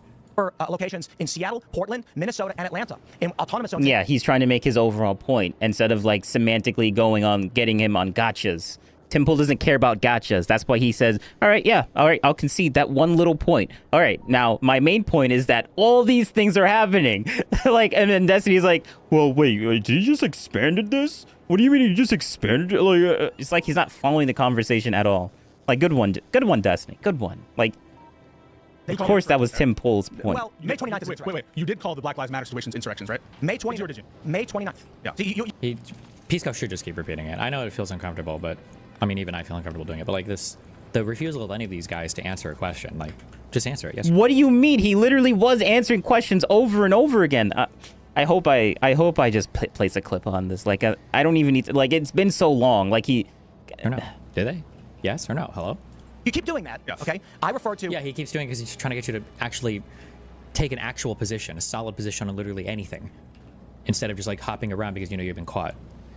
Seattle, Portland, Minnesota, and Atlanta, and then asked me if those were all insurrections. You said I have the videos of them. The May 29th insurrection was in front of the White House when they ripped the barricades down and forced the president. We're not hopping to anything. He's specifically talking about the May 29th thing, and you guys are hopping around to other things, and then you're saying, oh no, he's the one hopping around. No, he's specifically maintaining the May 29th stuff, and you guys keep sidetracking to other things. What are you talking about? What bunker? Okay, whose fault is it that we don't have a report on that and a committee on that? Republicans. Okay, is it also Trump's fault? Yes. Okay, and And look, see, it's another hopping around. Oh, the May 29th. Oh, but it's Trump's fault, right? Like, Trump bad is, right? Trump bad, right? Yeah. And then Tim Pool's like, yeah. Oh, well, Tim just answered a question. Oh, we're not going to say anything about that, though. To be clear, since you said this was an insurrection, you agree Jan 6 was an insurrection, fair? No. Why not? Jan 6 is an insurrection insofar as May 29th is, yes. Okay. Do you think May 29th was an insurrection? No. What's your definition of insurrection? So the point being made at the time, in the video you're referencing, is that if the Democrats are going to form a committee, accuse the rioters at the Capitol building of being engaged in insurrection, my response is, okay, then May 29th was also an insurrection. Tim, you and Dan Bongino, other commentators on the right, I have clips of them, all called the George Floyd situations insurrections. You did, before Jan 6. So using your... No, we didn't. Yes, I have the clips. You're wrong. Completely wrong. You're on it saying these are insurrections. No. All right, I'll produce that for you. And everyone can follow. My Twitter account is PeaceGoLitty. I'll produce the video of you calling insurrections. Not only before January 6th. Before January 6th. Not only did you do that, you True. You're saying that before January 6th happened, I referred to George Floyd as an insurrection. Yes, you did. You Okay. said insurrection. Does anybody have a You link also to said the it with respect to Washington. If you did do that, Tim, if you did do that, wouldn't you be duty bound to also call January 6th insurrection under your then existing standard? No. Why not? If you were willing to call it out before Jan 6, why wouldn't you call Jan 6 an insurrection? We're talking about two different circumstances. Oh my I know God. we're comparing them in your standard for one, where you were before Jan 6 willing to call them insurrectionists. You're presupposing that I challenged that. Sorry, if you did call those things insurrections, were you wrong then? If before January 6th, I referred to people taking over city blocks as insurrections. Were you wrong to do so? In the context of January 6th, no. No. At the time, were you wrong? And No. did you disavow your statements? No, I wouldn't. Okay. So, given that you assume you did, Oh, I thought you meant RAM issue. Like when you said RAM, like that's. I feel like that's literally what Peace Gun Destiny is doing. Like they keep ramming issues into the conversation, and I'm like, yeah, true. But then RAM is yeah. Oh, actually, those are the most annoying issues to have on a computer because like. I mean, but it's the most annoying because it's difficult to fix. But it's also. And lots of different things could cause RAM issues. Like I had one time where my computer just keep crashing for some reason, and it was because one of my RAM sticks. I think one of them was just defective. One of my RAM sticks were defected, so I just took the RAM out, and I never had crashes ever again. And I figured out which stick it was, and I've long upgraded my computer, so I think it was overheating issue because like it didn't happen like it just happened one time. Hey, it's global.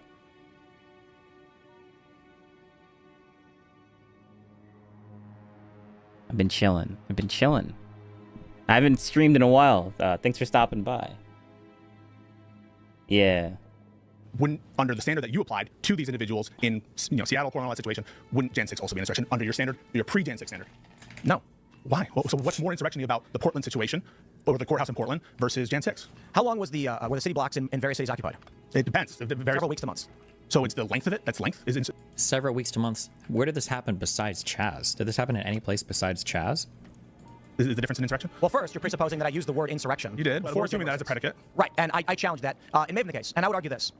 The term insurrection as applied from January 6 on was very specific. The intention of individuals to stop an official proceeding to keep a president in power.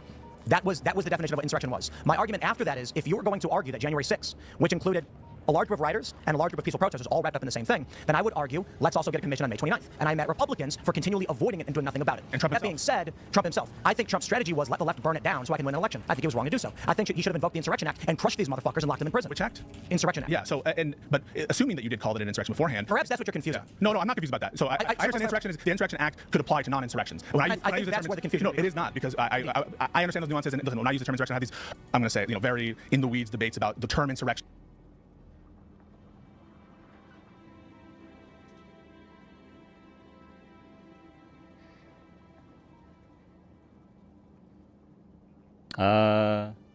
Wait, what are you talking about specifically? And what it means, and so I try to look and use an originalist lens on what insurrection means. But I'm using your standards. I'm using your standards. You called certain Black Lives Matter riots and absolutely out of control. Did something happen that I'm not aware of in America with all right, give me 2 seconds.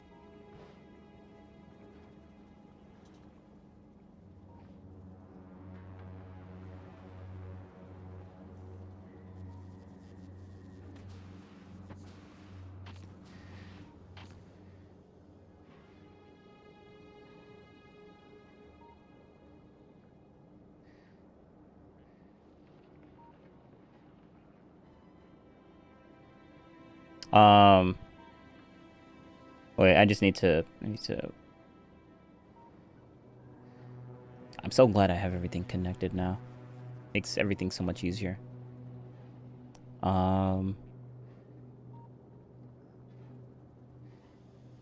Into a swamp.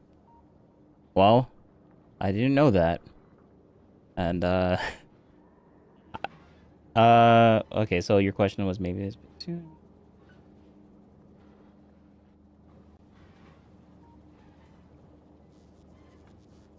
Well, it depends on the vehicles. Like, maybe that vehicle can handle,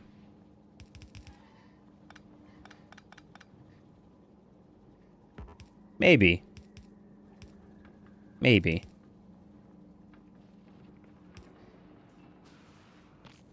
So let's clarify that.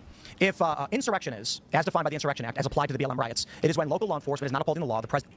Hold on real quick. This is what Pisco had linked before in his Twitter, like half a year ago. Attacked, they demanded his resignation, and all he did was make it worse. Make everything worse, but I truly believe that's his intent. Take a look at this story from Katu 2. Tear gas deployed, Mayor Wheeler in the middle, fire outside federal courthouse. Okay, I want to read this for you. I also have a thread that shows you, a Twitter thread showing you all that happened with Mayor Ted Wheeler, and I gotta tell you, man, the government of Portland has now joined... I didn't know Destiny came with receipts. Damn, okay, all right. ...insurrection against the federal government. A lot of people, I see a lot of these lefties getting mad because I'm saying insurgent and insurrection and stuff, but it's difficult to figure out how to describe a group of people that keeps going to the federal courthouse and attacking it. I understand it's not like they're showing up with live ammo or anything, but they're showing up with weapons and explosives. Oof. That's just a reality. Mortar, shell, explosive, commercial-grade fireworks are extremely dangerous. They spray fireballs everywhere. So you can start fires with them, especially if you throw it inside. The feds are defending their courthouse. Now, if you follow most progressives and even the mainstream media, they won't tell you this. They won't show you the photo. Look at this photo right here. What we're seeing is an overhead shot. Here's the street. Here are the people. This is a massive fire covering the entire sidewalk. The fires that are being set are huge. And the feds typically come out, in many videos, you'll see them come out with fire extinguishers to put out fires. And then they push back the crowds. The crowds that attack back and claim that they are being repressed. Show for their friends incarcerated inside. Fair point, I think. I don't think these fireworks are actually going to cause significant damage to the outside of the building. But what do? The fireworks will cause damage, and the buildings are barricaded. But what do? Sit back? They've breached the courthouse now. So I don't know if he wrote this yesterday, and now they've breached the courthouse. What would you say? Perhaps the reason they started firing at the insurrectionists, whatever you call them, fanatics, was because, not necessarily because of the commercial-grade fireworks, but because they were trying to breach... Okay, so I guess he literally used the words, but then he's like, he keeps changing, like, oh, whatever. Like, he's not gilded or lock set on that specific word. All right, I'll see you later. There's videos posted by Evans himself and by Andy No and many others going back quite a ways where they're trying to break the barricades down. And there's actually a video of them tearing the wood off of the barricades, protecting the glass. There's a video of them with a fire extinguisher trying to bash the glass. And Evans himself notes this right here. You see, this is, as far as I'm concerned, official government joining in. Engaging in the insurrection against... Oh, I'm sorry. Okay, I now remember exactly what the point I was trying to make. With the diligent valor? Yeah, the court documents said that the far left breached the courthouse on July 4th. Okay. That these people, insurrectionists, entered federal jurisdiction, and that prompted the deployment of these officers, the federal agents, to go out and start clearing things out. Right, they weren't there until they broke into the federal building. Right, the 39th day of writing. Mm-hmm. And so that was the response. If Ted Wheeler stands the police down as police commissioner, which he did, if the AG is suing in defense of the far left, then you have... Wait, are these videos before January 6th, or is this after January 6th? Of this guy now coming out, the mayor, joining in the riots, lying about it, getting tear gassed, basically assisting. Okay, so Tim definitely was using insurrection, but okay. Maybe he just forgot all that. President has the right to bring in... I think Tim did actually forget that. Damn. All right, Tim. All right, Tim Tisco came with receipts. Holy. National Guard to enforce local law. They don't define insurrection in the Insurrection Act, but there are a lot of circumstances, including what you just outlined. Let's clarify for the purpose of what we're actually trying to discuss. Yep. This word can be applied in different contexts. Mm-hmm. In the context of the BLM riots, were this to be an insurrection, it applies to the Insurrection Act. And the Insurrection Act is when local law enforcement is not enforcing the law, the president has a right to call in... And remember, we're comparing an opinion that Tim Pool had years ago to an opinion that he has now, and he could change his mind on that. National Guard to enforce local law. I believe that Donald Trump should have invoked the Insurrection Act, and in that context, what they engaged in was insurrection. Local law enforcement was not enforcing the law and was allowing far-left extremists to use violence, firebombs, and physical assault against individuals, government buildings, and otherwise. In the context of January 6th, they said, these are people trying to overthrow the government itself, and that's an insurrection. The argument that... Democrats, the J6 committee. If the argument is that if you want to use the insurrection as defined by the Insurrection Act, and that is DC... Doesn't define it. Exactly. So we can only apply the context of what the law does. If Donald Trump were to have called the National Guard on January 6th because he deemed an insurrection happening... Call it insurrection? In that regard, I would say, in that context, yes. So understanding what we're talking... Ooh. So he found receipts, but he actually is saying that would actually... Okay, all right. So Tim's not going to lie. I thought Tim was going to get... Okay, all right. I thought Tim was going to get owned here, but I guess not. Talking about is a core element of what these debates always tend to be. So, again... In the context of the Insurrection Act, it specifically refers to when local law enforcement doesn't uphold the law. In reference to January 6th, it is a group of people trying to overthrow the government. And that's how it's applied to the 14th Amendment. So I would not say that the individuals in Portland were trying to overthrow the government necessarily. It's a riot, just like J6 was. I mean, they established an autonomous zone. Certainly. And they took over police buildings. In Oregon, they were trying to tear down the courthouses. And it was in Certainly. Wait, Hassan was at this debate? took over police buildings. Seattle. In Oregon, they were trying to tear down the courthouses, and it was in Washington that they were trying that they took over for weeks, and they called it the Chaz, and then the Chop. But wait a second, folks. I mean, and to me, that is how is it not an insurrection? That's utterly an insurrection. Okay. If you take over a police station, that's an insurrection. If you take over the police station, insurrection. What about the Capitol? This guy, dude. They weren't trying to seize the Capitol. What were they trying to do? Good Logic has a hard time at being consistent. Like, come on, man. Don't make it this easy for Destiny to dunk on you. Come on. At least Tim is actually... Yo, bro, like, I thought Tim was going to get owned on that, but he actually did maintain that consistency. Like, he said, yes. If that was the way that they were interpreting, then yes, fine. Okay. Like, bro, even Tim can concede on that. That's wild. And Tim did say that in the beginning. Like, he was using it very... He was using... I would give the good faith argument that he was in those clips that Destiny brought up of Tim that Pisco sent. I would say those are... I'll give the good faith interpretation that Tim was saying, like, yeah, you could flip-flop on, like, on the word insurrection or not. Like, he said it like... He got clips of that, and good job on Pisco for that one. But now Tim is actually remaining consistent on that, which is like, I thought that's actually kind of funny. Because I thought they were going to get Tim Pool on a technicality. Just murder people inside? Why? It has to be a permanent takeover of the police. What I'm saying is, when they come marching in there, the same way people in the 6 previous elections, or at least 3 or 4, going back to Gore v. Bush, there have been people who have been coming in there and screamed that they were unhappy with the way things were happening, and were removed by the Capitol Police. Yeah, so I have a definition of insurrection that would include some things and exclude other things. It doesn't become insurrection simply because there's thousands of you who are like that individual there. So no, there was no plan. There was no plan that we're taking over the government. There's no plan that we're gonna. There was literally a plan. It was literally spelled out in documents. There was literally seditious conspiracy convictions over it. So he's literally lying. But we're gonna remove Mike Pence. There was no plan like I dispute that. But I think we should step back, because I know it's fun to talk about the permanent insurrection, but really what Tim is getting at is what his perceived inconsistency on the left wing and the right wing with respect to rights. So what we're here about is rights, and I think that you agree that rights mean more to you than just what the majority of the population thinks. I disagree with this assessment. Yeah, okay. I don't think that it's like if I'm sitting here. Ooh, Good Logic disagrees with Tim Pool. What? I thought they were supposed to be on the same side. What happened, Destiny? Are you gonna say, oh, it's gonna be, oh, is this now a 2v1? Oh, they're both attacking Tim Pool now? But we're not gonna say that. We're not gonna say that because like he doesn't like Good Logic, so he's just gonna pretend that didn't happen.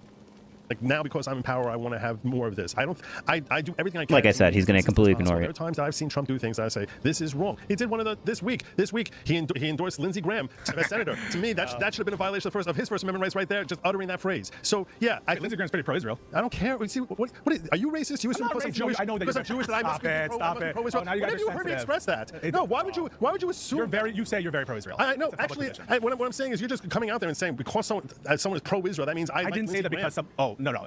That's tongue in cheek. Don't act offended. No, what I'm saying is you're just drawing these conclusions. No one's drawing conclusions. Left in general, I've never been racist enough to be a Democrat. Let's try this. Let's just try this. How do we reconcile that Good one. requires you to waive your Fifth Amendment rights?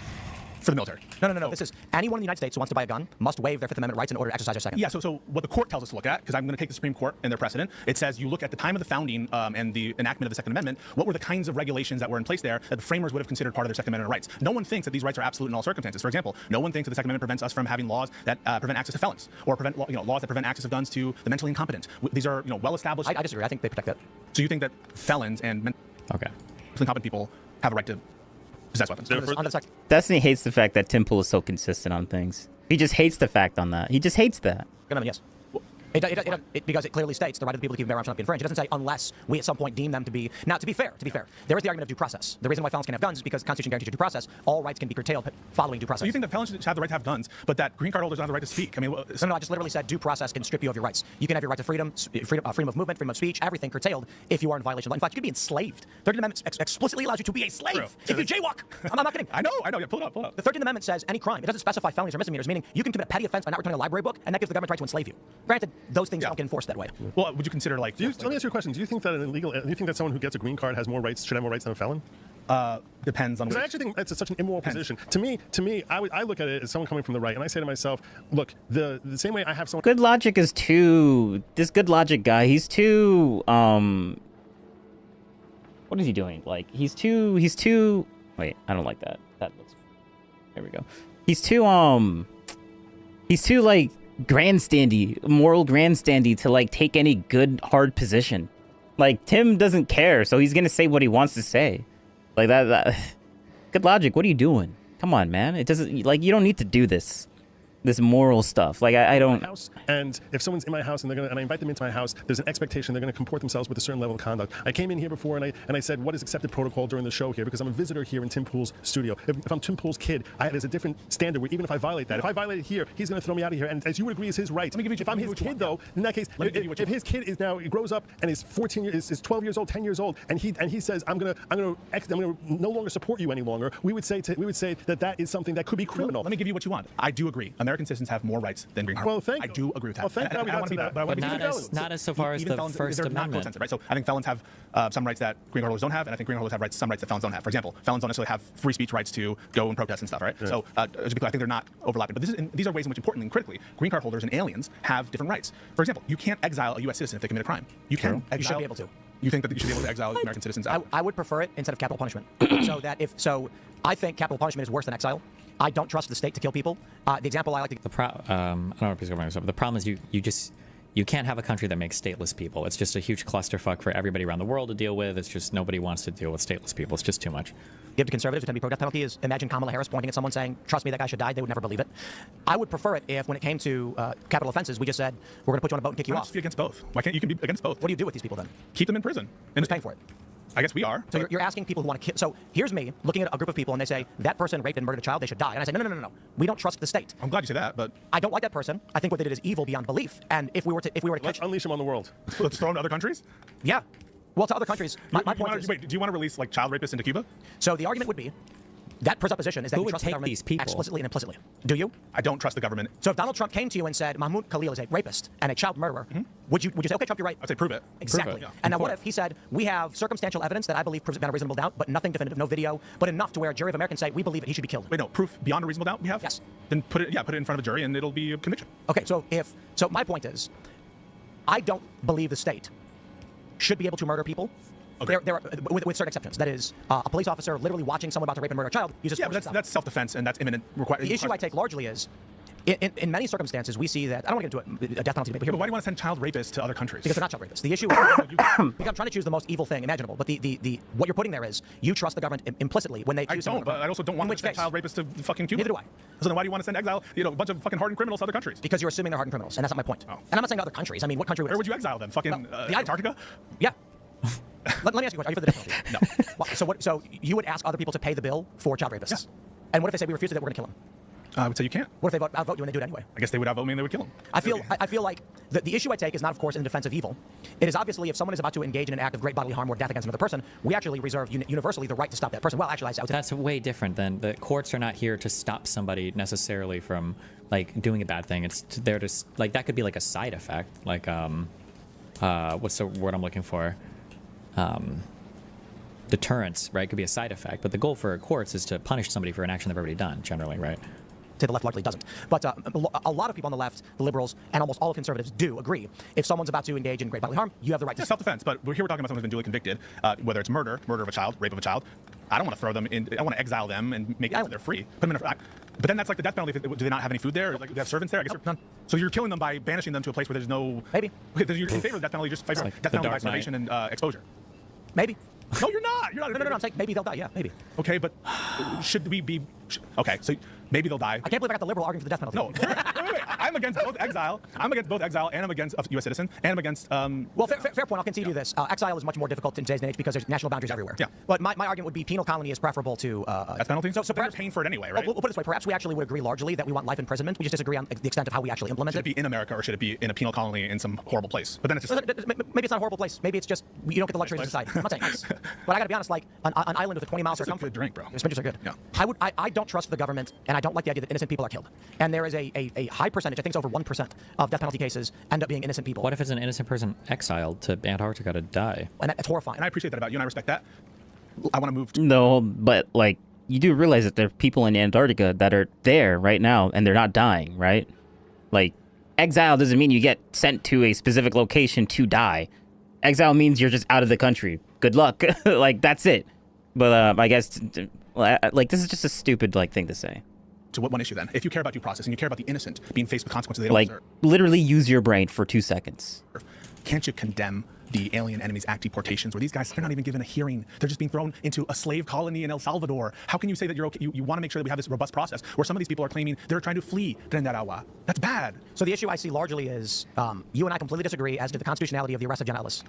Okay. Oh Is my that God. irreconcilable on every single issue? Can't we have common ground on this? This is the easiest and one example I can cite, though there are many others, in which I feel the establishment state, which includes neocons, although the neocons have now joined the Democratic Party, have waged war on the American people for the purpose of power. True. Destiny has been interviewing a lot of neocons that hate Trump. They are violating the Constitution. That's why he smiles at that. Donald Trump is responding with commensurate force against forces that were enacted against him and his movement. Against some people who could be innocent. So my point is this.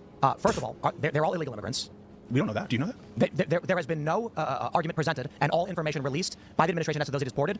We don't have a full accounting of everyone on there. The government admitted in the oral argument. And I agree with you on that. Yeah. And I've since it started agreed, Trump needs to release a list of every person he's deporting to prove to the public these are non-citizens. But even illegal immigrants under the INA have rights even to expedited removal procedures. One thing that Trump is doing that Joe Biden didn't do is he extended expedited removal to its maximal scope. Agreed. But here's my point.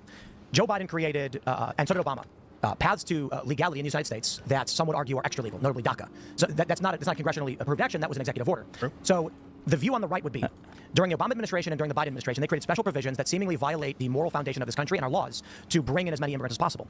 Claiming that everybody who came here was an asylee is an affront to reality in that many of these people, some of them came from Africa.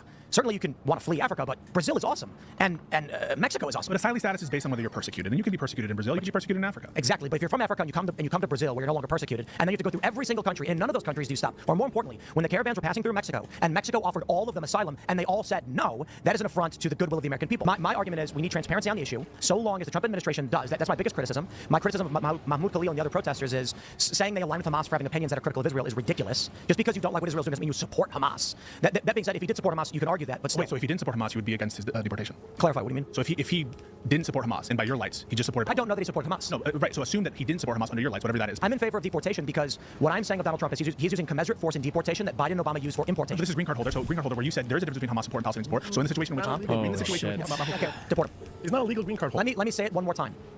Obama and Biden used special provisions, executive order, and outright violations of the law to bring in millions of people, and Donald Trump isn't even going that far in the deportations. There are questions and criticisms of the Tren de Aragua deportations. There's judges' hearings over these things. I will say right now, I demand transparency from the Trump administration. I do not accept blanket trust us, we just did it. But they're in court saying we don't even need to tell the court. They're saying we don't even need to... Right. Damn.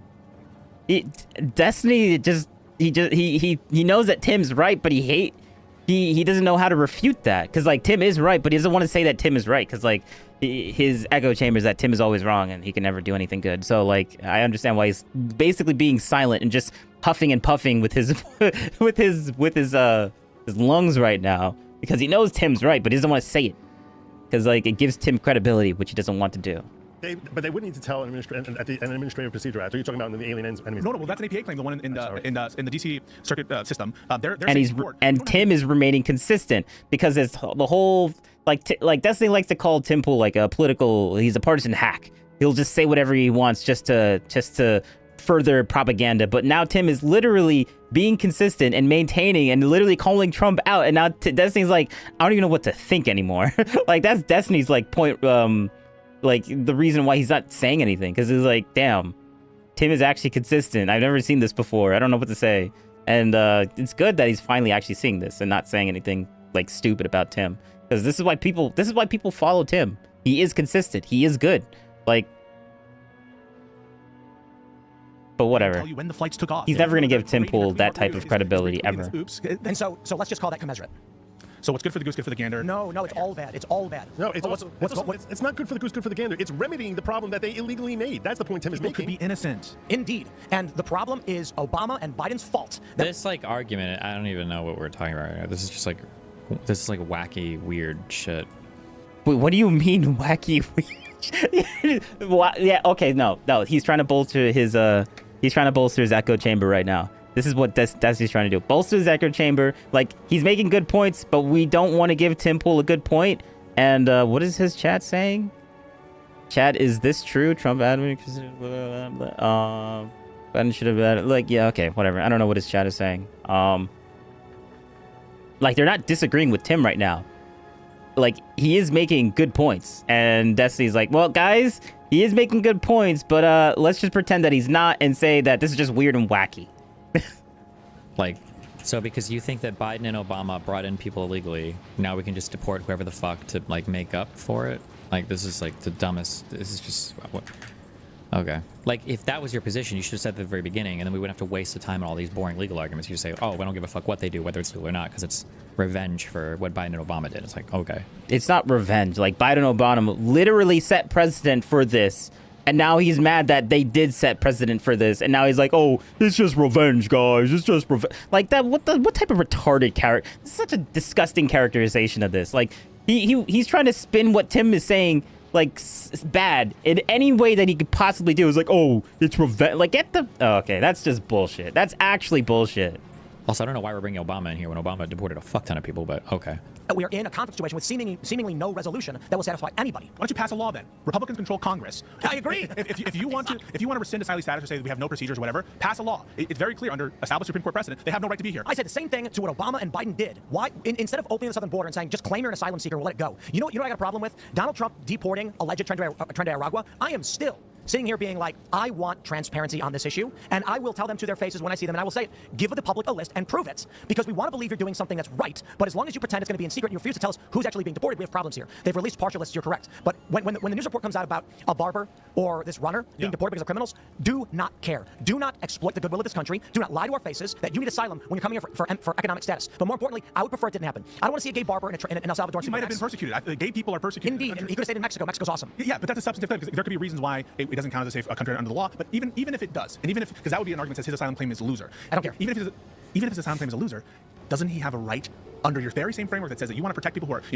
improperly accused, you want to protect even people who do child rape from the death penalty? No. The death penalty. No. You are absolutely misunderstanding. No, from the death penalty, sorry. The death penalty is that evil people get what's coming to them, but the state can be included among evil people. It's not that I want to protect those people. It's that I'm concerned the innocent will die because the state wants innocent people to die. Right, and in order to protect the innocent, you're protecting... Wait, we're almost to the 2-hour 40-minute mark.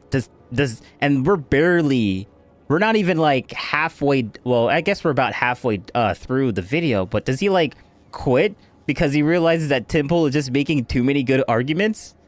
Holy crap. Is that what actually happens? Because he stops. Yeah, there's only a little bit left.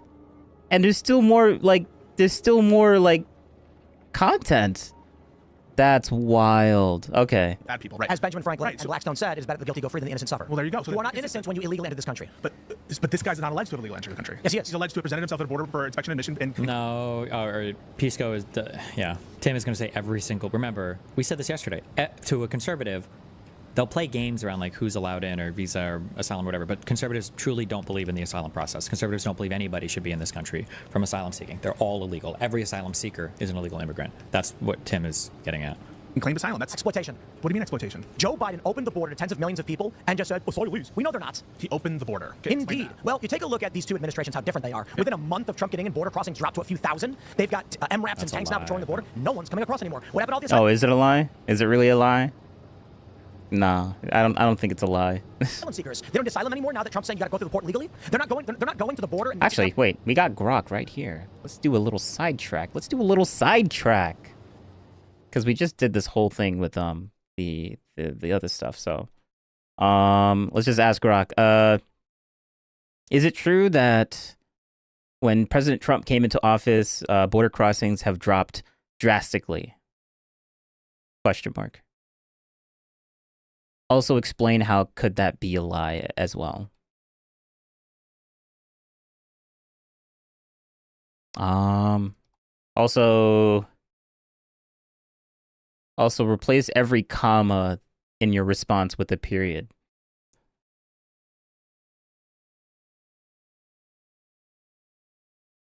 Because it helps with the there's a glitch with my my little thing here that does the, let's see. That does the reading thing here, where if the sentence is just too long, it just stops reading it, which is annoying.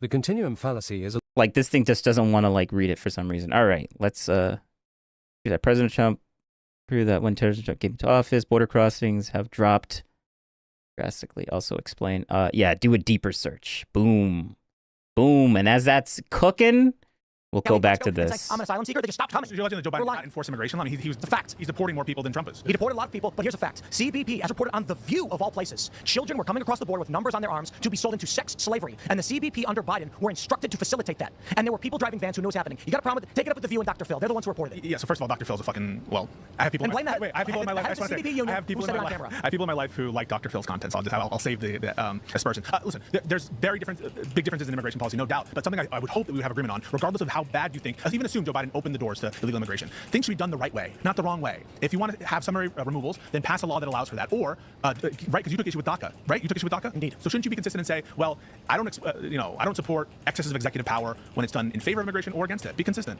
The issue is, and the point I'm bringing up, the reason why Trump is doing the things he's doing, and the difficult moral position I find myself in, is Biden did many things which were destructive to this country, and Trump is reversing those things. Biden did a whole... So, you know what it is? Imagine it this way. There's a great tower that every administration puts blocks on top of. It is growing greater every single time. We add laws, we add executive orders, we rarely rescind them.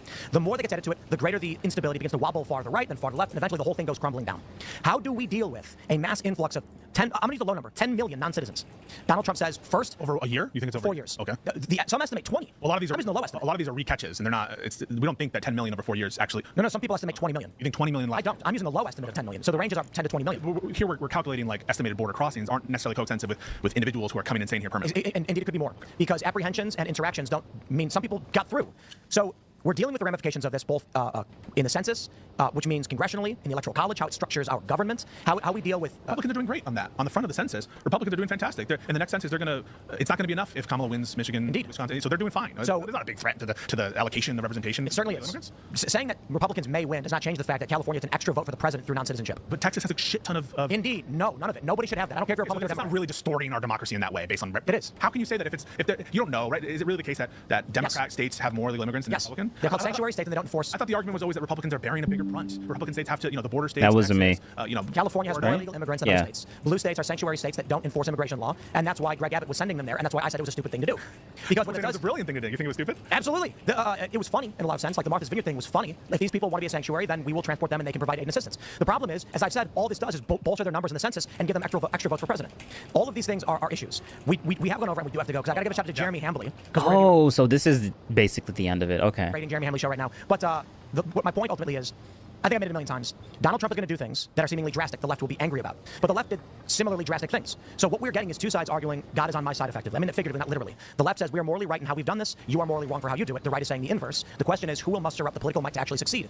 Abraham Lincoln arrested the Maryland legislature, large portions of it, for being sympathetic to the Confederates. He suspended habeas corpus. No one calls him a dictator except for the Confederates. Today, it's a difficult question. It is. I think he was a tyrant. And Abraham Lincoln was one of the worst presidents we ever had. He ended up being in the perfect place to do a necessary thing, which was ultimately free the slaves. So if Trump violates a court order, he was a tyrant in the way. So if Trump violates a court order, like Lincoln is alleged to have. No. Not every court order is a legal court order. If he violates every court order, like imagine that. Like Abraham Lincoln was a tyrant, but Donald Trump hasn't done anything wrong. Like it's just like this is like deeply unserious. So fucking stupid. On commitments, because I think if we're being consistent, if you're calling him a tyrant, not every court order is a legal if he violates a court order from a federal appellate court, calling something deeply unserious is an argument against or for like something like. Good one, Destiny. You don't like what they're saying, so you're just going to call it deeply unserious. That must make you feel good, right? I guess. Not every court order from a federal Supreme Court? No, even the Supreme Court could, in theory, issue an illegal order. That's right. As per, like, this is a layman's argument. Like, this is somebody who doesn't know anything about law arguing this. A Supreme Court could issue an order that's illegal. Illegal as per who? Who determines that? Like, what do you even? Do you understand what you're saying when you even say that? I don't understand what. Please ask him that. Who determines if it's illegal or not?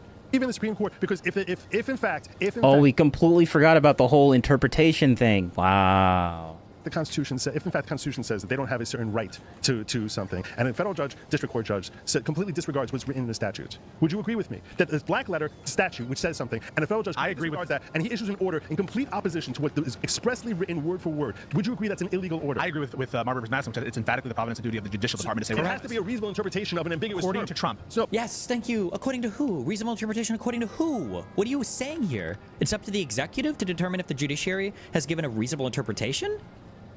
I'm not saying to overturn. I guess so. Power to the court to overturn the statute. They're not overturning the statute. If they read a statute as the inverse. That Marbury v. Madison is not just where is this? Why? I don't understand where these conservatives have like reinterpreted every single like bedrock foundational principle in this country recently. It's so weird. Marbury v. Madison just says that the providence of the courts is to determine what is the law, like not. just to overturn a statute. What the fuck does that even mean? Congress can overturn a statute by passing a new law. What do you... So what the written words of the statute means, and the district court judge were to do that. So I'm going to do this. I'm going to, you know what, I don't care that it says this. I don't care what the statute says. I'm going to write this. That would be an illegal order. If that illegal order got affirmed at the circuit level, that would still be an illegal order. And if the Supreme Court orders Trump, if the Supreme Court in fact did it, that still would be an illegal order. And so you're telling us right now that if the Supreme Court orders Trump to do something and he defies it, you're not going to commit to condemning that action if him defy his... Correct. He's not. See, this is, yeah, that's a good layout. Right. This is what I'm saying, right? That no action will ever be condemned by Donald Trump. Because look, Good Logic just laid out his brain poisoning right here. He just laid out the cult programming, right? Well, because... Cult programming. Good one. Is Trump should follow the courts. In other words, things that I disagree with. A worldview that I just disagree with. Cult programming. Bro. You're cult programming against Tim Pool, like always bringing up the whole Russia tenant media thing. Like, that's cult programming if you want to... like, that's just stupid.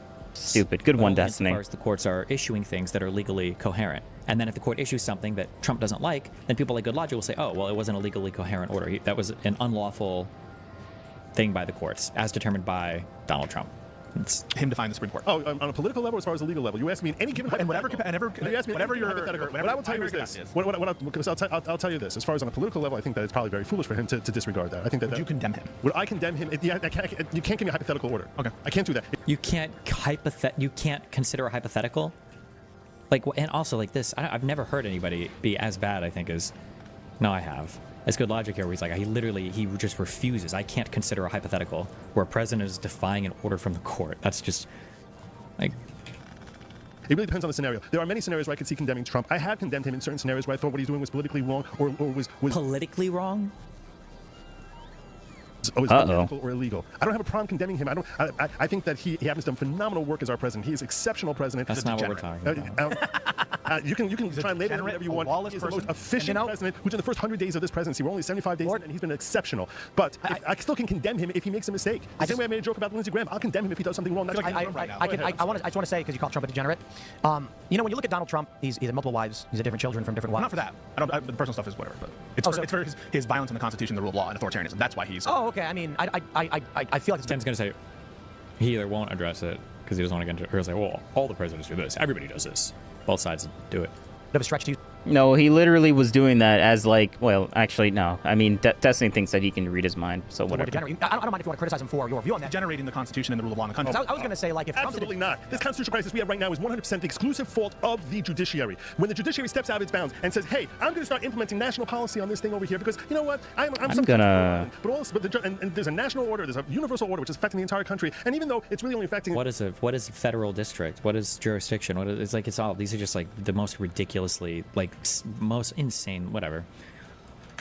I don't know. Oh, wait, what am I doing? 1% of the national population here in my domain, I'm going to be impacting this executive order that's nationwide throughout the country. If you think that is something that should be empowered to district court judges and that's something that's completely legal, what has Trump done? Has he said, you know what? You wrote your stupid decision. You go enforce it. Essentially, yes. No, no. Instead of doing that, he very artfully gave deference to the court by saying, you know what? I'm going to not tell you how stupid you are, how illegal your order is, and how ridiculous and asinine you are that you think that you're the president of the United States and there's 3,700 other district judges who are all present and have executive power. He doesn't do that. Instead, he very artfully avoids a constitutional crisis by saying, you know what, I'm going to pretend that this court order has deference and find some way that my actions are not going to be impeded by any stupid judge who happened to get assigned, and at the same time, not... Pisco should just ask him at the end here, just to listen to him squirm. Oh, so would you say the same thing about when Joe Biden tried to cancel student loan debt?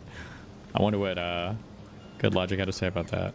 Not embarrass the court by saying I'm disregarding the order. That is something he should be applauded for over and over again because he has saved us from constitutional crisis that these judges are trying to Unbelievable. We've definitely gone over. Yeah, I'm sorry. But no, it's absolutely fantastic. This has been wonderful. You guys are great. I really do appreciate it. I think time flew, and I'd love to keep going. So, my final thoughts as sort of the, although people don't really call me a fence sitter at this point in my career, I'd simply say, for me, what I just end up hearing is, in this instance, we were right to rule the way we did. And I would only say that when I get asked this question over and over again about what should Trump do or why should he do it, my response is, any leader should enforce a moral and just society. Everybody actually agrees with it. The difference is everybody's view of what moral and justice is dramatically different. So there are large factions of a moral worldview. There's two principal ones. They're fighting for what they want, and they're going to do whatever they have to do to get it. I don't know what that turns into, but that's where we're at. So I don't know if you want to give a final thought, shout something out before we wrap. Yeah, sure. No, thanks so much for having me on. Thank you, Joe. It's always fun when we get into it, and we certainly did. I think we covered some topics, and so I really appreciate being on. Pisco's Hour on YouTube and Pisco Liddy on Twitter. Super appreciate it, and again, always love the debates and discussions. Absolutely, it's fantastic. And I'm Joe Neerman, aka Good Logic. I urge everyone to check out my podcast, which actually starts nightly right after Timcast finishes his. I need him to start feeding them over to me like Hamlet. So, but and if you enjoy this conversation, I cover law, I cover politics, I try and make it enjoyable while at the same time, really looking things from philosophical perspectives to right and wrong. So that's Good Logic, LAWGIC, and on Twitter, I'm at The Following Pro. Thank you so much for having me. It was a great conversation. I really enjoyed talking to both of you. Yeah, this is wonderful. For everybody else, go check out Jeremy Hambley. He's live now, rumble.com. We got the link in the chat. Thanks for hanging out. We'll see you all tonight at 8 p.m. at Timcast IRL. Jesus. Oh, I need to craft... Wait, no, I need lithium. No, this is so garbage. Why? Why do I need... It's just like the most insane mental gymnastics for glazing Trump.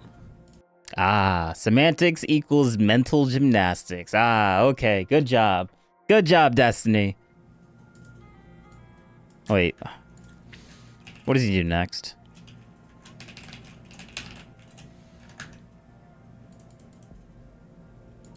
I don't know what this is. Oh.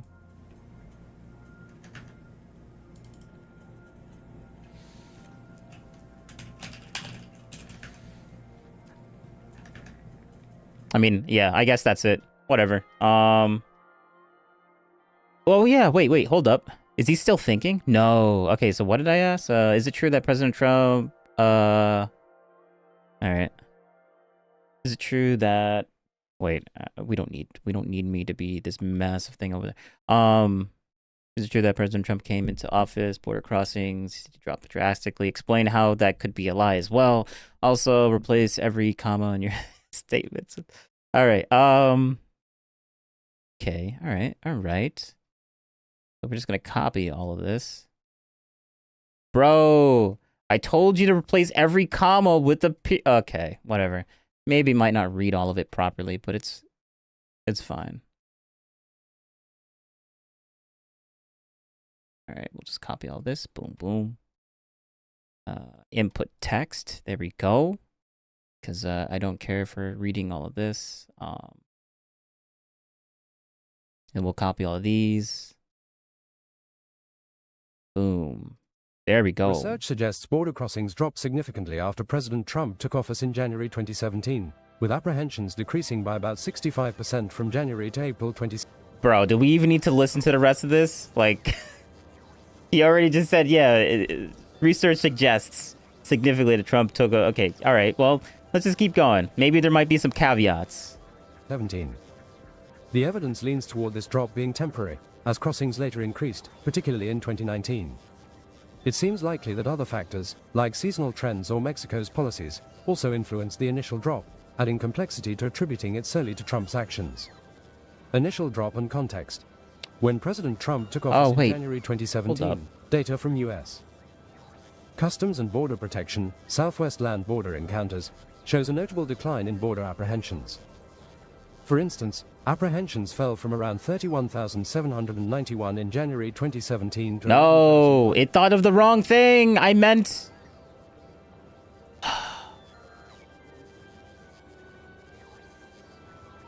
I meant in 2025, not 2017.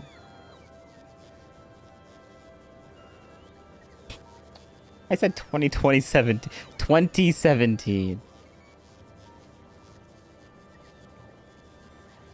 Redo that response. And also replace all the commas with periods.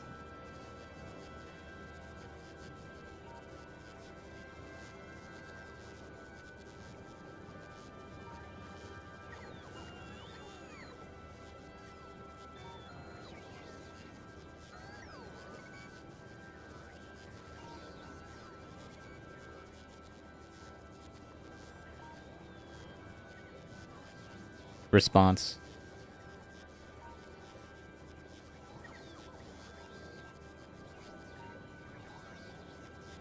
All right, now it's going to take another, what? How long did that first one take? 3 minutes? All right, whatever. While we're waiting on that 3 minutes. Actually, I kind of just want to just wait for it.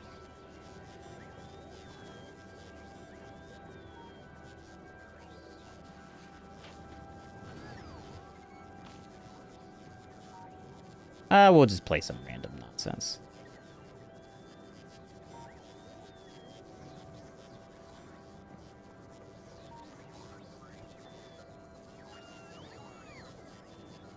Oh, MAGA rally around Trump running for... Oh, okay. All right.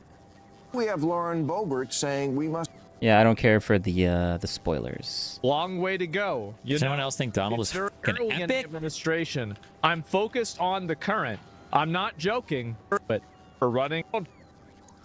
But news that he's not joking about the possibility for running on a third term.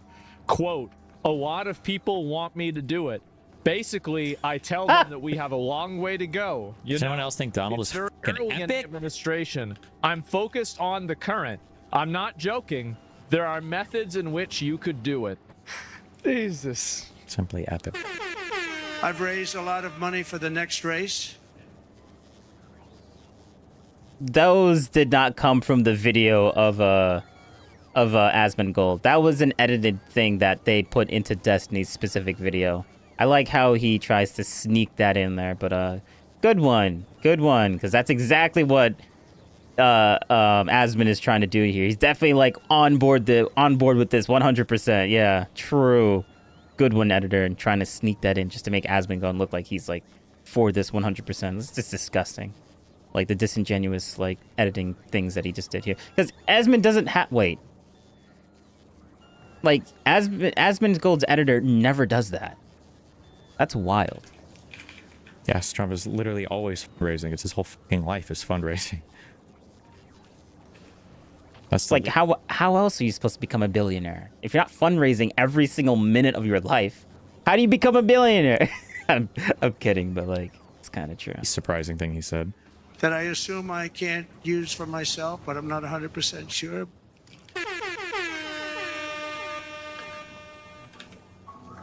This isn't funny anymore. Wait, hold up. Wait, look, now I'm kind of curious. Is I want to see this video. Where's this video? I need to find the original video. Where's the original video? Oh, Destiny doesn't put it on there? Oh, yeah. True. Calls that... Yeah, whatever. I don't care about that. Let's see. Oh, is Grok done with that? No, it's still ticking? No, it's completed. No. Aborted? It aborted! What? Refresh. Regenerate. You... Man. Alright, whatever.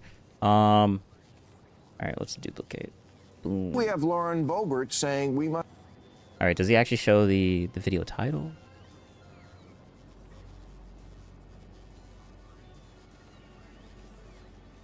Oh, wait, no. This is just some dumb clip, isn't it?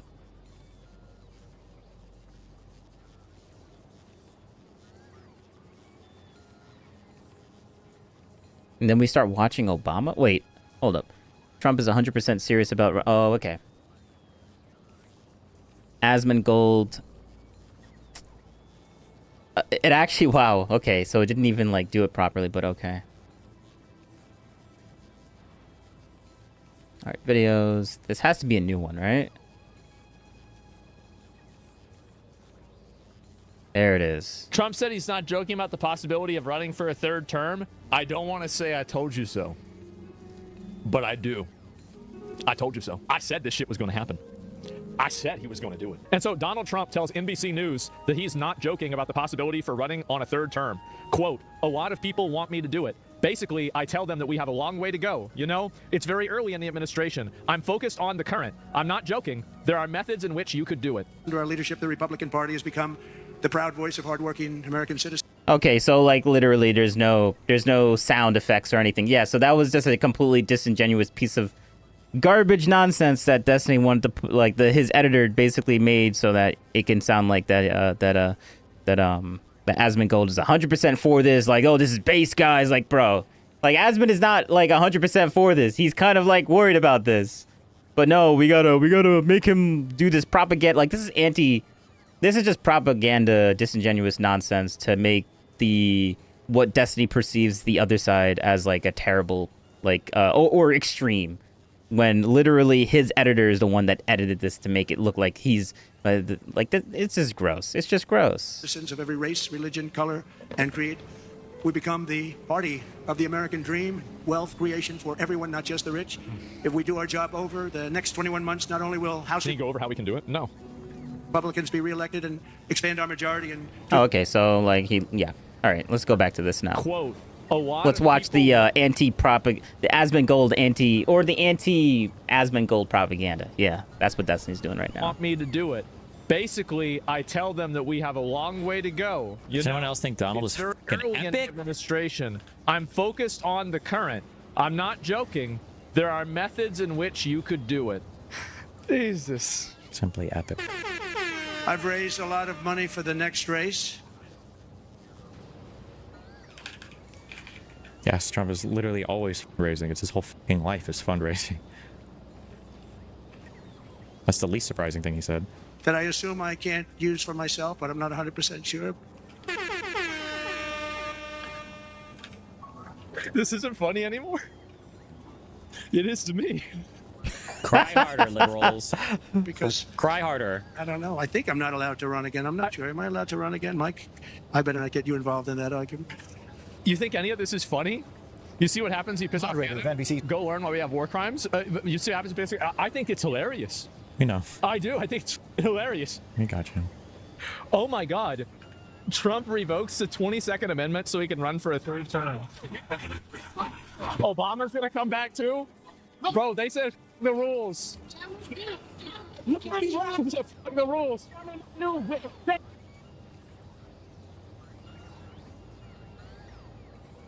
Yeah, I mean, a lot of people ended up thinking that, but hey, him running for a third term, bro. If people votes for this, then whatever.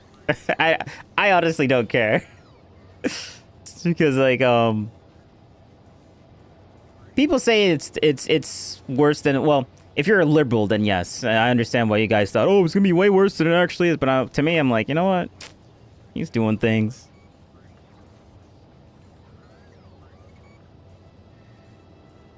I mean, it's, to me, it's not really that bad, but like,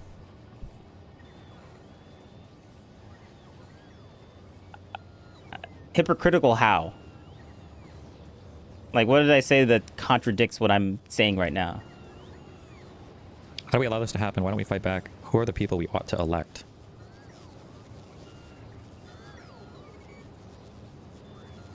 What do you mean? We can call things dictators. That doesn't mean that. Wait, why is it hypocritical to like call? I don't understand this. How does that have to relate with the point of like if people? I don't know. I don't know what your point is. I really don't. Elect the demos, my friend. If you're a Republican in primaries, you should be voting for people that believe in rule of law. And if you're an ordinary human being who doesn't want to watch the country get fucking destroyed, vote for fucking Dems. And Dems need to do a better job of being epic, because we live in a society of epicness.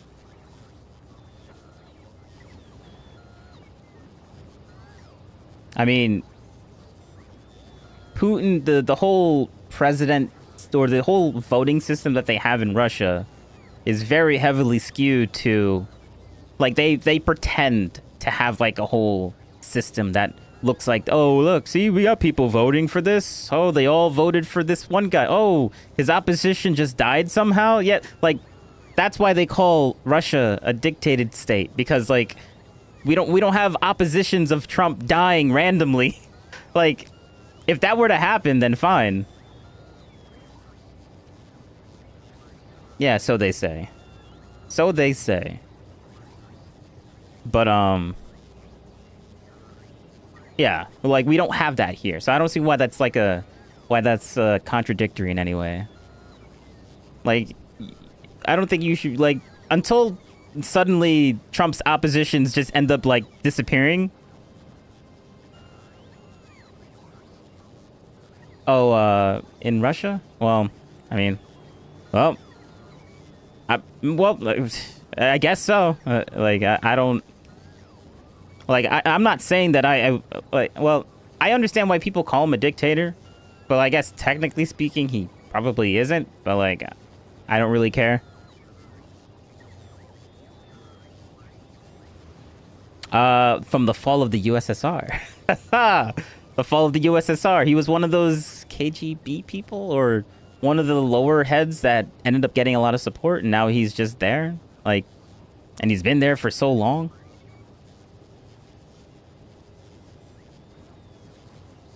Well, I guess Trump, don't be changing the Constitution here now. Don't be changing the Constitution. Well, I mean, if he changes, he can't really change the Constitution. In order for them to change, in order for our system, I mean, but he somehow became in power, didn't he? Oh my God, this thing keeps popping back and forth, but whatever. But yeah,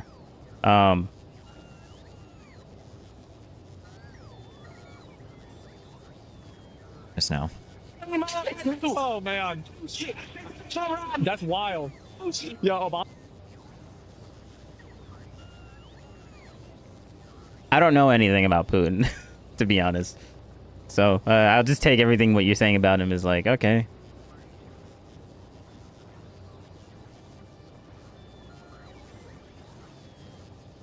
Oh wait.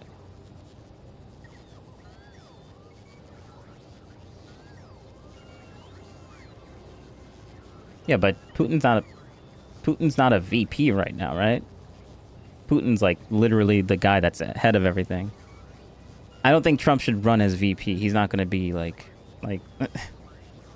I mean, Trump could run as a VP if he really wanted to. There's nothing legally against that in our system, but wait, is there like a limitation for how many times you can become the vice president?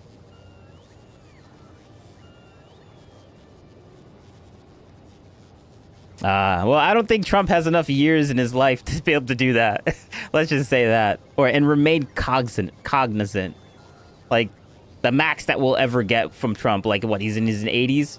I doubt he'll be mentally, like, there in his 90s versus his, if he's still mentally there within his 100s. So, maybe 20 years? I don't know. Like, that's just, I have a hard time, believing this whole Trump dictator thing.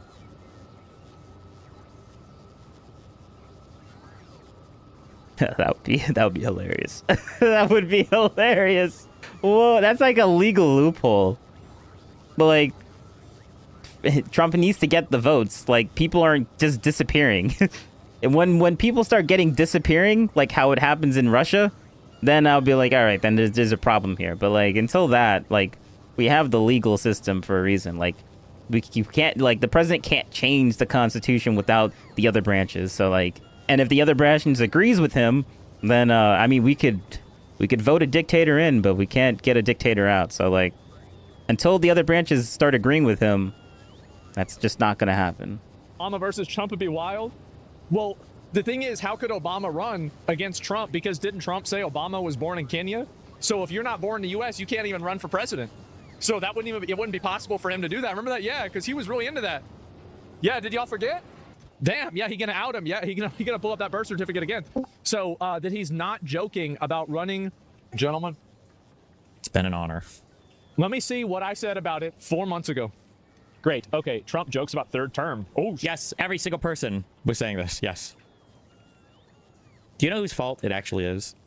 Who's been following the media that really knows why we are where we are right now? Do you know who's to blame for fucking everything? Oh, that's so pretty, honey. Thank you. Thank you. Come, go ahead, show them how pretty you are.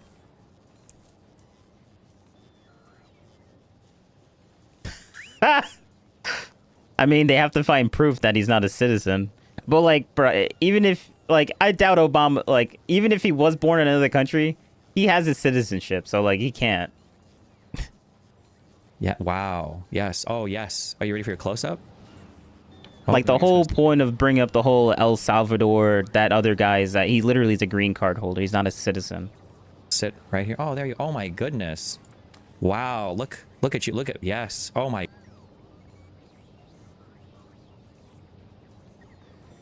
I mean, proof is required. Like, it's proven that the guy is a green card holder, and that's why he got kicked out, because He was alleged to be in this like Hamas thing or Hamas supporting thing. Yeah, there's no trial because he's literally. Why is this cat in the way? This is so stupid. Like there's no trial because kicking someone apparently in the government, there's a technicality where it's not a punishment to deport someone. So everyone's has a right to due process for a punishment, but like if it's not a punishment, then there's no due process. And technically speaking, in the law, which is kind of wild, kicking people out of the country is not a punishment. Which I can see why it's not a punishment, because like you kick someone out of the country and they have like a beach house. Like, we're not telling you have to go to a specific place. We're just saying you can't be here, so goodbye. Go back to wherever place you came from. It's Obama's fault that we're here, okay? This was the moment that ruined our country. This moment will live in infamy forever. Really? Michelle Bachmann is here, though, I understand. And she is thinking about running for president. Oh, God, Bachmann. She was a crazy Tea Partier, right? Like Sarah Palin 2.0, or am I making this up? Which is weird because I hear she was born in Canada. Yes, Michelle, this is how it starts. Donald Trump is here tonight. Now, I know that he's taken some flack lately, but no one is happier, no one is prouder to put this birth certificate matter to rest than the Donald. And that's because he can finally get back to focusing on the issues that matter. Like, did we fake the moon landing? What really happened? The whole moon landing stuff. Why? Like, people fake the moon landing thing. There's some validity to it, but like we obviously went there, but like people have their conspiracy theories. The flat Earth stuff, I can't stand those people. Not anymore. I mean, like they'll tell me about it, and I'll be like, yeah, I'll just sit there and be like, yeah, fine, because I have a friend that actually believes that stuff, but there's just so many cool things about him besides the flat Earth thing that I'm like, you know what? Whatever. We could just don't talk about the flat Earth stuff or anything to do with space. Like, it's just, like, that is just wild to me, man. In Roswell. And where are Biggie and Tupac? Say what you will about Mr. Trump. He certainly would bring some change. Yeah, it doesn't matter. So that's why I'm like, yeah, whatever. I don't really care for that too much. I actually found a good video that debunks a lot of the things where the moon landing actually was legit, and he breaks down all the myths about it. Yeah, like the Soviets would have called the Americans out for that, but they didn't. To the White House. All kidding aside, obviously we all know about your credentials and breadth of experience. He's so fucking mad. For example, no, seriously, just recently in an episode of Celebrity Apprentice, at the steakhouse, the men's cooking team did not impress the judges from Omaha. Wait, so this is way before Trump was even like in the presidential thing, and he's already getting dissed about this stuff. Wait what? And now he's like, oh, but the reason why people are treating... He made some dumb argument a long time ago. It was like, oh, the reason why Trump, like, we shouldn't tolerate this thing. Like, the reason why Trump was acting this way because of how everyone treated him. But Destiny has it backwards. He's like, no, the reason why everyone treats Trump this way is because of what Trump says. And I'm like, how long ago is this happening when people are literally degrading Trump? Like, President Obama is literally degrading him right now as president right now. And then he's mad at the fact that Trump says these things. I forget which one happened first. It's just...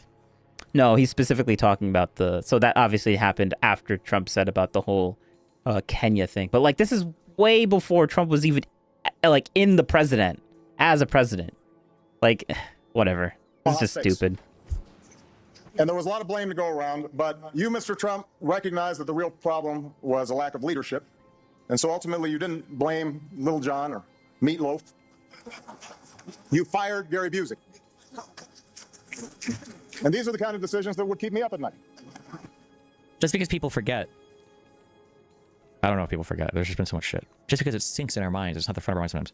Trump's entrance, his insertion point into the world of politics. Oh, because like, I'm just... the whole point, like, this happened a long time ago. That's the whole point.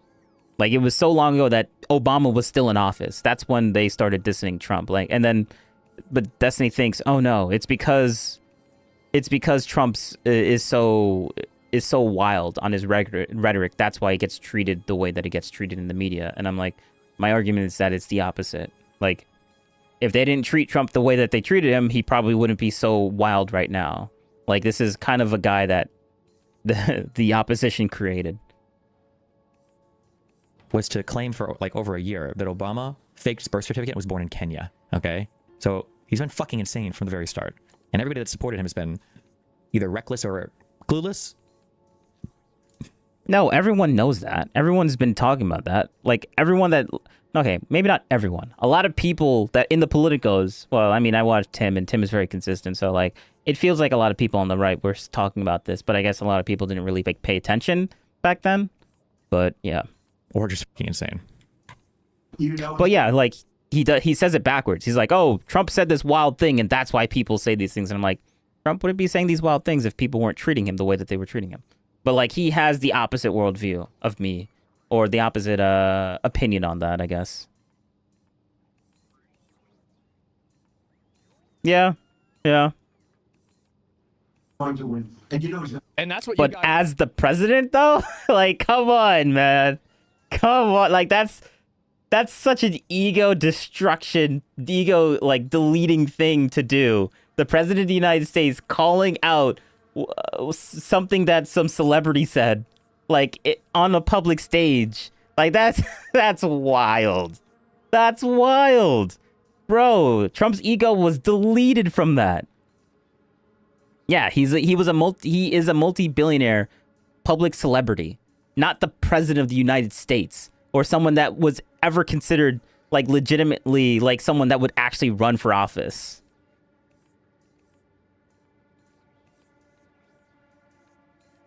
Yeah. But, like, everyone keeps saying that Trump was slinging mud first, like... Yeah, but Trump obviously took that.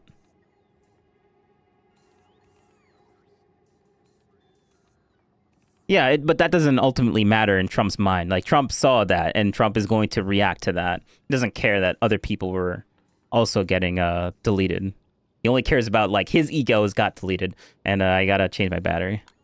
So I can't hear anything right now. Come on. There we go.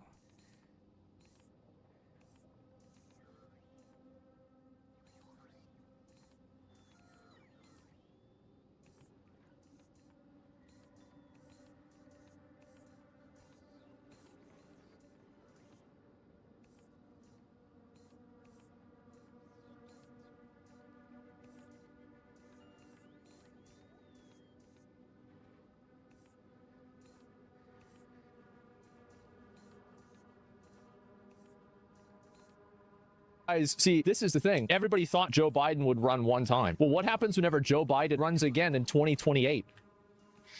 But Biden, 30 minutes after he dropped out of the race, decided to endorse Kamala Harris as a middle finger to the Democratic Party. He set Kamala Harris for failure. He set up the Democratic Party for failure. Yeah, it's not so funny anymore, is it? Yeah, you're not laughing a whole lot, right? How about that?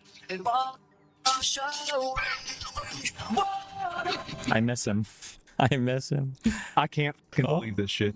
He's actually going to go for it. Where is he? Boys, I actually, like, I'm going to be real.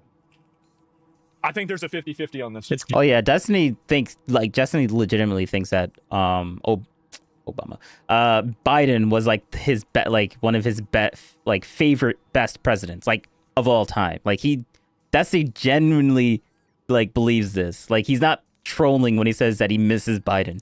He really does. And it's kind of absurd, but I mean, that's just my opinion. Jover. I do. I think there's a 50-50 on Trump going for the 3. Yep. Oh my God. Trump forever. I guess so. You think you're going to feel the same in 3.5 years? I don't know what's going to happen in 3.5 years. I have no idea. And this is crazy. No other president. Yeah, bro, like, we're talking about, oh, Trump's going to run for a 3rd term. Bro, we're barely like 3 or 4 months in. We're not even done with half a year yet. We still got 3 Not even 3.5. We got 3.8 years left. Bro, why are people like, oh, we might run for a third term? Oh, this is crazy. Like, bro, come on. Like, we have so many years for something like to change. Like, did everyone forget about the whole assassination attempts on his life? Like, he could literally get deleted within these 3 years. Like, bro, he could. And then how is a corpse going to run for a third term? Like, bro, this is wild. And everyone keeps like this could like these attempts happened. And like, what is he like him? Has any other president like had besides John F. Kennedy that had like an attempt and survived? I feel like he's the only one besides the other one besides John F. Kennedy. But like, this is wild to me. Like, everyone's like, oh, we're scared, third term up. But bro, we have much more concerning things to think about. Third term, as if like that's the worst, like the worst thing that could possibly happen.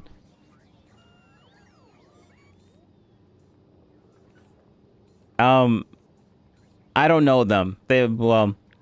Actually, I mean, oh wait a second. We got Grok. I forgot. It was looking something up for me. Okay. All right. I meant 2025, not okay. So does he actually talk about the 2025? Okay. All right. Let's throw this into the Oh, okay. There probably was others as well, but I just not aware of them. And I know. Oh, and Lincoln, he was also deleted as well. Mahmoud, the guy everyone says. Nope. Delete. Input text manually. Boom. And then.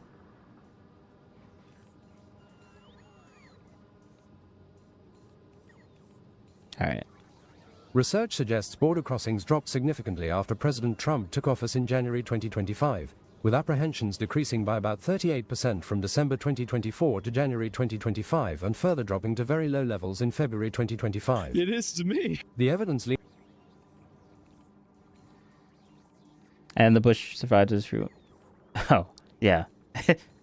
Yeah. Toward this drop being influenced by Trump's policies, but it seems likely the crossings were already decreasing before his inauguration, adding complexity to attributing the decline solely to his actions. An unexpected detail. Okay, so that is true. That did happen. Like, Destiny literally called him a liar. Destiny called him a liar. Called Tim Pool a liar when he said that border crossings were drastically. Where is it? Wait, why do I have two? Oh, let me just keep going back. Go back. My final thoughts as sort of the, although people don't really call me a fence sitter at this point in my career, I'd simply say, for me, what I just end up hearing is, in this instance, we were right to rule the way we did. And I would only say that when I get asked the question over and over again about what... Like, I'm just going over the reasoning on why I did this whole Grok thing in the first place. Should Trump do or why should he do it? My response is, any leader should enforce a moral and just society. Everybody actually agrees with it. The difference is everybody's view of what moral and justice is dramatically different. So there are large factions of a moral worldview. There's two principal ones. They're fighting for what they want, and they're going to do whatever they have to do to get it. I don't know what that turns into, but that's where we're at. So I don't know if you want to give a final thought and shout something out before we wrap. Yeah, sure. No, thanks so much for having me on. Thank you, Joe. It's always fun when we get into it, and we certainly did. I think we covered some topics, and so I really appreciate being on. Pisco's Hour on YouTube and Pisco Liddy on Twitter. Super appreciate it, and again, always love the debates and discussions. Absolutely, it's fantastic. And I'm Joe Neerman, aka Good Logic. I urge everyone to. He's live now. Rumble.com. We got the chat. Oh, I know. Hanging out. Congress. I agree. If you want to rescind asylum status or say that we have no procedures or whatever, pass a law. It's very clear under established Supreme Court precedent they have no right to be here. I said the same thing to what Obama and Biden did. Why instead of opening the southern border and saying just claim you're an asylum seeker, we'll let it go. You know what I got a problem with? Donald Trump deporting alleged Tren de Aragua. I am still sitting here being like, I want transparency on this issue, and I will tell them to their faces when I see them, and I will say, give the public a list and prove it, because we want to believe you're doing something that's right, but as long as you pretend it's going to be in secret and you refuse to tell us who's actually being deported, we have problems here. They've released partial lists, you're correct. But when the news report comes out about a barber or this runner being deported because of criminals, do not care. Do not exploit the goodwill of this country. Do not lie to our faces that you need asylum when you're coming here for economic status. But more importantly, I would prefer it didn't happen. I don't want to see a gay barber in El Salvador. He might have been persecuted. Gay people are persecuted. Indeed, and he could have stayed in Mexico. Mexico's awesome. Yeah, but that's a substantive claim, because there could be reasons why it doesn't count as a safe country under the law. But even if it does, and even if, because that would be an argument that says his asylum claim is a loser. I don't care. Even if his asylum claim is a loser, doesn't he have a right under your very same framework that says that you want to protect people who are, improperly accused, you want to protect even people who do child rape from the death penalty. No. You are absolutely misunderstanding. From the death penalty, sorry. The death penalty is that evil people get what's coming to them, but the state can be included among evil people. It's not that I want to protect those people. It's that I'm concerned the innocent will die because the state wants innocent people to die. Right, and in order to protect the innocent, you're protecting bad people, right? As Benjamin Franklin and Blackstone said, is that the guilty go free and the innocent suffer. Well, there you go. You are not innocent when you illegally enter this country. But this guy's not alleged to have illegally entered the country. Yes, he is. He's alleged to have presented himself at the border for inspection and admission. No, or Pisco is, yeah. Tim is going to say every single. Remember, we said this yesterday. To a So I'll save the aspersion. Listen, there's big differences in immigration policy, no doubt. But something I would hope that we have agreement on, regardless of how bad. Even it is, imagine it this way. There's a great tower that every administration puts locks on top of. It is growing greater every single time. We add laws, we add executive orders, we rail. All right. Estimate 20. Low estimate of 10 million. So the ranges are 10. Apprehensions and interactions don't mean some people got through. So we're dealing with the ramifications of hold up. With a mass influx of 10. I'm going to use the low number. 10 million non-citizens. Donald Trump says first over a year. You think it's over 4 years? Okay. Some estimate 20. Well, a lot of these are recatches, and they're not. We don't think that 10 million over 4 years actually. No. Some people estimate 20 million. You think 20 million? I'm using the low estimate of 10 million. So the ranges are 10 to 20 million. Here we're calculating like estimated border crossings aren't necessarily coextensive with individuals who are coming and staying here permanently. And it could be more because apprehensions and interactions don't mean some people got through. So we're dealing with the ramifications of this both in the census, which means congressionally, in the electoral college, how it structures our government, how we deal with. Republicans are doing great on that. On the front of the census, Republicans are doing fantastic. In the next census, it's not going to be enough if Kamala does not change the fact that California is an extra vote for the president. How can you say that if you don't know, right? Is it really the case that border states, Texas, good thing to do?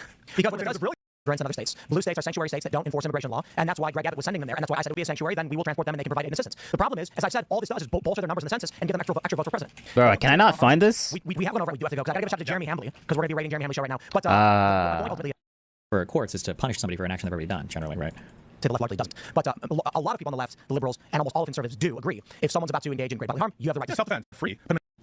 Okay, but both exile and be okay. So maybe they'll die. I can't believe I got the liberal argument for the death penalty. No, wait. I'm against both exile. I'm against both exile, and I'm against U.S. citizen, and I'm against. Well, fair point. I'll concede you this. Exile is much more difficult in today's age because there's national boundaries everywhere. Yeah. But my argument would be penal colony is preferable. Be in America or should it be honest, like an island of percentage. I think it's over one. About you, and I respect that. The alien enemy have this robust process. The constitutionality of the like inside, though there are many others. All right, I can't find it. Whatever. I can't find it. I can't find it. All right, whatever. We got this. Just trust me. He literally. That's why we did this. Whatever. He did call Tim like lying about that. So wait, was it on that video or was it this video that he said that he was lying? Whatever. I don't care enough anymore. I will just continue this. Has ever tried to do this? Well, we had it happen a couple of times. But like. Oh wait, no. Finish. Grok. I mean, no. It made my point already. It made my point. Yes, initial things did drop, so that's true. So maybe I might have misremembered something. I don't know. Let's just keep going. Republicans have more than 66%. They can. Wait, this is happening a couple times with who? Wait, what? Change the Constitution. So you're saying that like if we can get enough people together, we just change the Constitution. We just change the rule. True. I mean, fuck. Maybe they were right that this was going to be this was the last election. Yeah, that's it, boys. Only 60? Technically you could, but it's not going to happen. See, you always think it's not going to happen until it happens. Everybody thinks, oh no, there's no way he's going to run for president. There's no way he's going to win the primaries. No way he's going to win for president. There's no way he's going to get out of all these charges. There's no way he's going to be able to come back after January 6th. Sorry, real quick. As you said last week, Carolina. Yo, Asman was making a real damn good point. Holy, wait a second. No, I want to actually see that.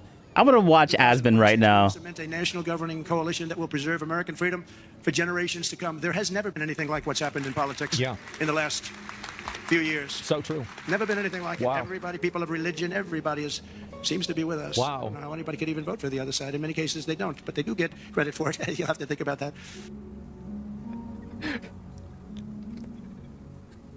Jesus. I've raised a lot of money for the next race. For the next, bro. Everyone kept saying, oh, he could run for a third term. Oh, he could run for third. You know, honestly, Destiny feels so vindicated right now. He feels so vindicated. Destiny feels so vindicated in that Ben Shapiro video where he was like, oh, but Trump could run for a third term. Like, he might want to run for a third. And then Ben was like, what, really? You really think he's going to run for a third term? And now we're actually playing with the idea that Trump might actually run for a third term. And now it's like, well, damn. All right, Destiny, I guess you called that one. Asman's like so surprised at this. That I assume I can't use for myself, but I'm not 100% sure.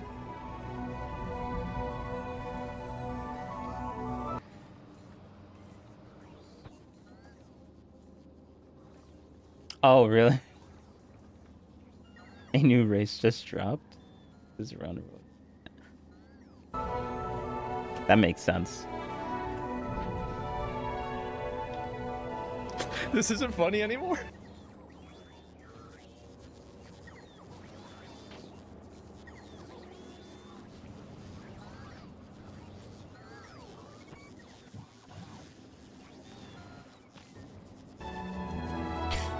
An expansion pack. Thing is that it is to me. Because, I don't know, I think I'm not allowed to run again. I'm not sure. Am I allowed to run again, Mike? I better not get you involved in that argument. No, we raised a lot of money, a tremendous amount, and our teletown halls are something that's very special that nobody else is able to even contemplate using. We've gotten a lot of people elected with those teletown halls. Oh my God.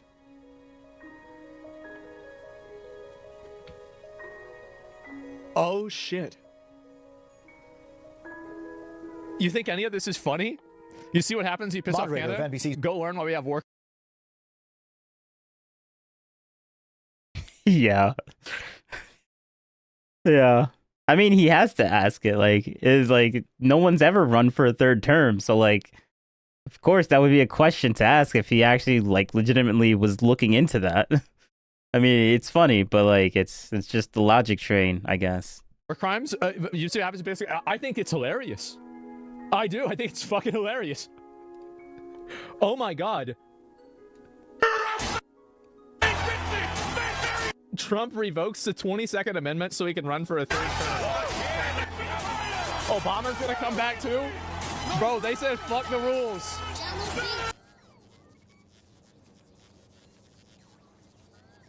That was I mean, yeah, technically, I guess, yeah. There was a technicality issue though. Like, something really novel happened. I forget. Like, I know what you're talking about, but yeah. Fuck the rules. It's not like this didn't happen before. There is precedent for it, but it's very novel. That's wild. Yeah, Obama versus Trump would be wild. Well, the thing is, how could Obama run against Trump? Bro, imagine in 2028, Obama, like, when Trump finally starts to try to run for a third term, Obama uses that as, like, pretense. Well, if he's gonna do it, I might as well try it too, right? Yo, imagine that. That would be wild. Trump, because didn't Trump say Obama was born in Kenya? So if you're not born in the U.S., you can't even run for president. So it wouldn't be possible for him to do that. Remember that? Yeah, because he was really into that. Yeah, did y'all forget? Damn, yeah, he gonna out him. Yeah, he gonna pull up that birth certificate again. So that he's not joking about running. Gentlemen.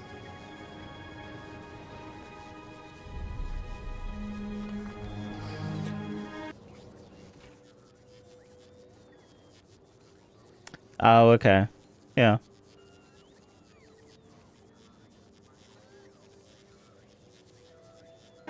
Of course he's joking. I told you so. I told y'all this is going to happen. Okay, I'm like, how the hell do I make this stuff? Let me see what I said about it 4 months ago. Made okay, in Trump these. jokes about third term. Okay. Oh, shit. He's already going for his third? Trump jokes about third term? And then if we want to, another 4, maybe another 5. And they go crazy. Just watch out, Bill Maher. He goes, you know he's going to win. And you know he's not. And that's what you guys see. This is the thing. Everybody thought Joe Biden would run one time. Well, what happens whenever Joe Biden runs again in 2028? But Biden, 30 minutes after he dropped out of the race, decided to endorse Kamala Harris as a middle finger to the Democratic Party. He set up Kamala Harris for failure. He set up the Democratic Party for failure. Yeah, it's not so funny anymore, is it? Yeah, you're not laughing a whole lot, right? How about that?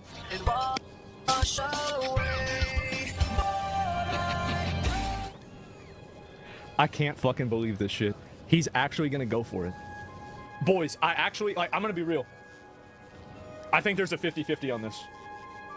I do. I think there's a 50-50 on Trump going for the 3. Yep. 50-50. I'm telling y'all, it's a 50-50. It's not. He's fucking old. It doesn't matter. It doesn't matter.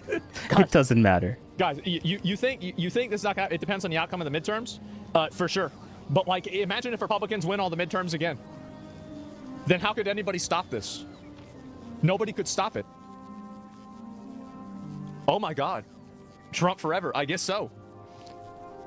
You think you're going to feel the same in 3.5 years? I don't know what's going to happen in 3.5 years. I have no idea. And this is crazy. No other president has ever tried to do this. Well, we had it happen a couple of times. But like, I mean, if Republicans have more than 66%, they can change the Constitution. So you're saying that like, if we can get enough people together, we just change the Constitution, we just change the rule. Yeah, I mean, fuck. Maybe they were right that this was going to be this was the last election. Yeah, that's it, boys. Only 60? Technically you could, but it's not going to happen. See, you always think it's not going to happen until it happens. Everybody thinks, oh no, there's no way he's going to run for president. There's no way he's going to win the primaries. No way he's going to win for president. There's no way he's going to get out of all these charges. There's no way he's going to be able to come back after January 6th. There's no way he's going to be able to win. There's no way he's going to, you got confected value. There's no way he's going to be president again. There's no way, this is where you're at, right? We're getting too real, yeah. You're right, man. I think this is a 50-50. It's a 50-50 chance he goes all three. He goes for the hat trick. Oh, actually, I mean, it'll be the 4th election that he wins, the 3rd that he becomes the president. So it'll be a little bit different. Oh, bro. It's the 4th one that he wins. It's to be the 3rd time he became president. Bro, that's wild. That's wild. That interpretation. I mean, like, based on what's been going on, I mean, yeah, that's how Trump is gonna see it anyways. Technically, he already won the 3rd time. That was his 2025 inauguration. Yeah, he just didn't have a 2021 one, you know. Gonna go and rule this out at all. Yeah, the three-peat. I know. I guess so. And this is FUD, bro. It's a 0% chance. He says, "I like working." I like working. That's it. And a possible scenario in which Vice President J.D. Vance would run for office. Bro, I want to know what Ben Shapiro's take on this, because Ben was like confident that he wasn't going to be interested in doing this, but now Trump is interested in doing this. So I want to know what Ben is going to say to that. And then pass the role that, bro.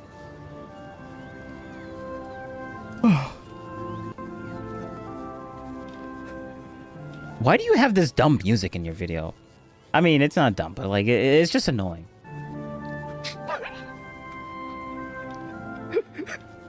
This is like, so I remember we was in math class.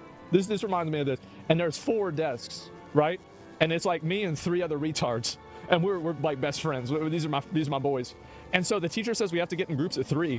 And so I'm like right here. I go, I'm in a group with him, and I'm also in a group with him, and then he's in a group with him, and he's in a group with him, and this guy's in a group with this guy, and he's also in a group with this other guy, and this guy's in a group with this guy, and he's also in a group with me. So I remember whenever I explained it to her, it's a super group. She just said, all right, I'm not going to talk to y'all again. That's it. Yeah, I had enough of it. Ray group, yeah. No, this is some straight up fucking like, some straight up bullshit that they're doing. So J.D. Vance could run for office and then pass the role to Trump. He responded, that's one. But there are others too. Trump added, asked to share another method. Trump simply responded, no.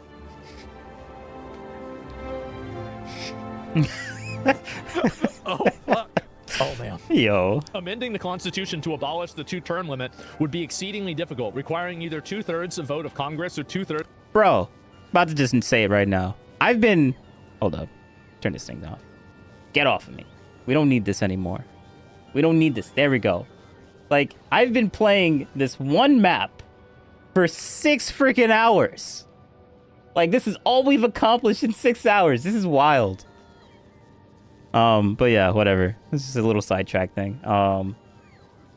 Like, that's just how tedious and annoying this system is. Like, we need to put heat pipes through everything just so they can work. And then we need energy, which you literally can't get because solar panels that are negative 99% like drop off rate for power. So the only way to get power is if you like offshore everything. Bro, I need parts. I need parts. I need a parts ship. I need parts. Of the states agreeing to call a constitutional convention. Either route would require ratification of 3. He's not planning on doing that. No, that's not it. And Trump, you think they're gonna bring back? I don't know how Obama. Yeah, I don't know how they can bring back Obama. Yeah, I don't know about that. There's no land masses anywhere. Holy crap. Because like this is like, you know, like in video games where like you don't tell people what you're gonna do until like you get all the gold from it or anything like that. You're like I remember whenever I would discover an exploit in a game, like in Diablo or something, before I made a video about it, I would like fucking farm the shit out of it, and then I would make the video would get fixed, right? And so like this is it. Obama could win again. Well, because he's no, because the Kenya thing. That's the problem, right? The country is like Walking Dead now. They ain't dead unless they see it on screen. Yeah. No, it's different. And Michelle Obama said she wasn't going to run. That's not going to happen. Trump won't rule out a third term. Oh my God. That he would not leave office willingly. I've been correct so far. If Trump deports Harry Session, I'd say he's earned a third term. Man. At the end of Trump's first term, there were still some people who would occasionally correct him on little details, like you lost that last election. But now we have Lauren Boebert saying we must rally behind President Trump to secure his third term.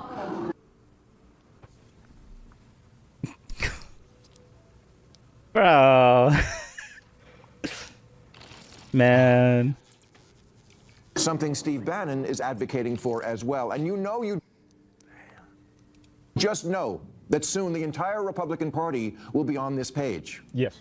Okay, there's no fuzz on this. That's it's correct. as clear as 1, 2, 3. Presidents get 2 terms, not more, no matter how wonderful you think they are. It's written in black and white in the Constitution. Guys, you know this is wrong.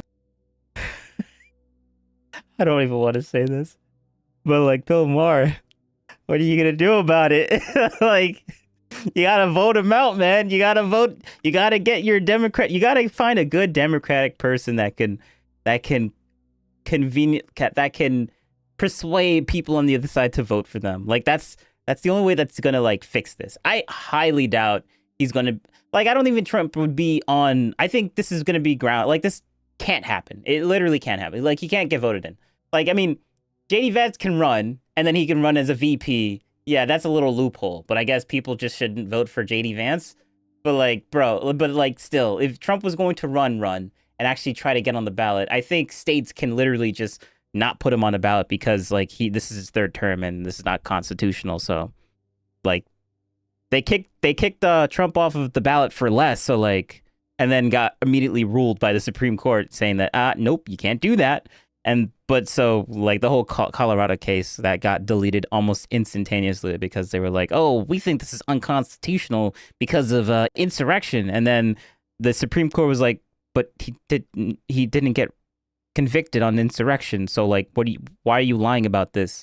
And then the Supreme Court in Colorado was like, well, oh no, Supreme Court in Colorado got overruled by the Supreme Court of the United States of America. So yeah, like they said, bro, you're lying. So this is not true. So you can't do that. And it got overruled. So that was legit. But that's something. You know in your heart, this is the moment when Rome stops being a republic. Everybody knows it. He's right. He's right. Everybody knows this is an exploit. Yeah. Everybody knows it's bullshit. Everybody knows it. But they might still do it. Yeah. Yeah, that just happened. Yeah, and nobody That's wild. Everybody knows and nobody cares. Oh.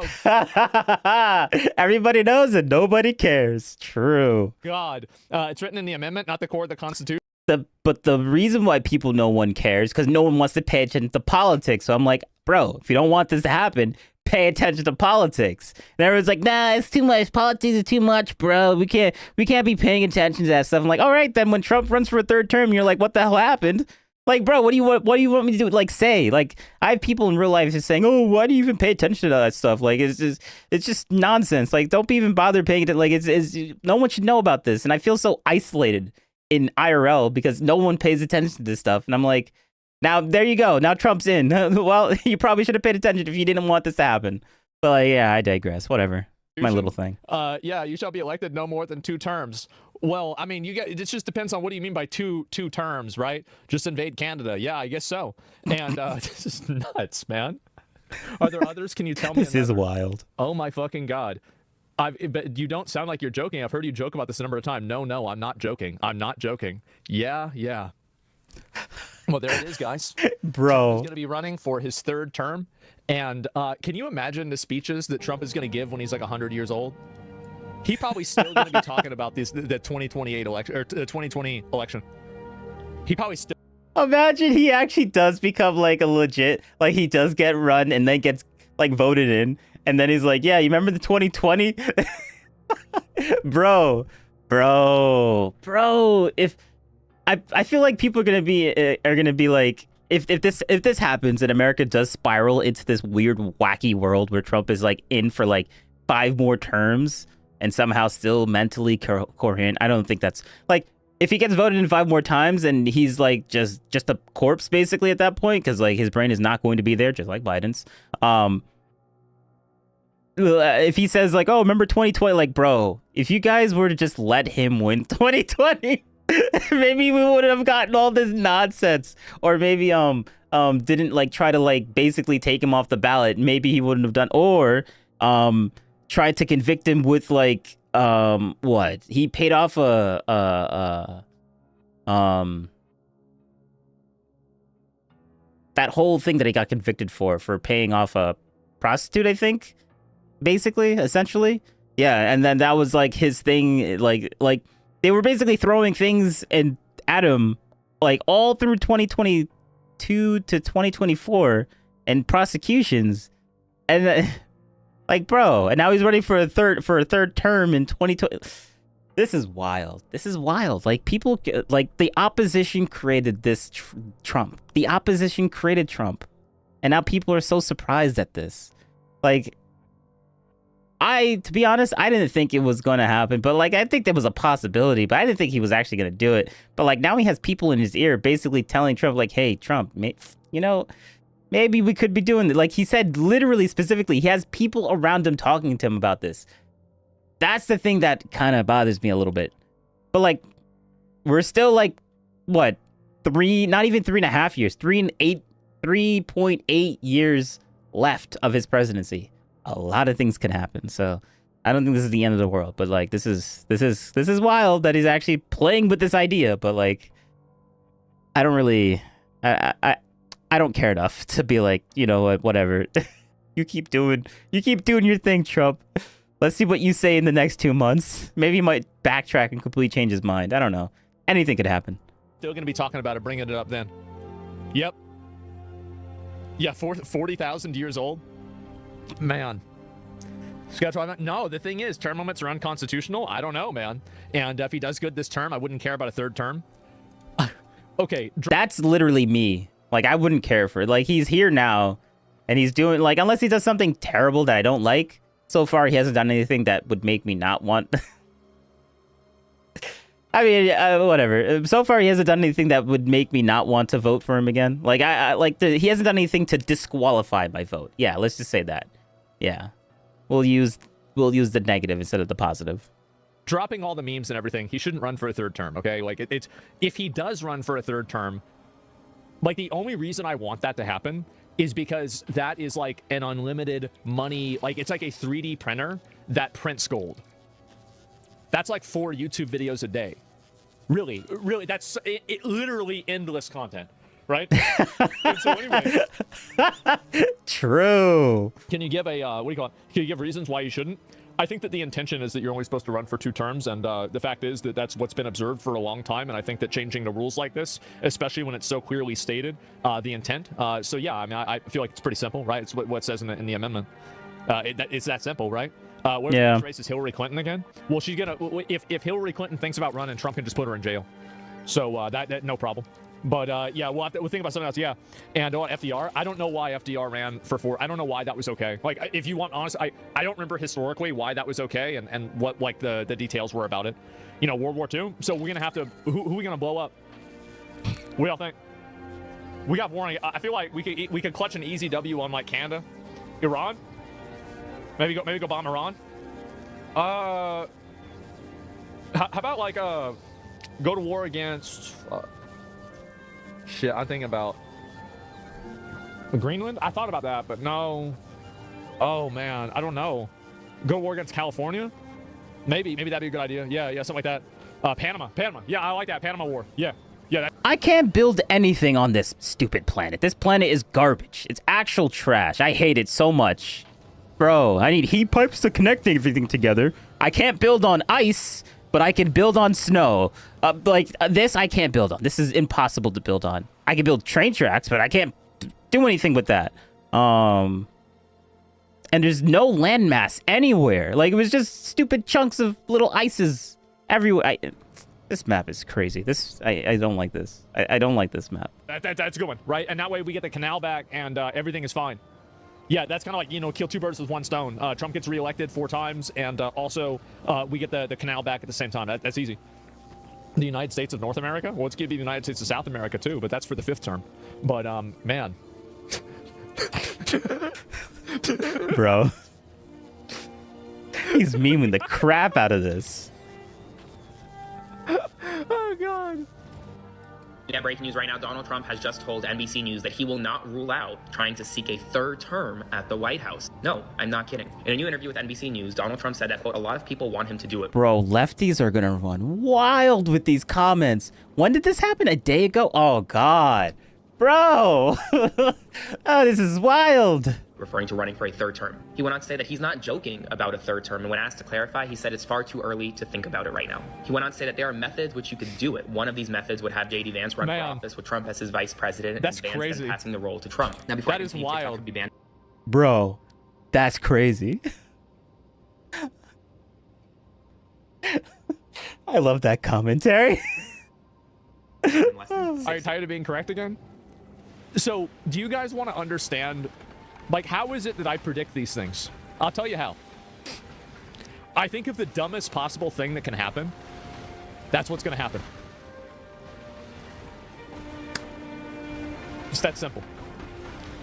I think what's the stupidest, most selfish, short-sighted, thoughtless, self-centered, narcissistic thing that could possibly happen.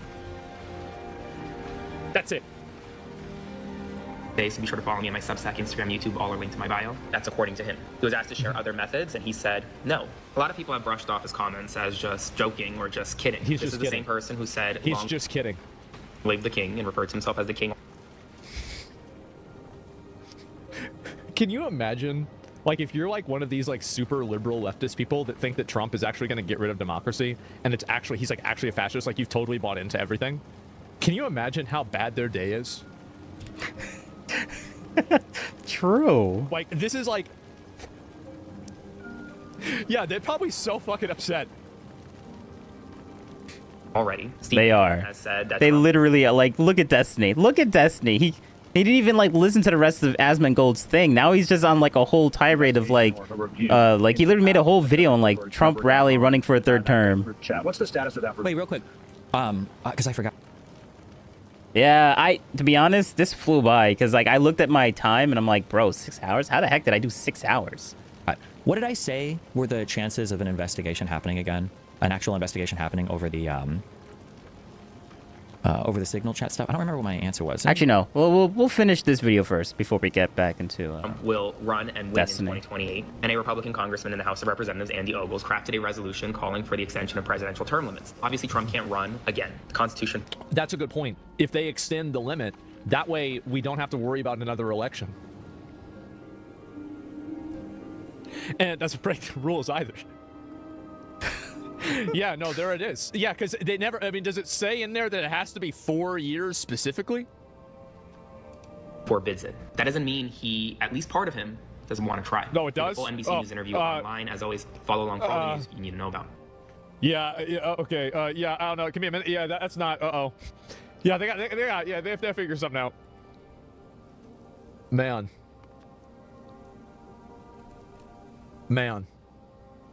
He would not rule out seeking a 3rd term as president, telling NBC News there were several methods to accomplish this. Also new to...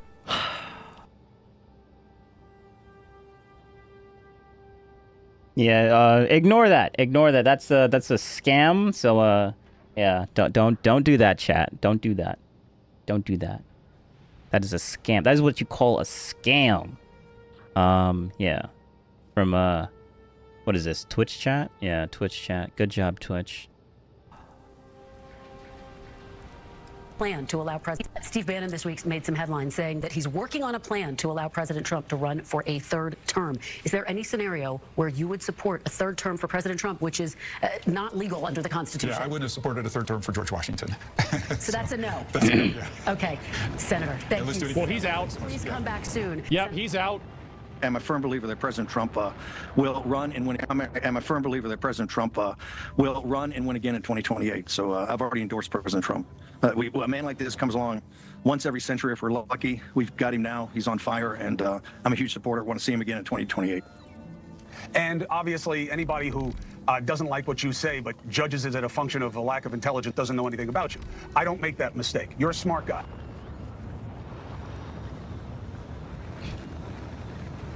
Not really. It brings up old memes, and I like bringing up old memes. Oh, you know he's term limited. How do you think he gets another term? We're working on it. I think. We're working on it. Yo. This is. Bro. This bothers me a little bit. It's funny, but this bothers me a little bit because, like, Destiny did say that Trump might actually, like, I call Destiny, like, borderline delusional by thinking that that Trump would actually want to run for a third term, but now Trump is actually playing with the idea of running for a third term, and I'm like, well, you know what? Whatever. And I'm like, you know what? Whatever. Let's see if that actually happens. I don't think it's going to happen, but it might happen, so whatever. But like this is hilarious. This is hilarious. Oh my god. I think we'll have a couple of alternatives. Let's say that. We'll see what the definition. We'll see what the definition of term limit is. The definition of what is the definition of a term limit? Oh god. Oh god. They're gonna bring in. Oh shit. They're gonna use that Bill Clinton language again, huh? It's pretty clear? I don't know. Republican president ever. There's a lot of it.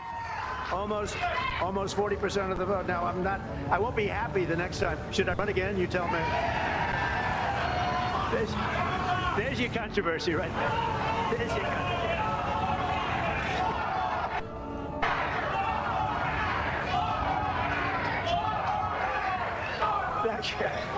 You'll be seeing that.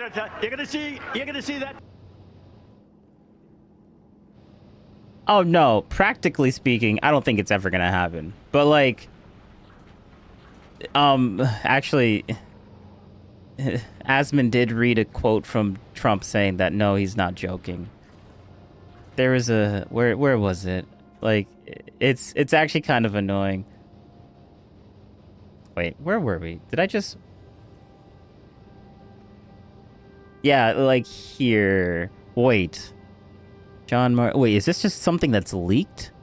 Oh no, this is this like a transcript or something? This might be a transcript. Let's just go through this one more time because this is like wild. Listen, nobody cares. Oh god. It's written in the amendment, not the core of the Constitution. Yeah, you shall be elected no more than 2 terms. Well, I mean, it just depends on what do you mean by two terms, right? Just invade Canada. Yeah, I guess so. And this is nuts, man. Are there others? Can you tell me another? Oh my fucking god. Oh, so this is a transcript. Okay. But you don't sound like you're joking. I've heard you joke about this a number of times. No, I'm not joking. I'm not joking. Yeah. Well, there it is, guys. Trump is going to be running for his 3rd term. And can you imagine the speeches that Trump is going to give when he's like 100 years old? He's looking into it. But he's not. He's actually like legitimately looking into it. He's not joking about looking into it. But like, I don't think he will. I don't think he will. Like, he's mentally just not going to be there. Like, it just won't happen. But like, this is just content, man. This is wild. That's something that bothers me. Like, Destiny kind of called it, but then I'm like, you know what? That's just dumb. That's never gonna happen. And now he's actually playing with the idea, and I'm like, whatever. I mean, if Trump runs for a 3rd term, I'm not gonna care. If anything, I'll be like, more content, literally. Trump will run and win in 2028. And a Republican congressman in the House of Representatives, Andy Ogles, crafted a resolution calling for the extension of presidential term limits. Obviously, Trump can't run again. The Constitution. That's a good point. If they extend the limit, that way we don't have to worry about another election.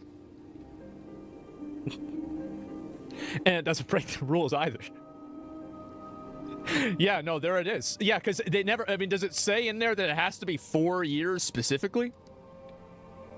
Forbids it. That doesn't mean he, at least part of him, doesn't want to try. No, it does? Full NBC News interview online. Bro, but like, now they're going through like, well, technically speaking, like he's doing the whole Destiny thing where Destiny's like, well, actually, the law says this specifically, so these words don't actually mean those things what you're actually saying. Like he's doing a Destiny, and Destiny like just doesn't care because like he's like they're playing semantics with the law, and Destiny's not gonna call them out for playing semantics for the law because Destiny loves semantics.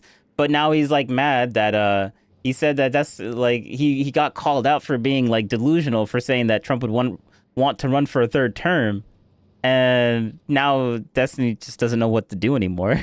He's like, oh wow, like who, like they don't even care.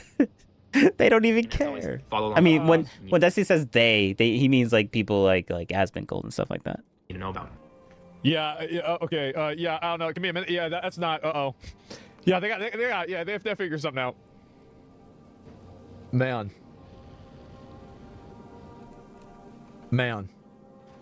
He would not rule out seeking a third term as president, telling NBC News there were several methods to accomplish this.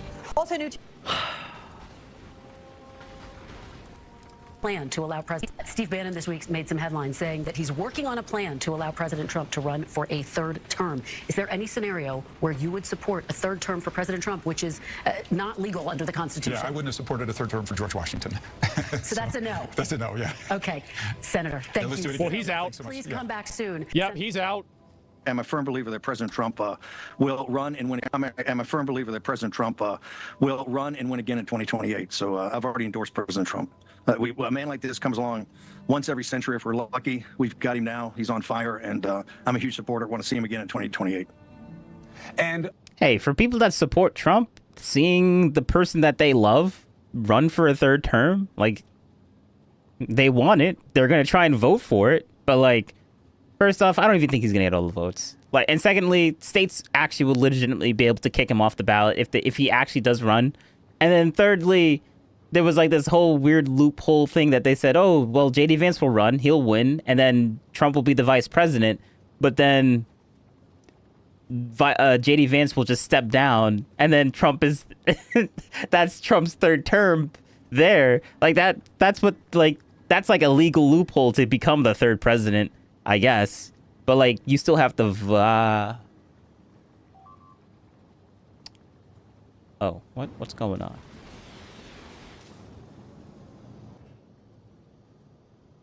But yeah, this is wild. Obviously, anybody who doesn't like what you say but judges it as a function of a lack of intelligence doesn't know anything about you. I don't make that mistake. You're a smart guy. Oh, you know he's term limited. How do you think he gets another term? We're working on it. I think. We're working on it. That's just wild to say, man. But I mean, it's not even that wild. Like it's wild to the liberals, but it's not really that wild. Like, this guy loves Trump, so like of course he's gonna want this. Oh, you'll figure it out eventually. Well, we'll tell you. I'm like, okay, whatever. Like, I don't really care. But like, that's how I'm responding. How a liberal, I'm responding how a Democrat would respond. That's wild. Oh, you'll figure it out eventually. But like, remember, we still got more. We still got basically 4 years left of Trump. Like this, like anything could happen. This is amazing. So, as much as people want to say that this is a big deal, which it kind of is because it's something not legal and novel, it really isn't. Because, like, we still got 3 years. 3.7 years left. Like, we basically have 4 years left. Like, things could happen. I keep repeating myself. But, like, this is just... whatever. I think people get the point now. Oh, my God. I think we'll have a couple of alternatives. Let's say that. We'll see what the definition of term limit is. The definition of what is the definition of a term limit? Oh, God. Oh, God. They're going to bring in... Oh, shit. They're going to use that Bill Clinton language again, huh? It's pretty clear? I don't know. Republican president ever. There's a lot of it. Almost 40% of the vote. Now, I won't be happy the next time. Should I run again? You tell me. There's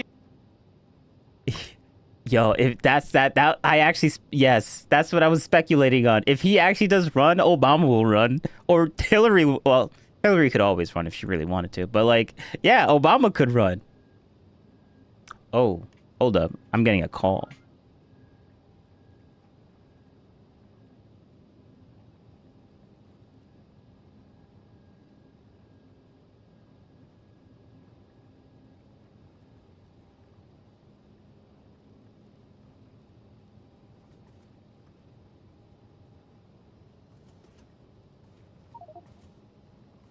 What? Well, seems like I gotta... Bro, I love... actually, maybe I shouldn't talk about that. Nah, I don't care. I love the fact that everything is connected now. Bro, I got the phone there. Bro, I can't miss a call. I use my alternate microphone. Bro, this is so legit. Everything is just there. I love my setup. It's gushing over my setup that no one can see.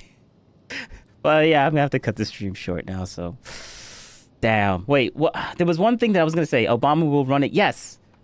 If Trump does win, if Trump does try to run and he finds some sort of legal thing, Obama will Yeah, I got to get. Oh, so you did that on purpose. Okay. Yeah. All right. We got to get. Yeah. You know what? Yes. I will endorse that. That will become a new meme. The dyslexic meme. Yeah, I got to get. But the last point with the Obama thing, yeah, if Trump does find some sort of legal thing to get around that, who's to say that Obama couldn't do the same thing? And then it'll be Obama versus Trump. That'll be wild to see. Holy crap. But yeah, gotta go. See you guys later. And this game, this map, 6 to 7 hours, and this is all that I've accomplished in 6 to 7 hours. This is wild, man. But yeah, whatever. Thanks for watching, and hopefully, I hope you guys enjoyed the stream. But yeah, thanks for stopping by.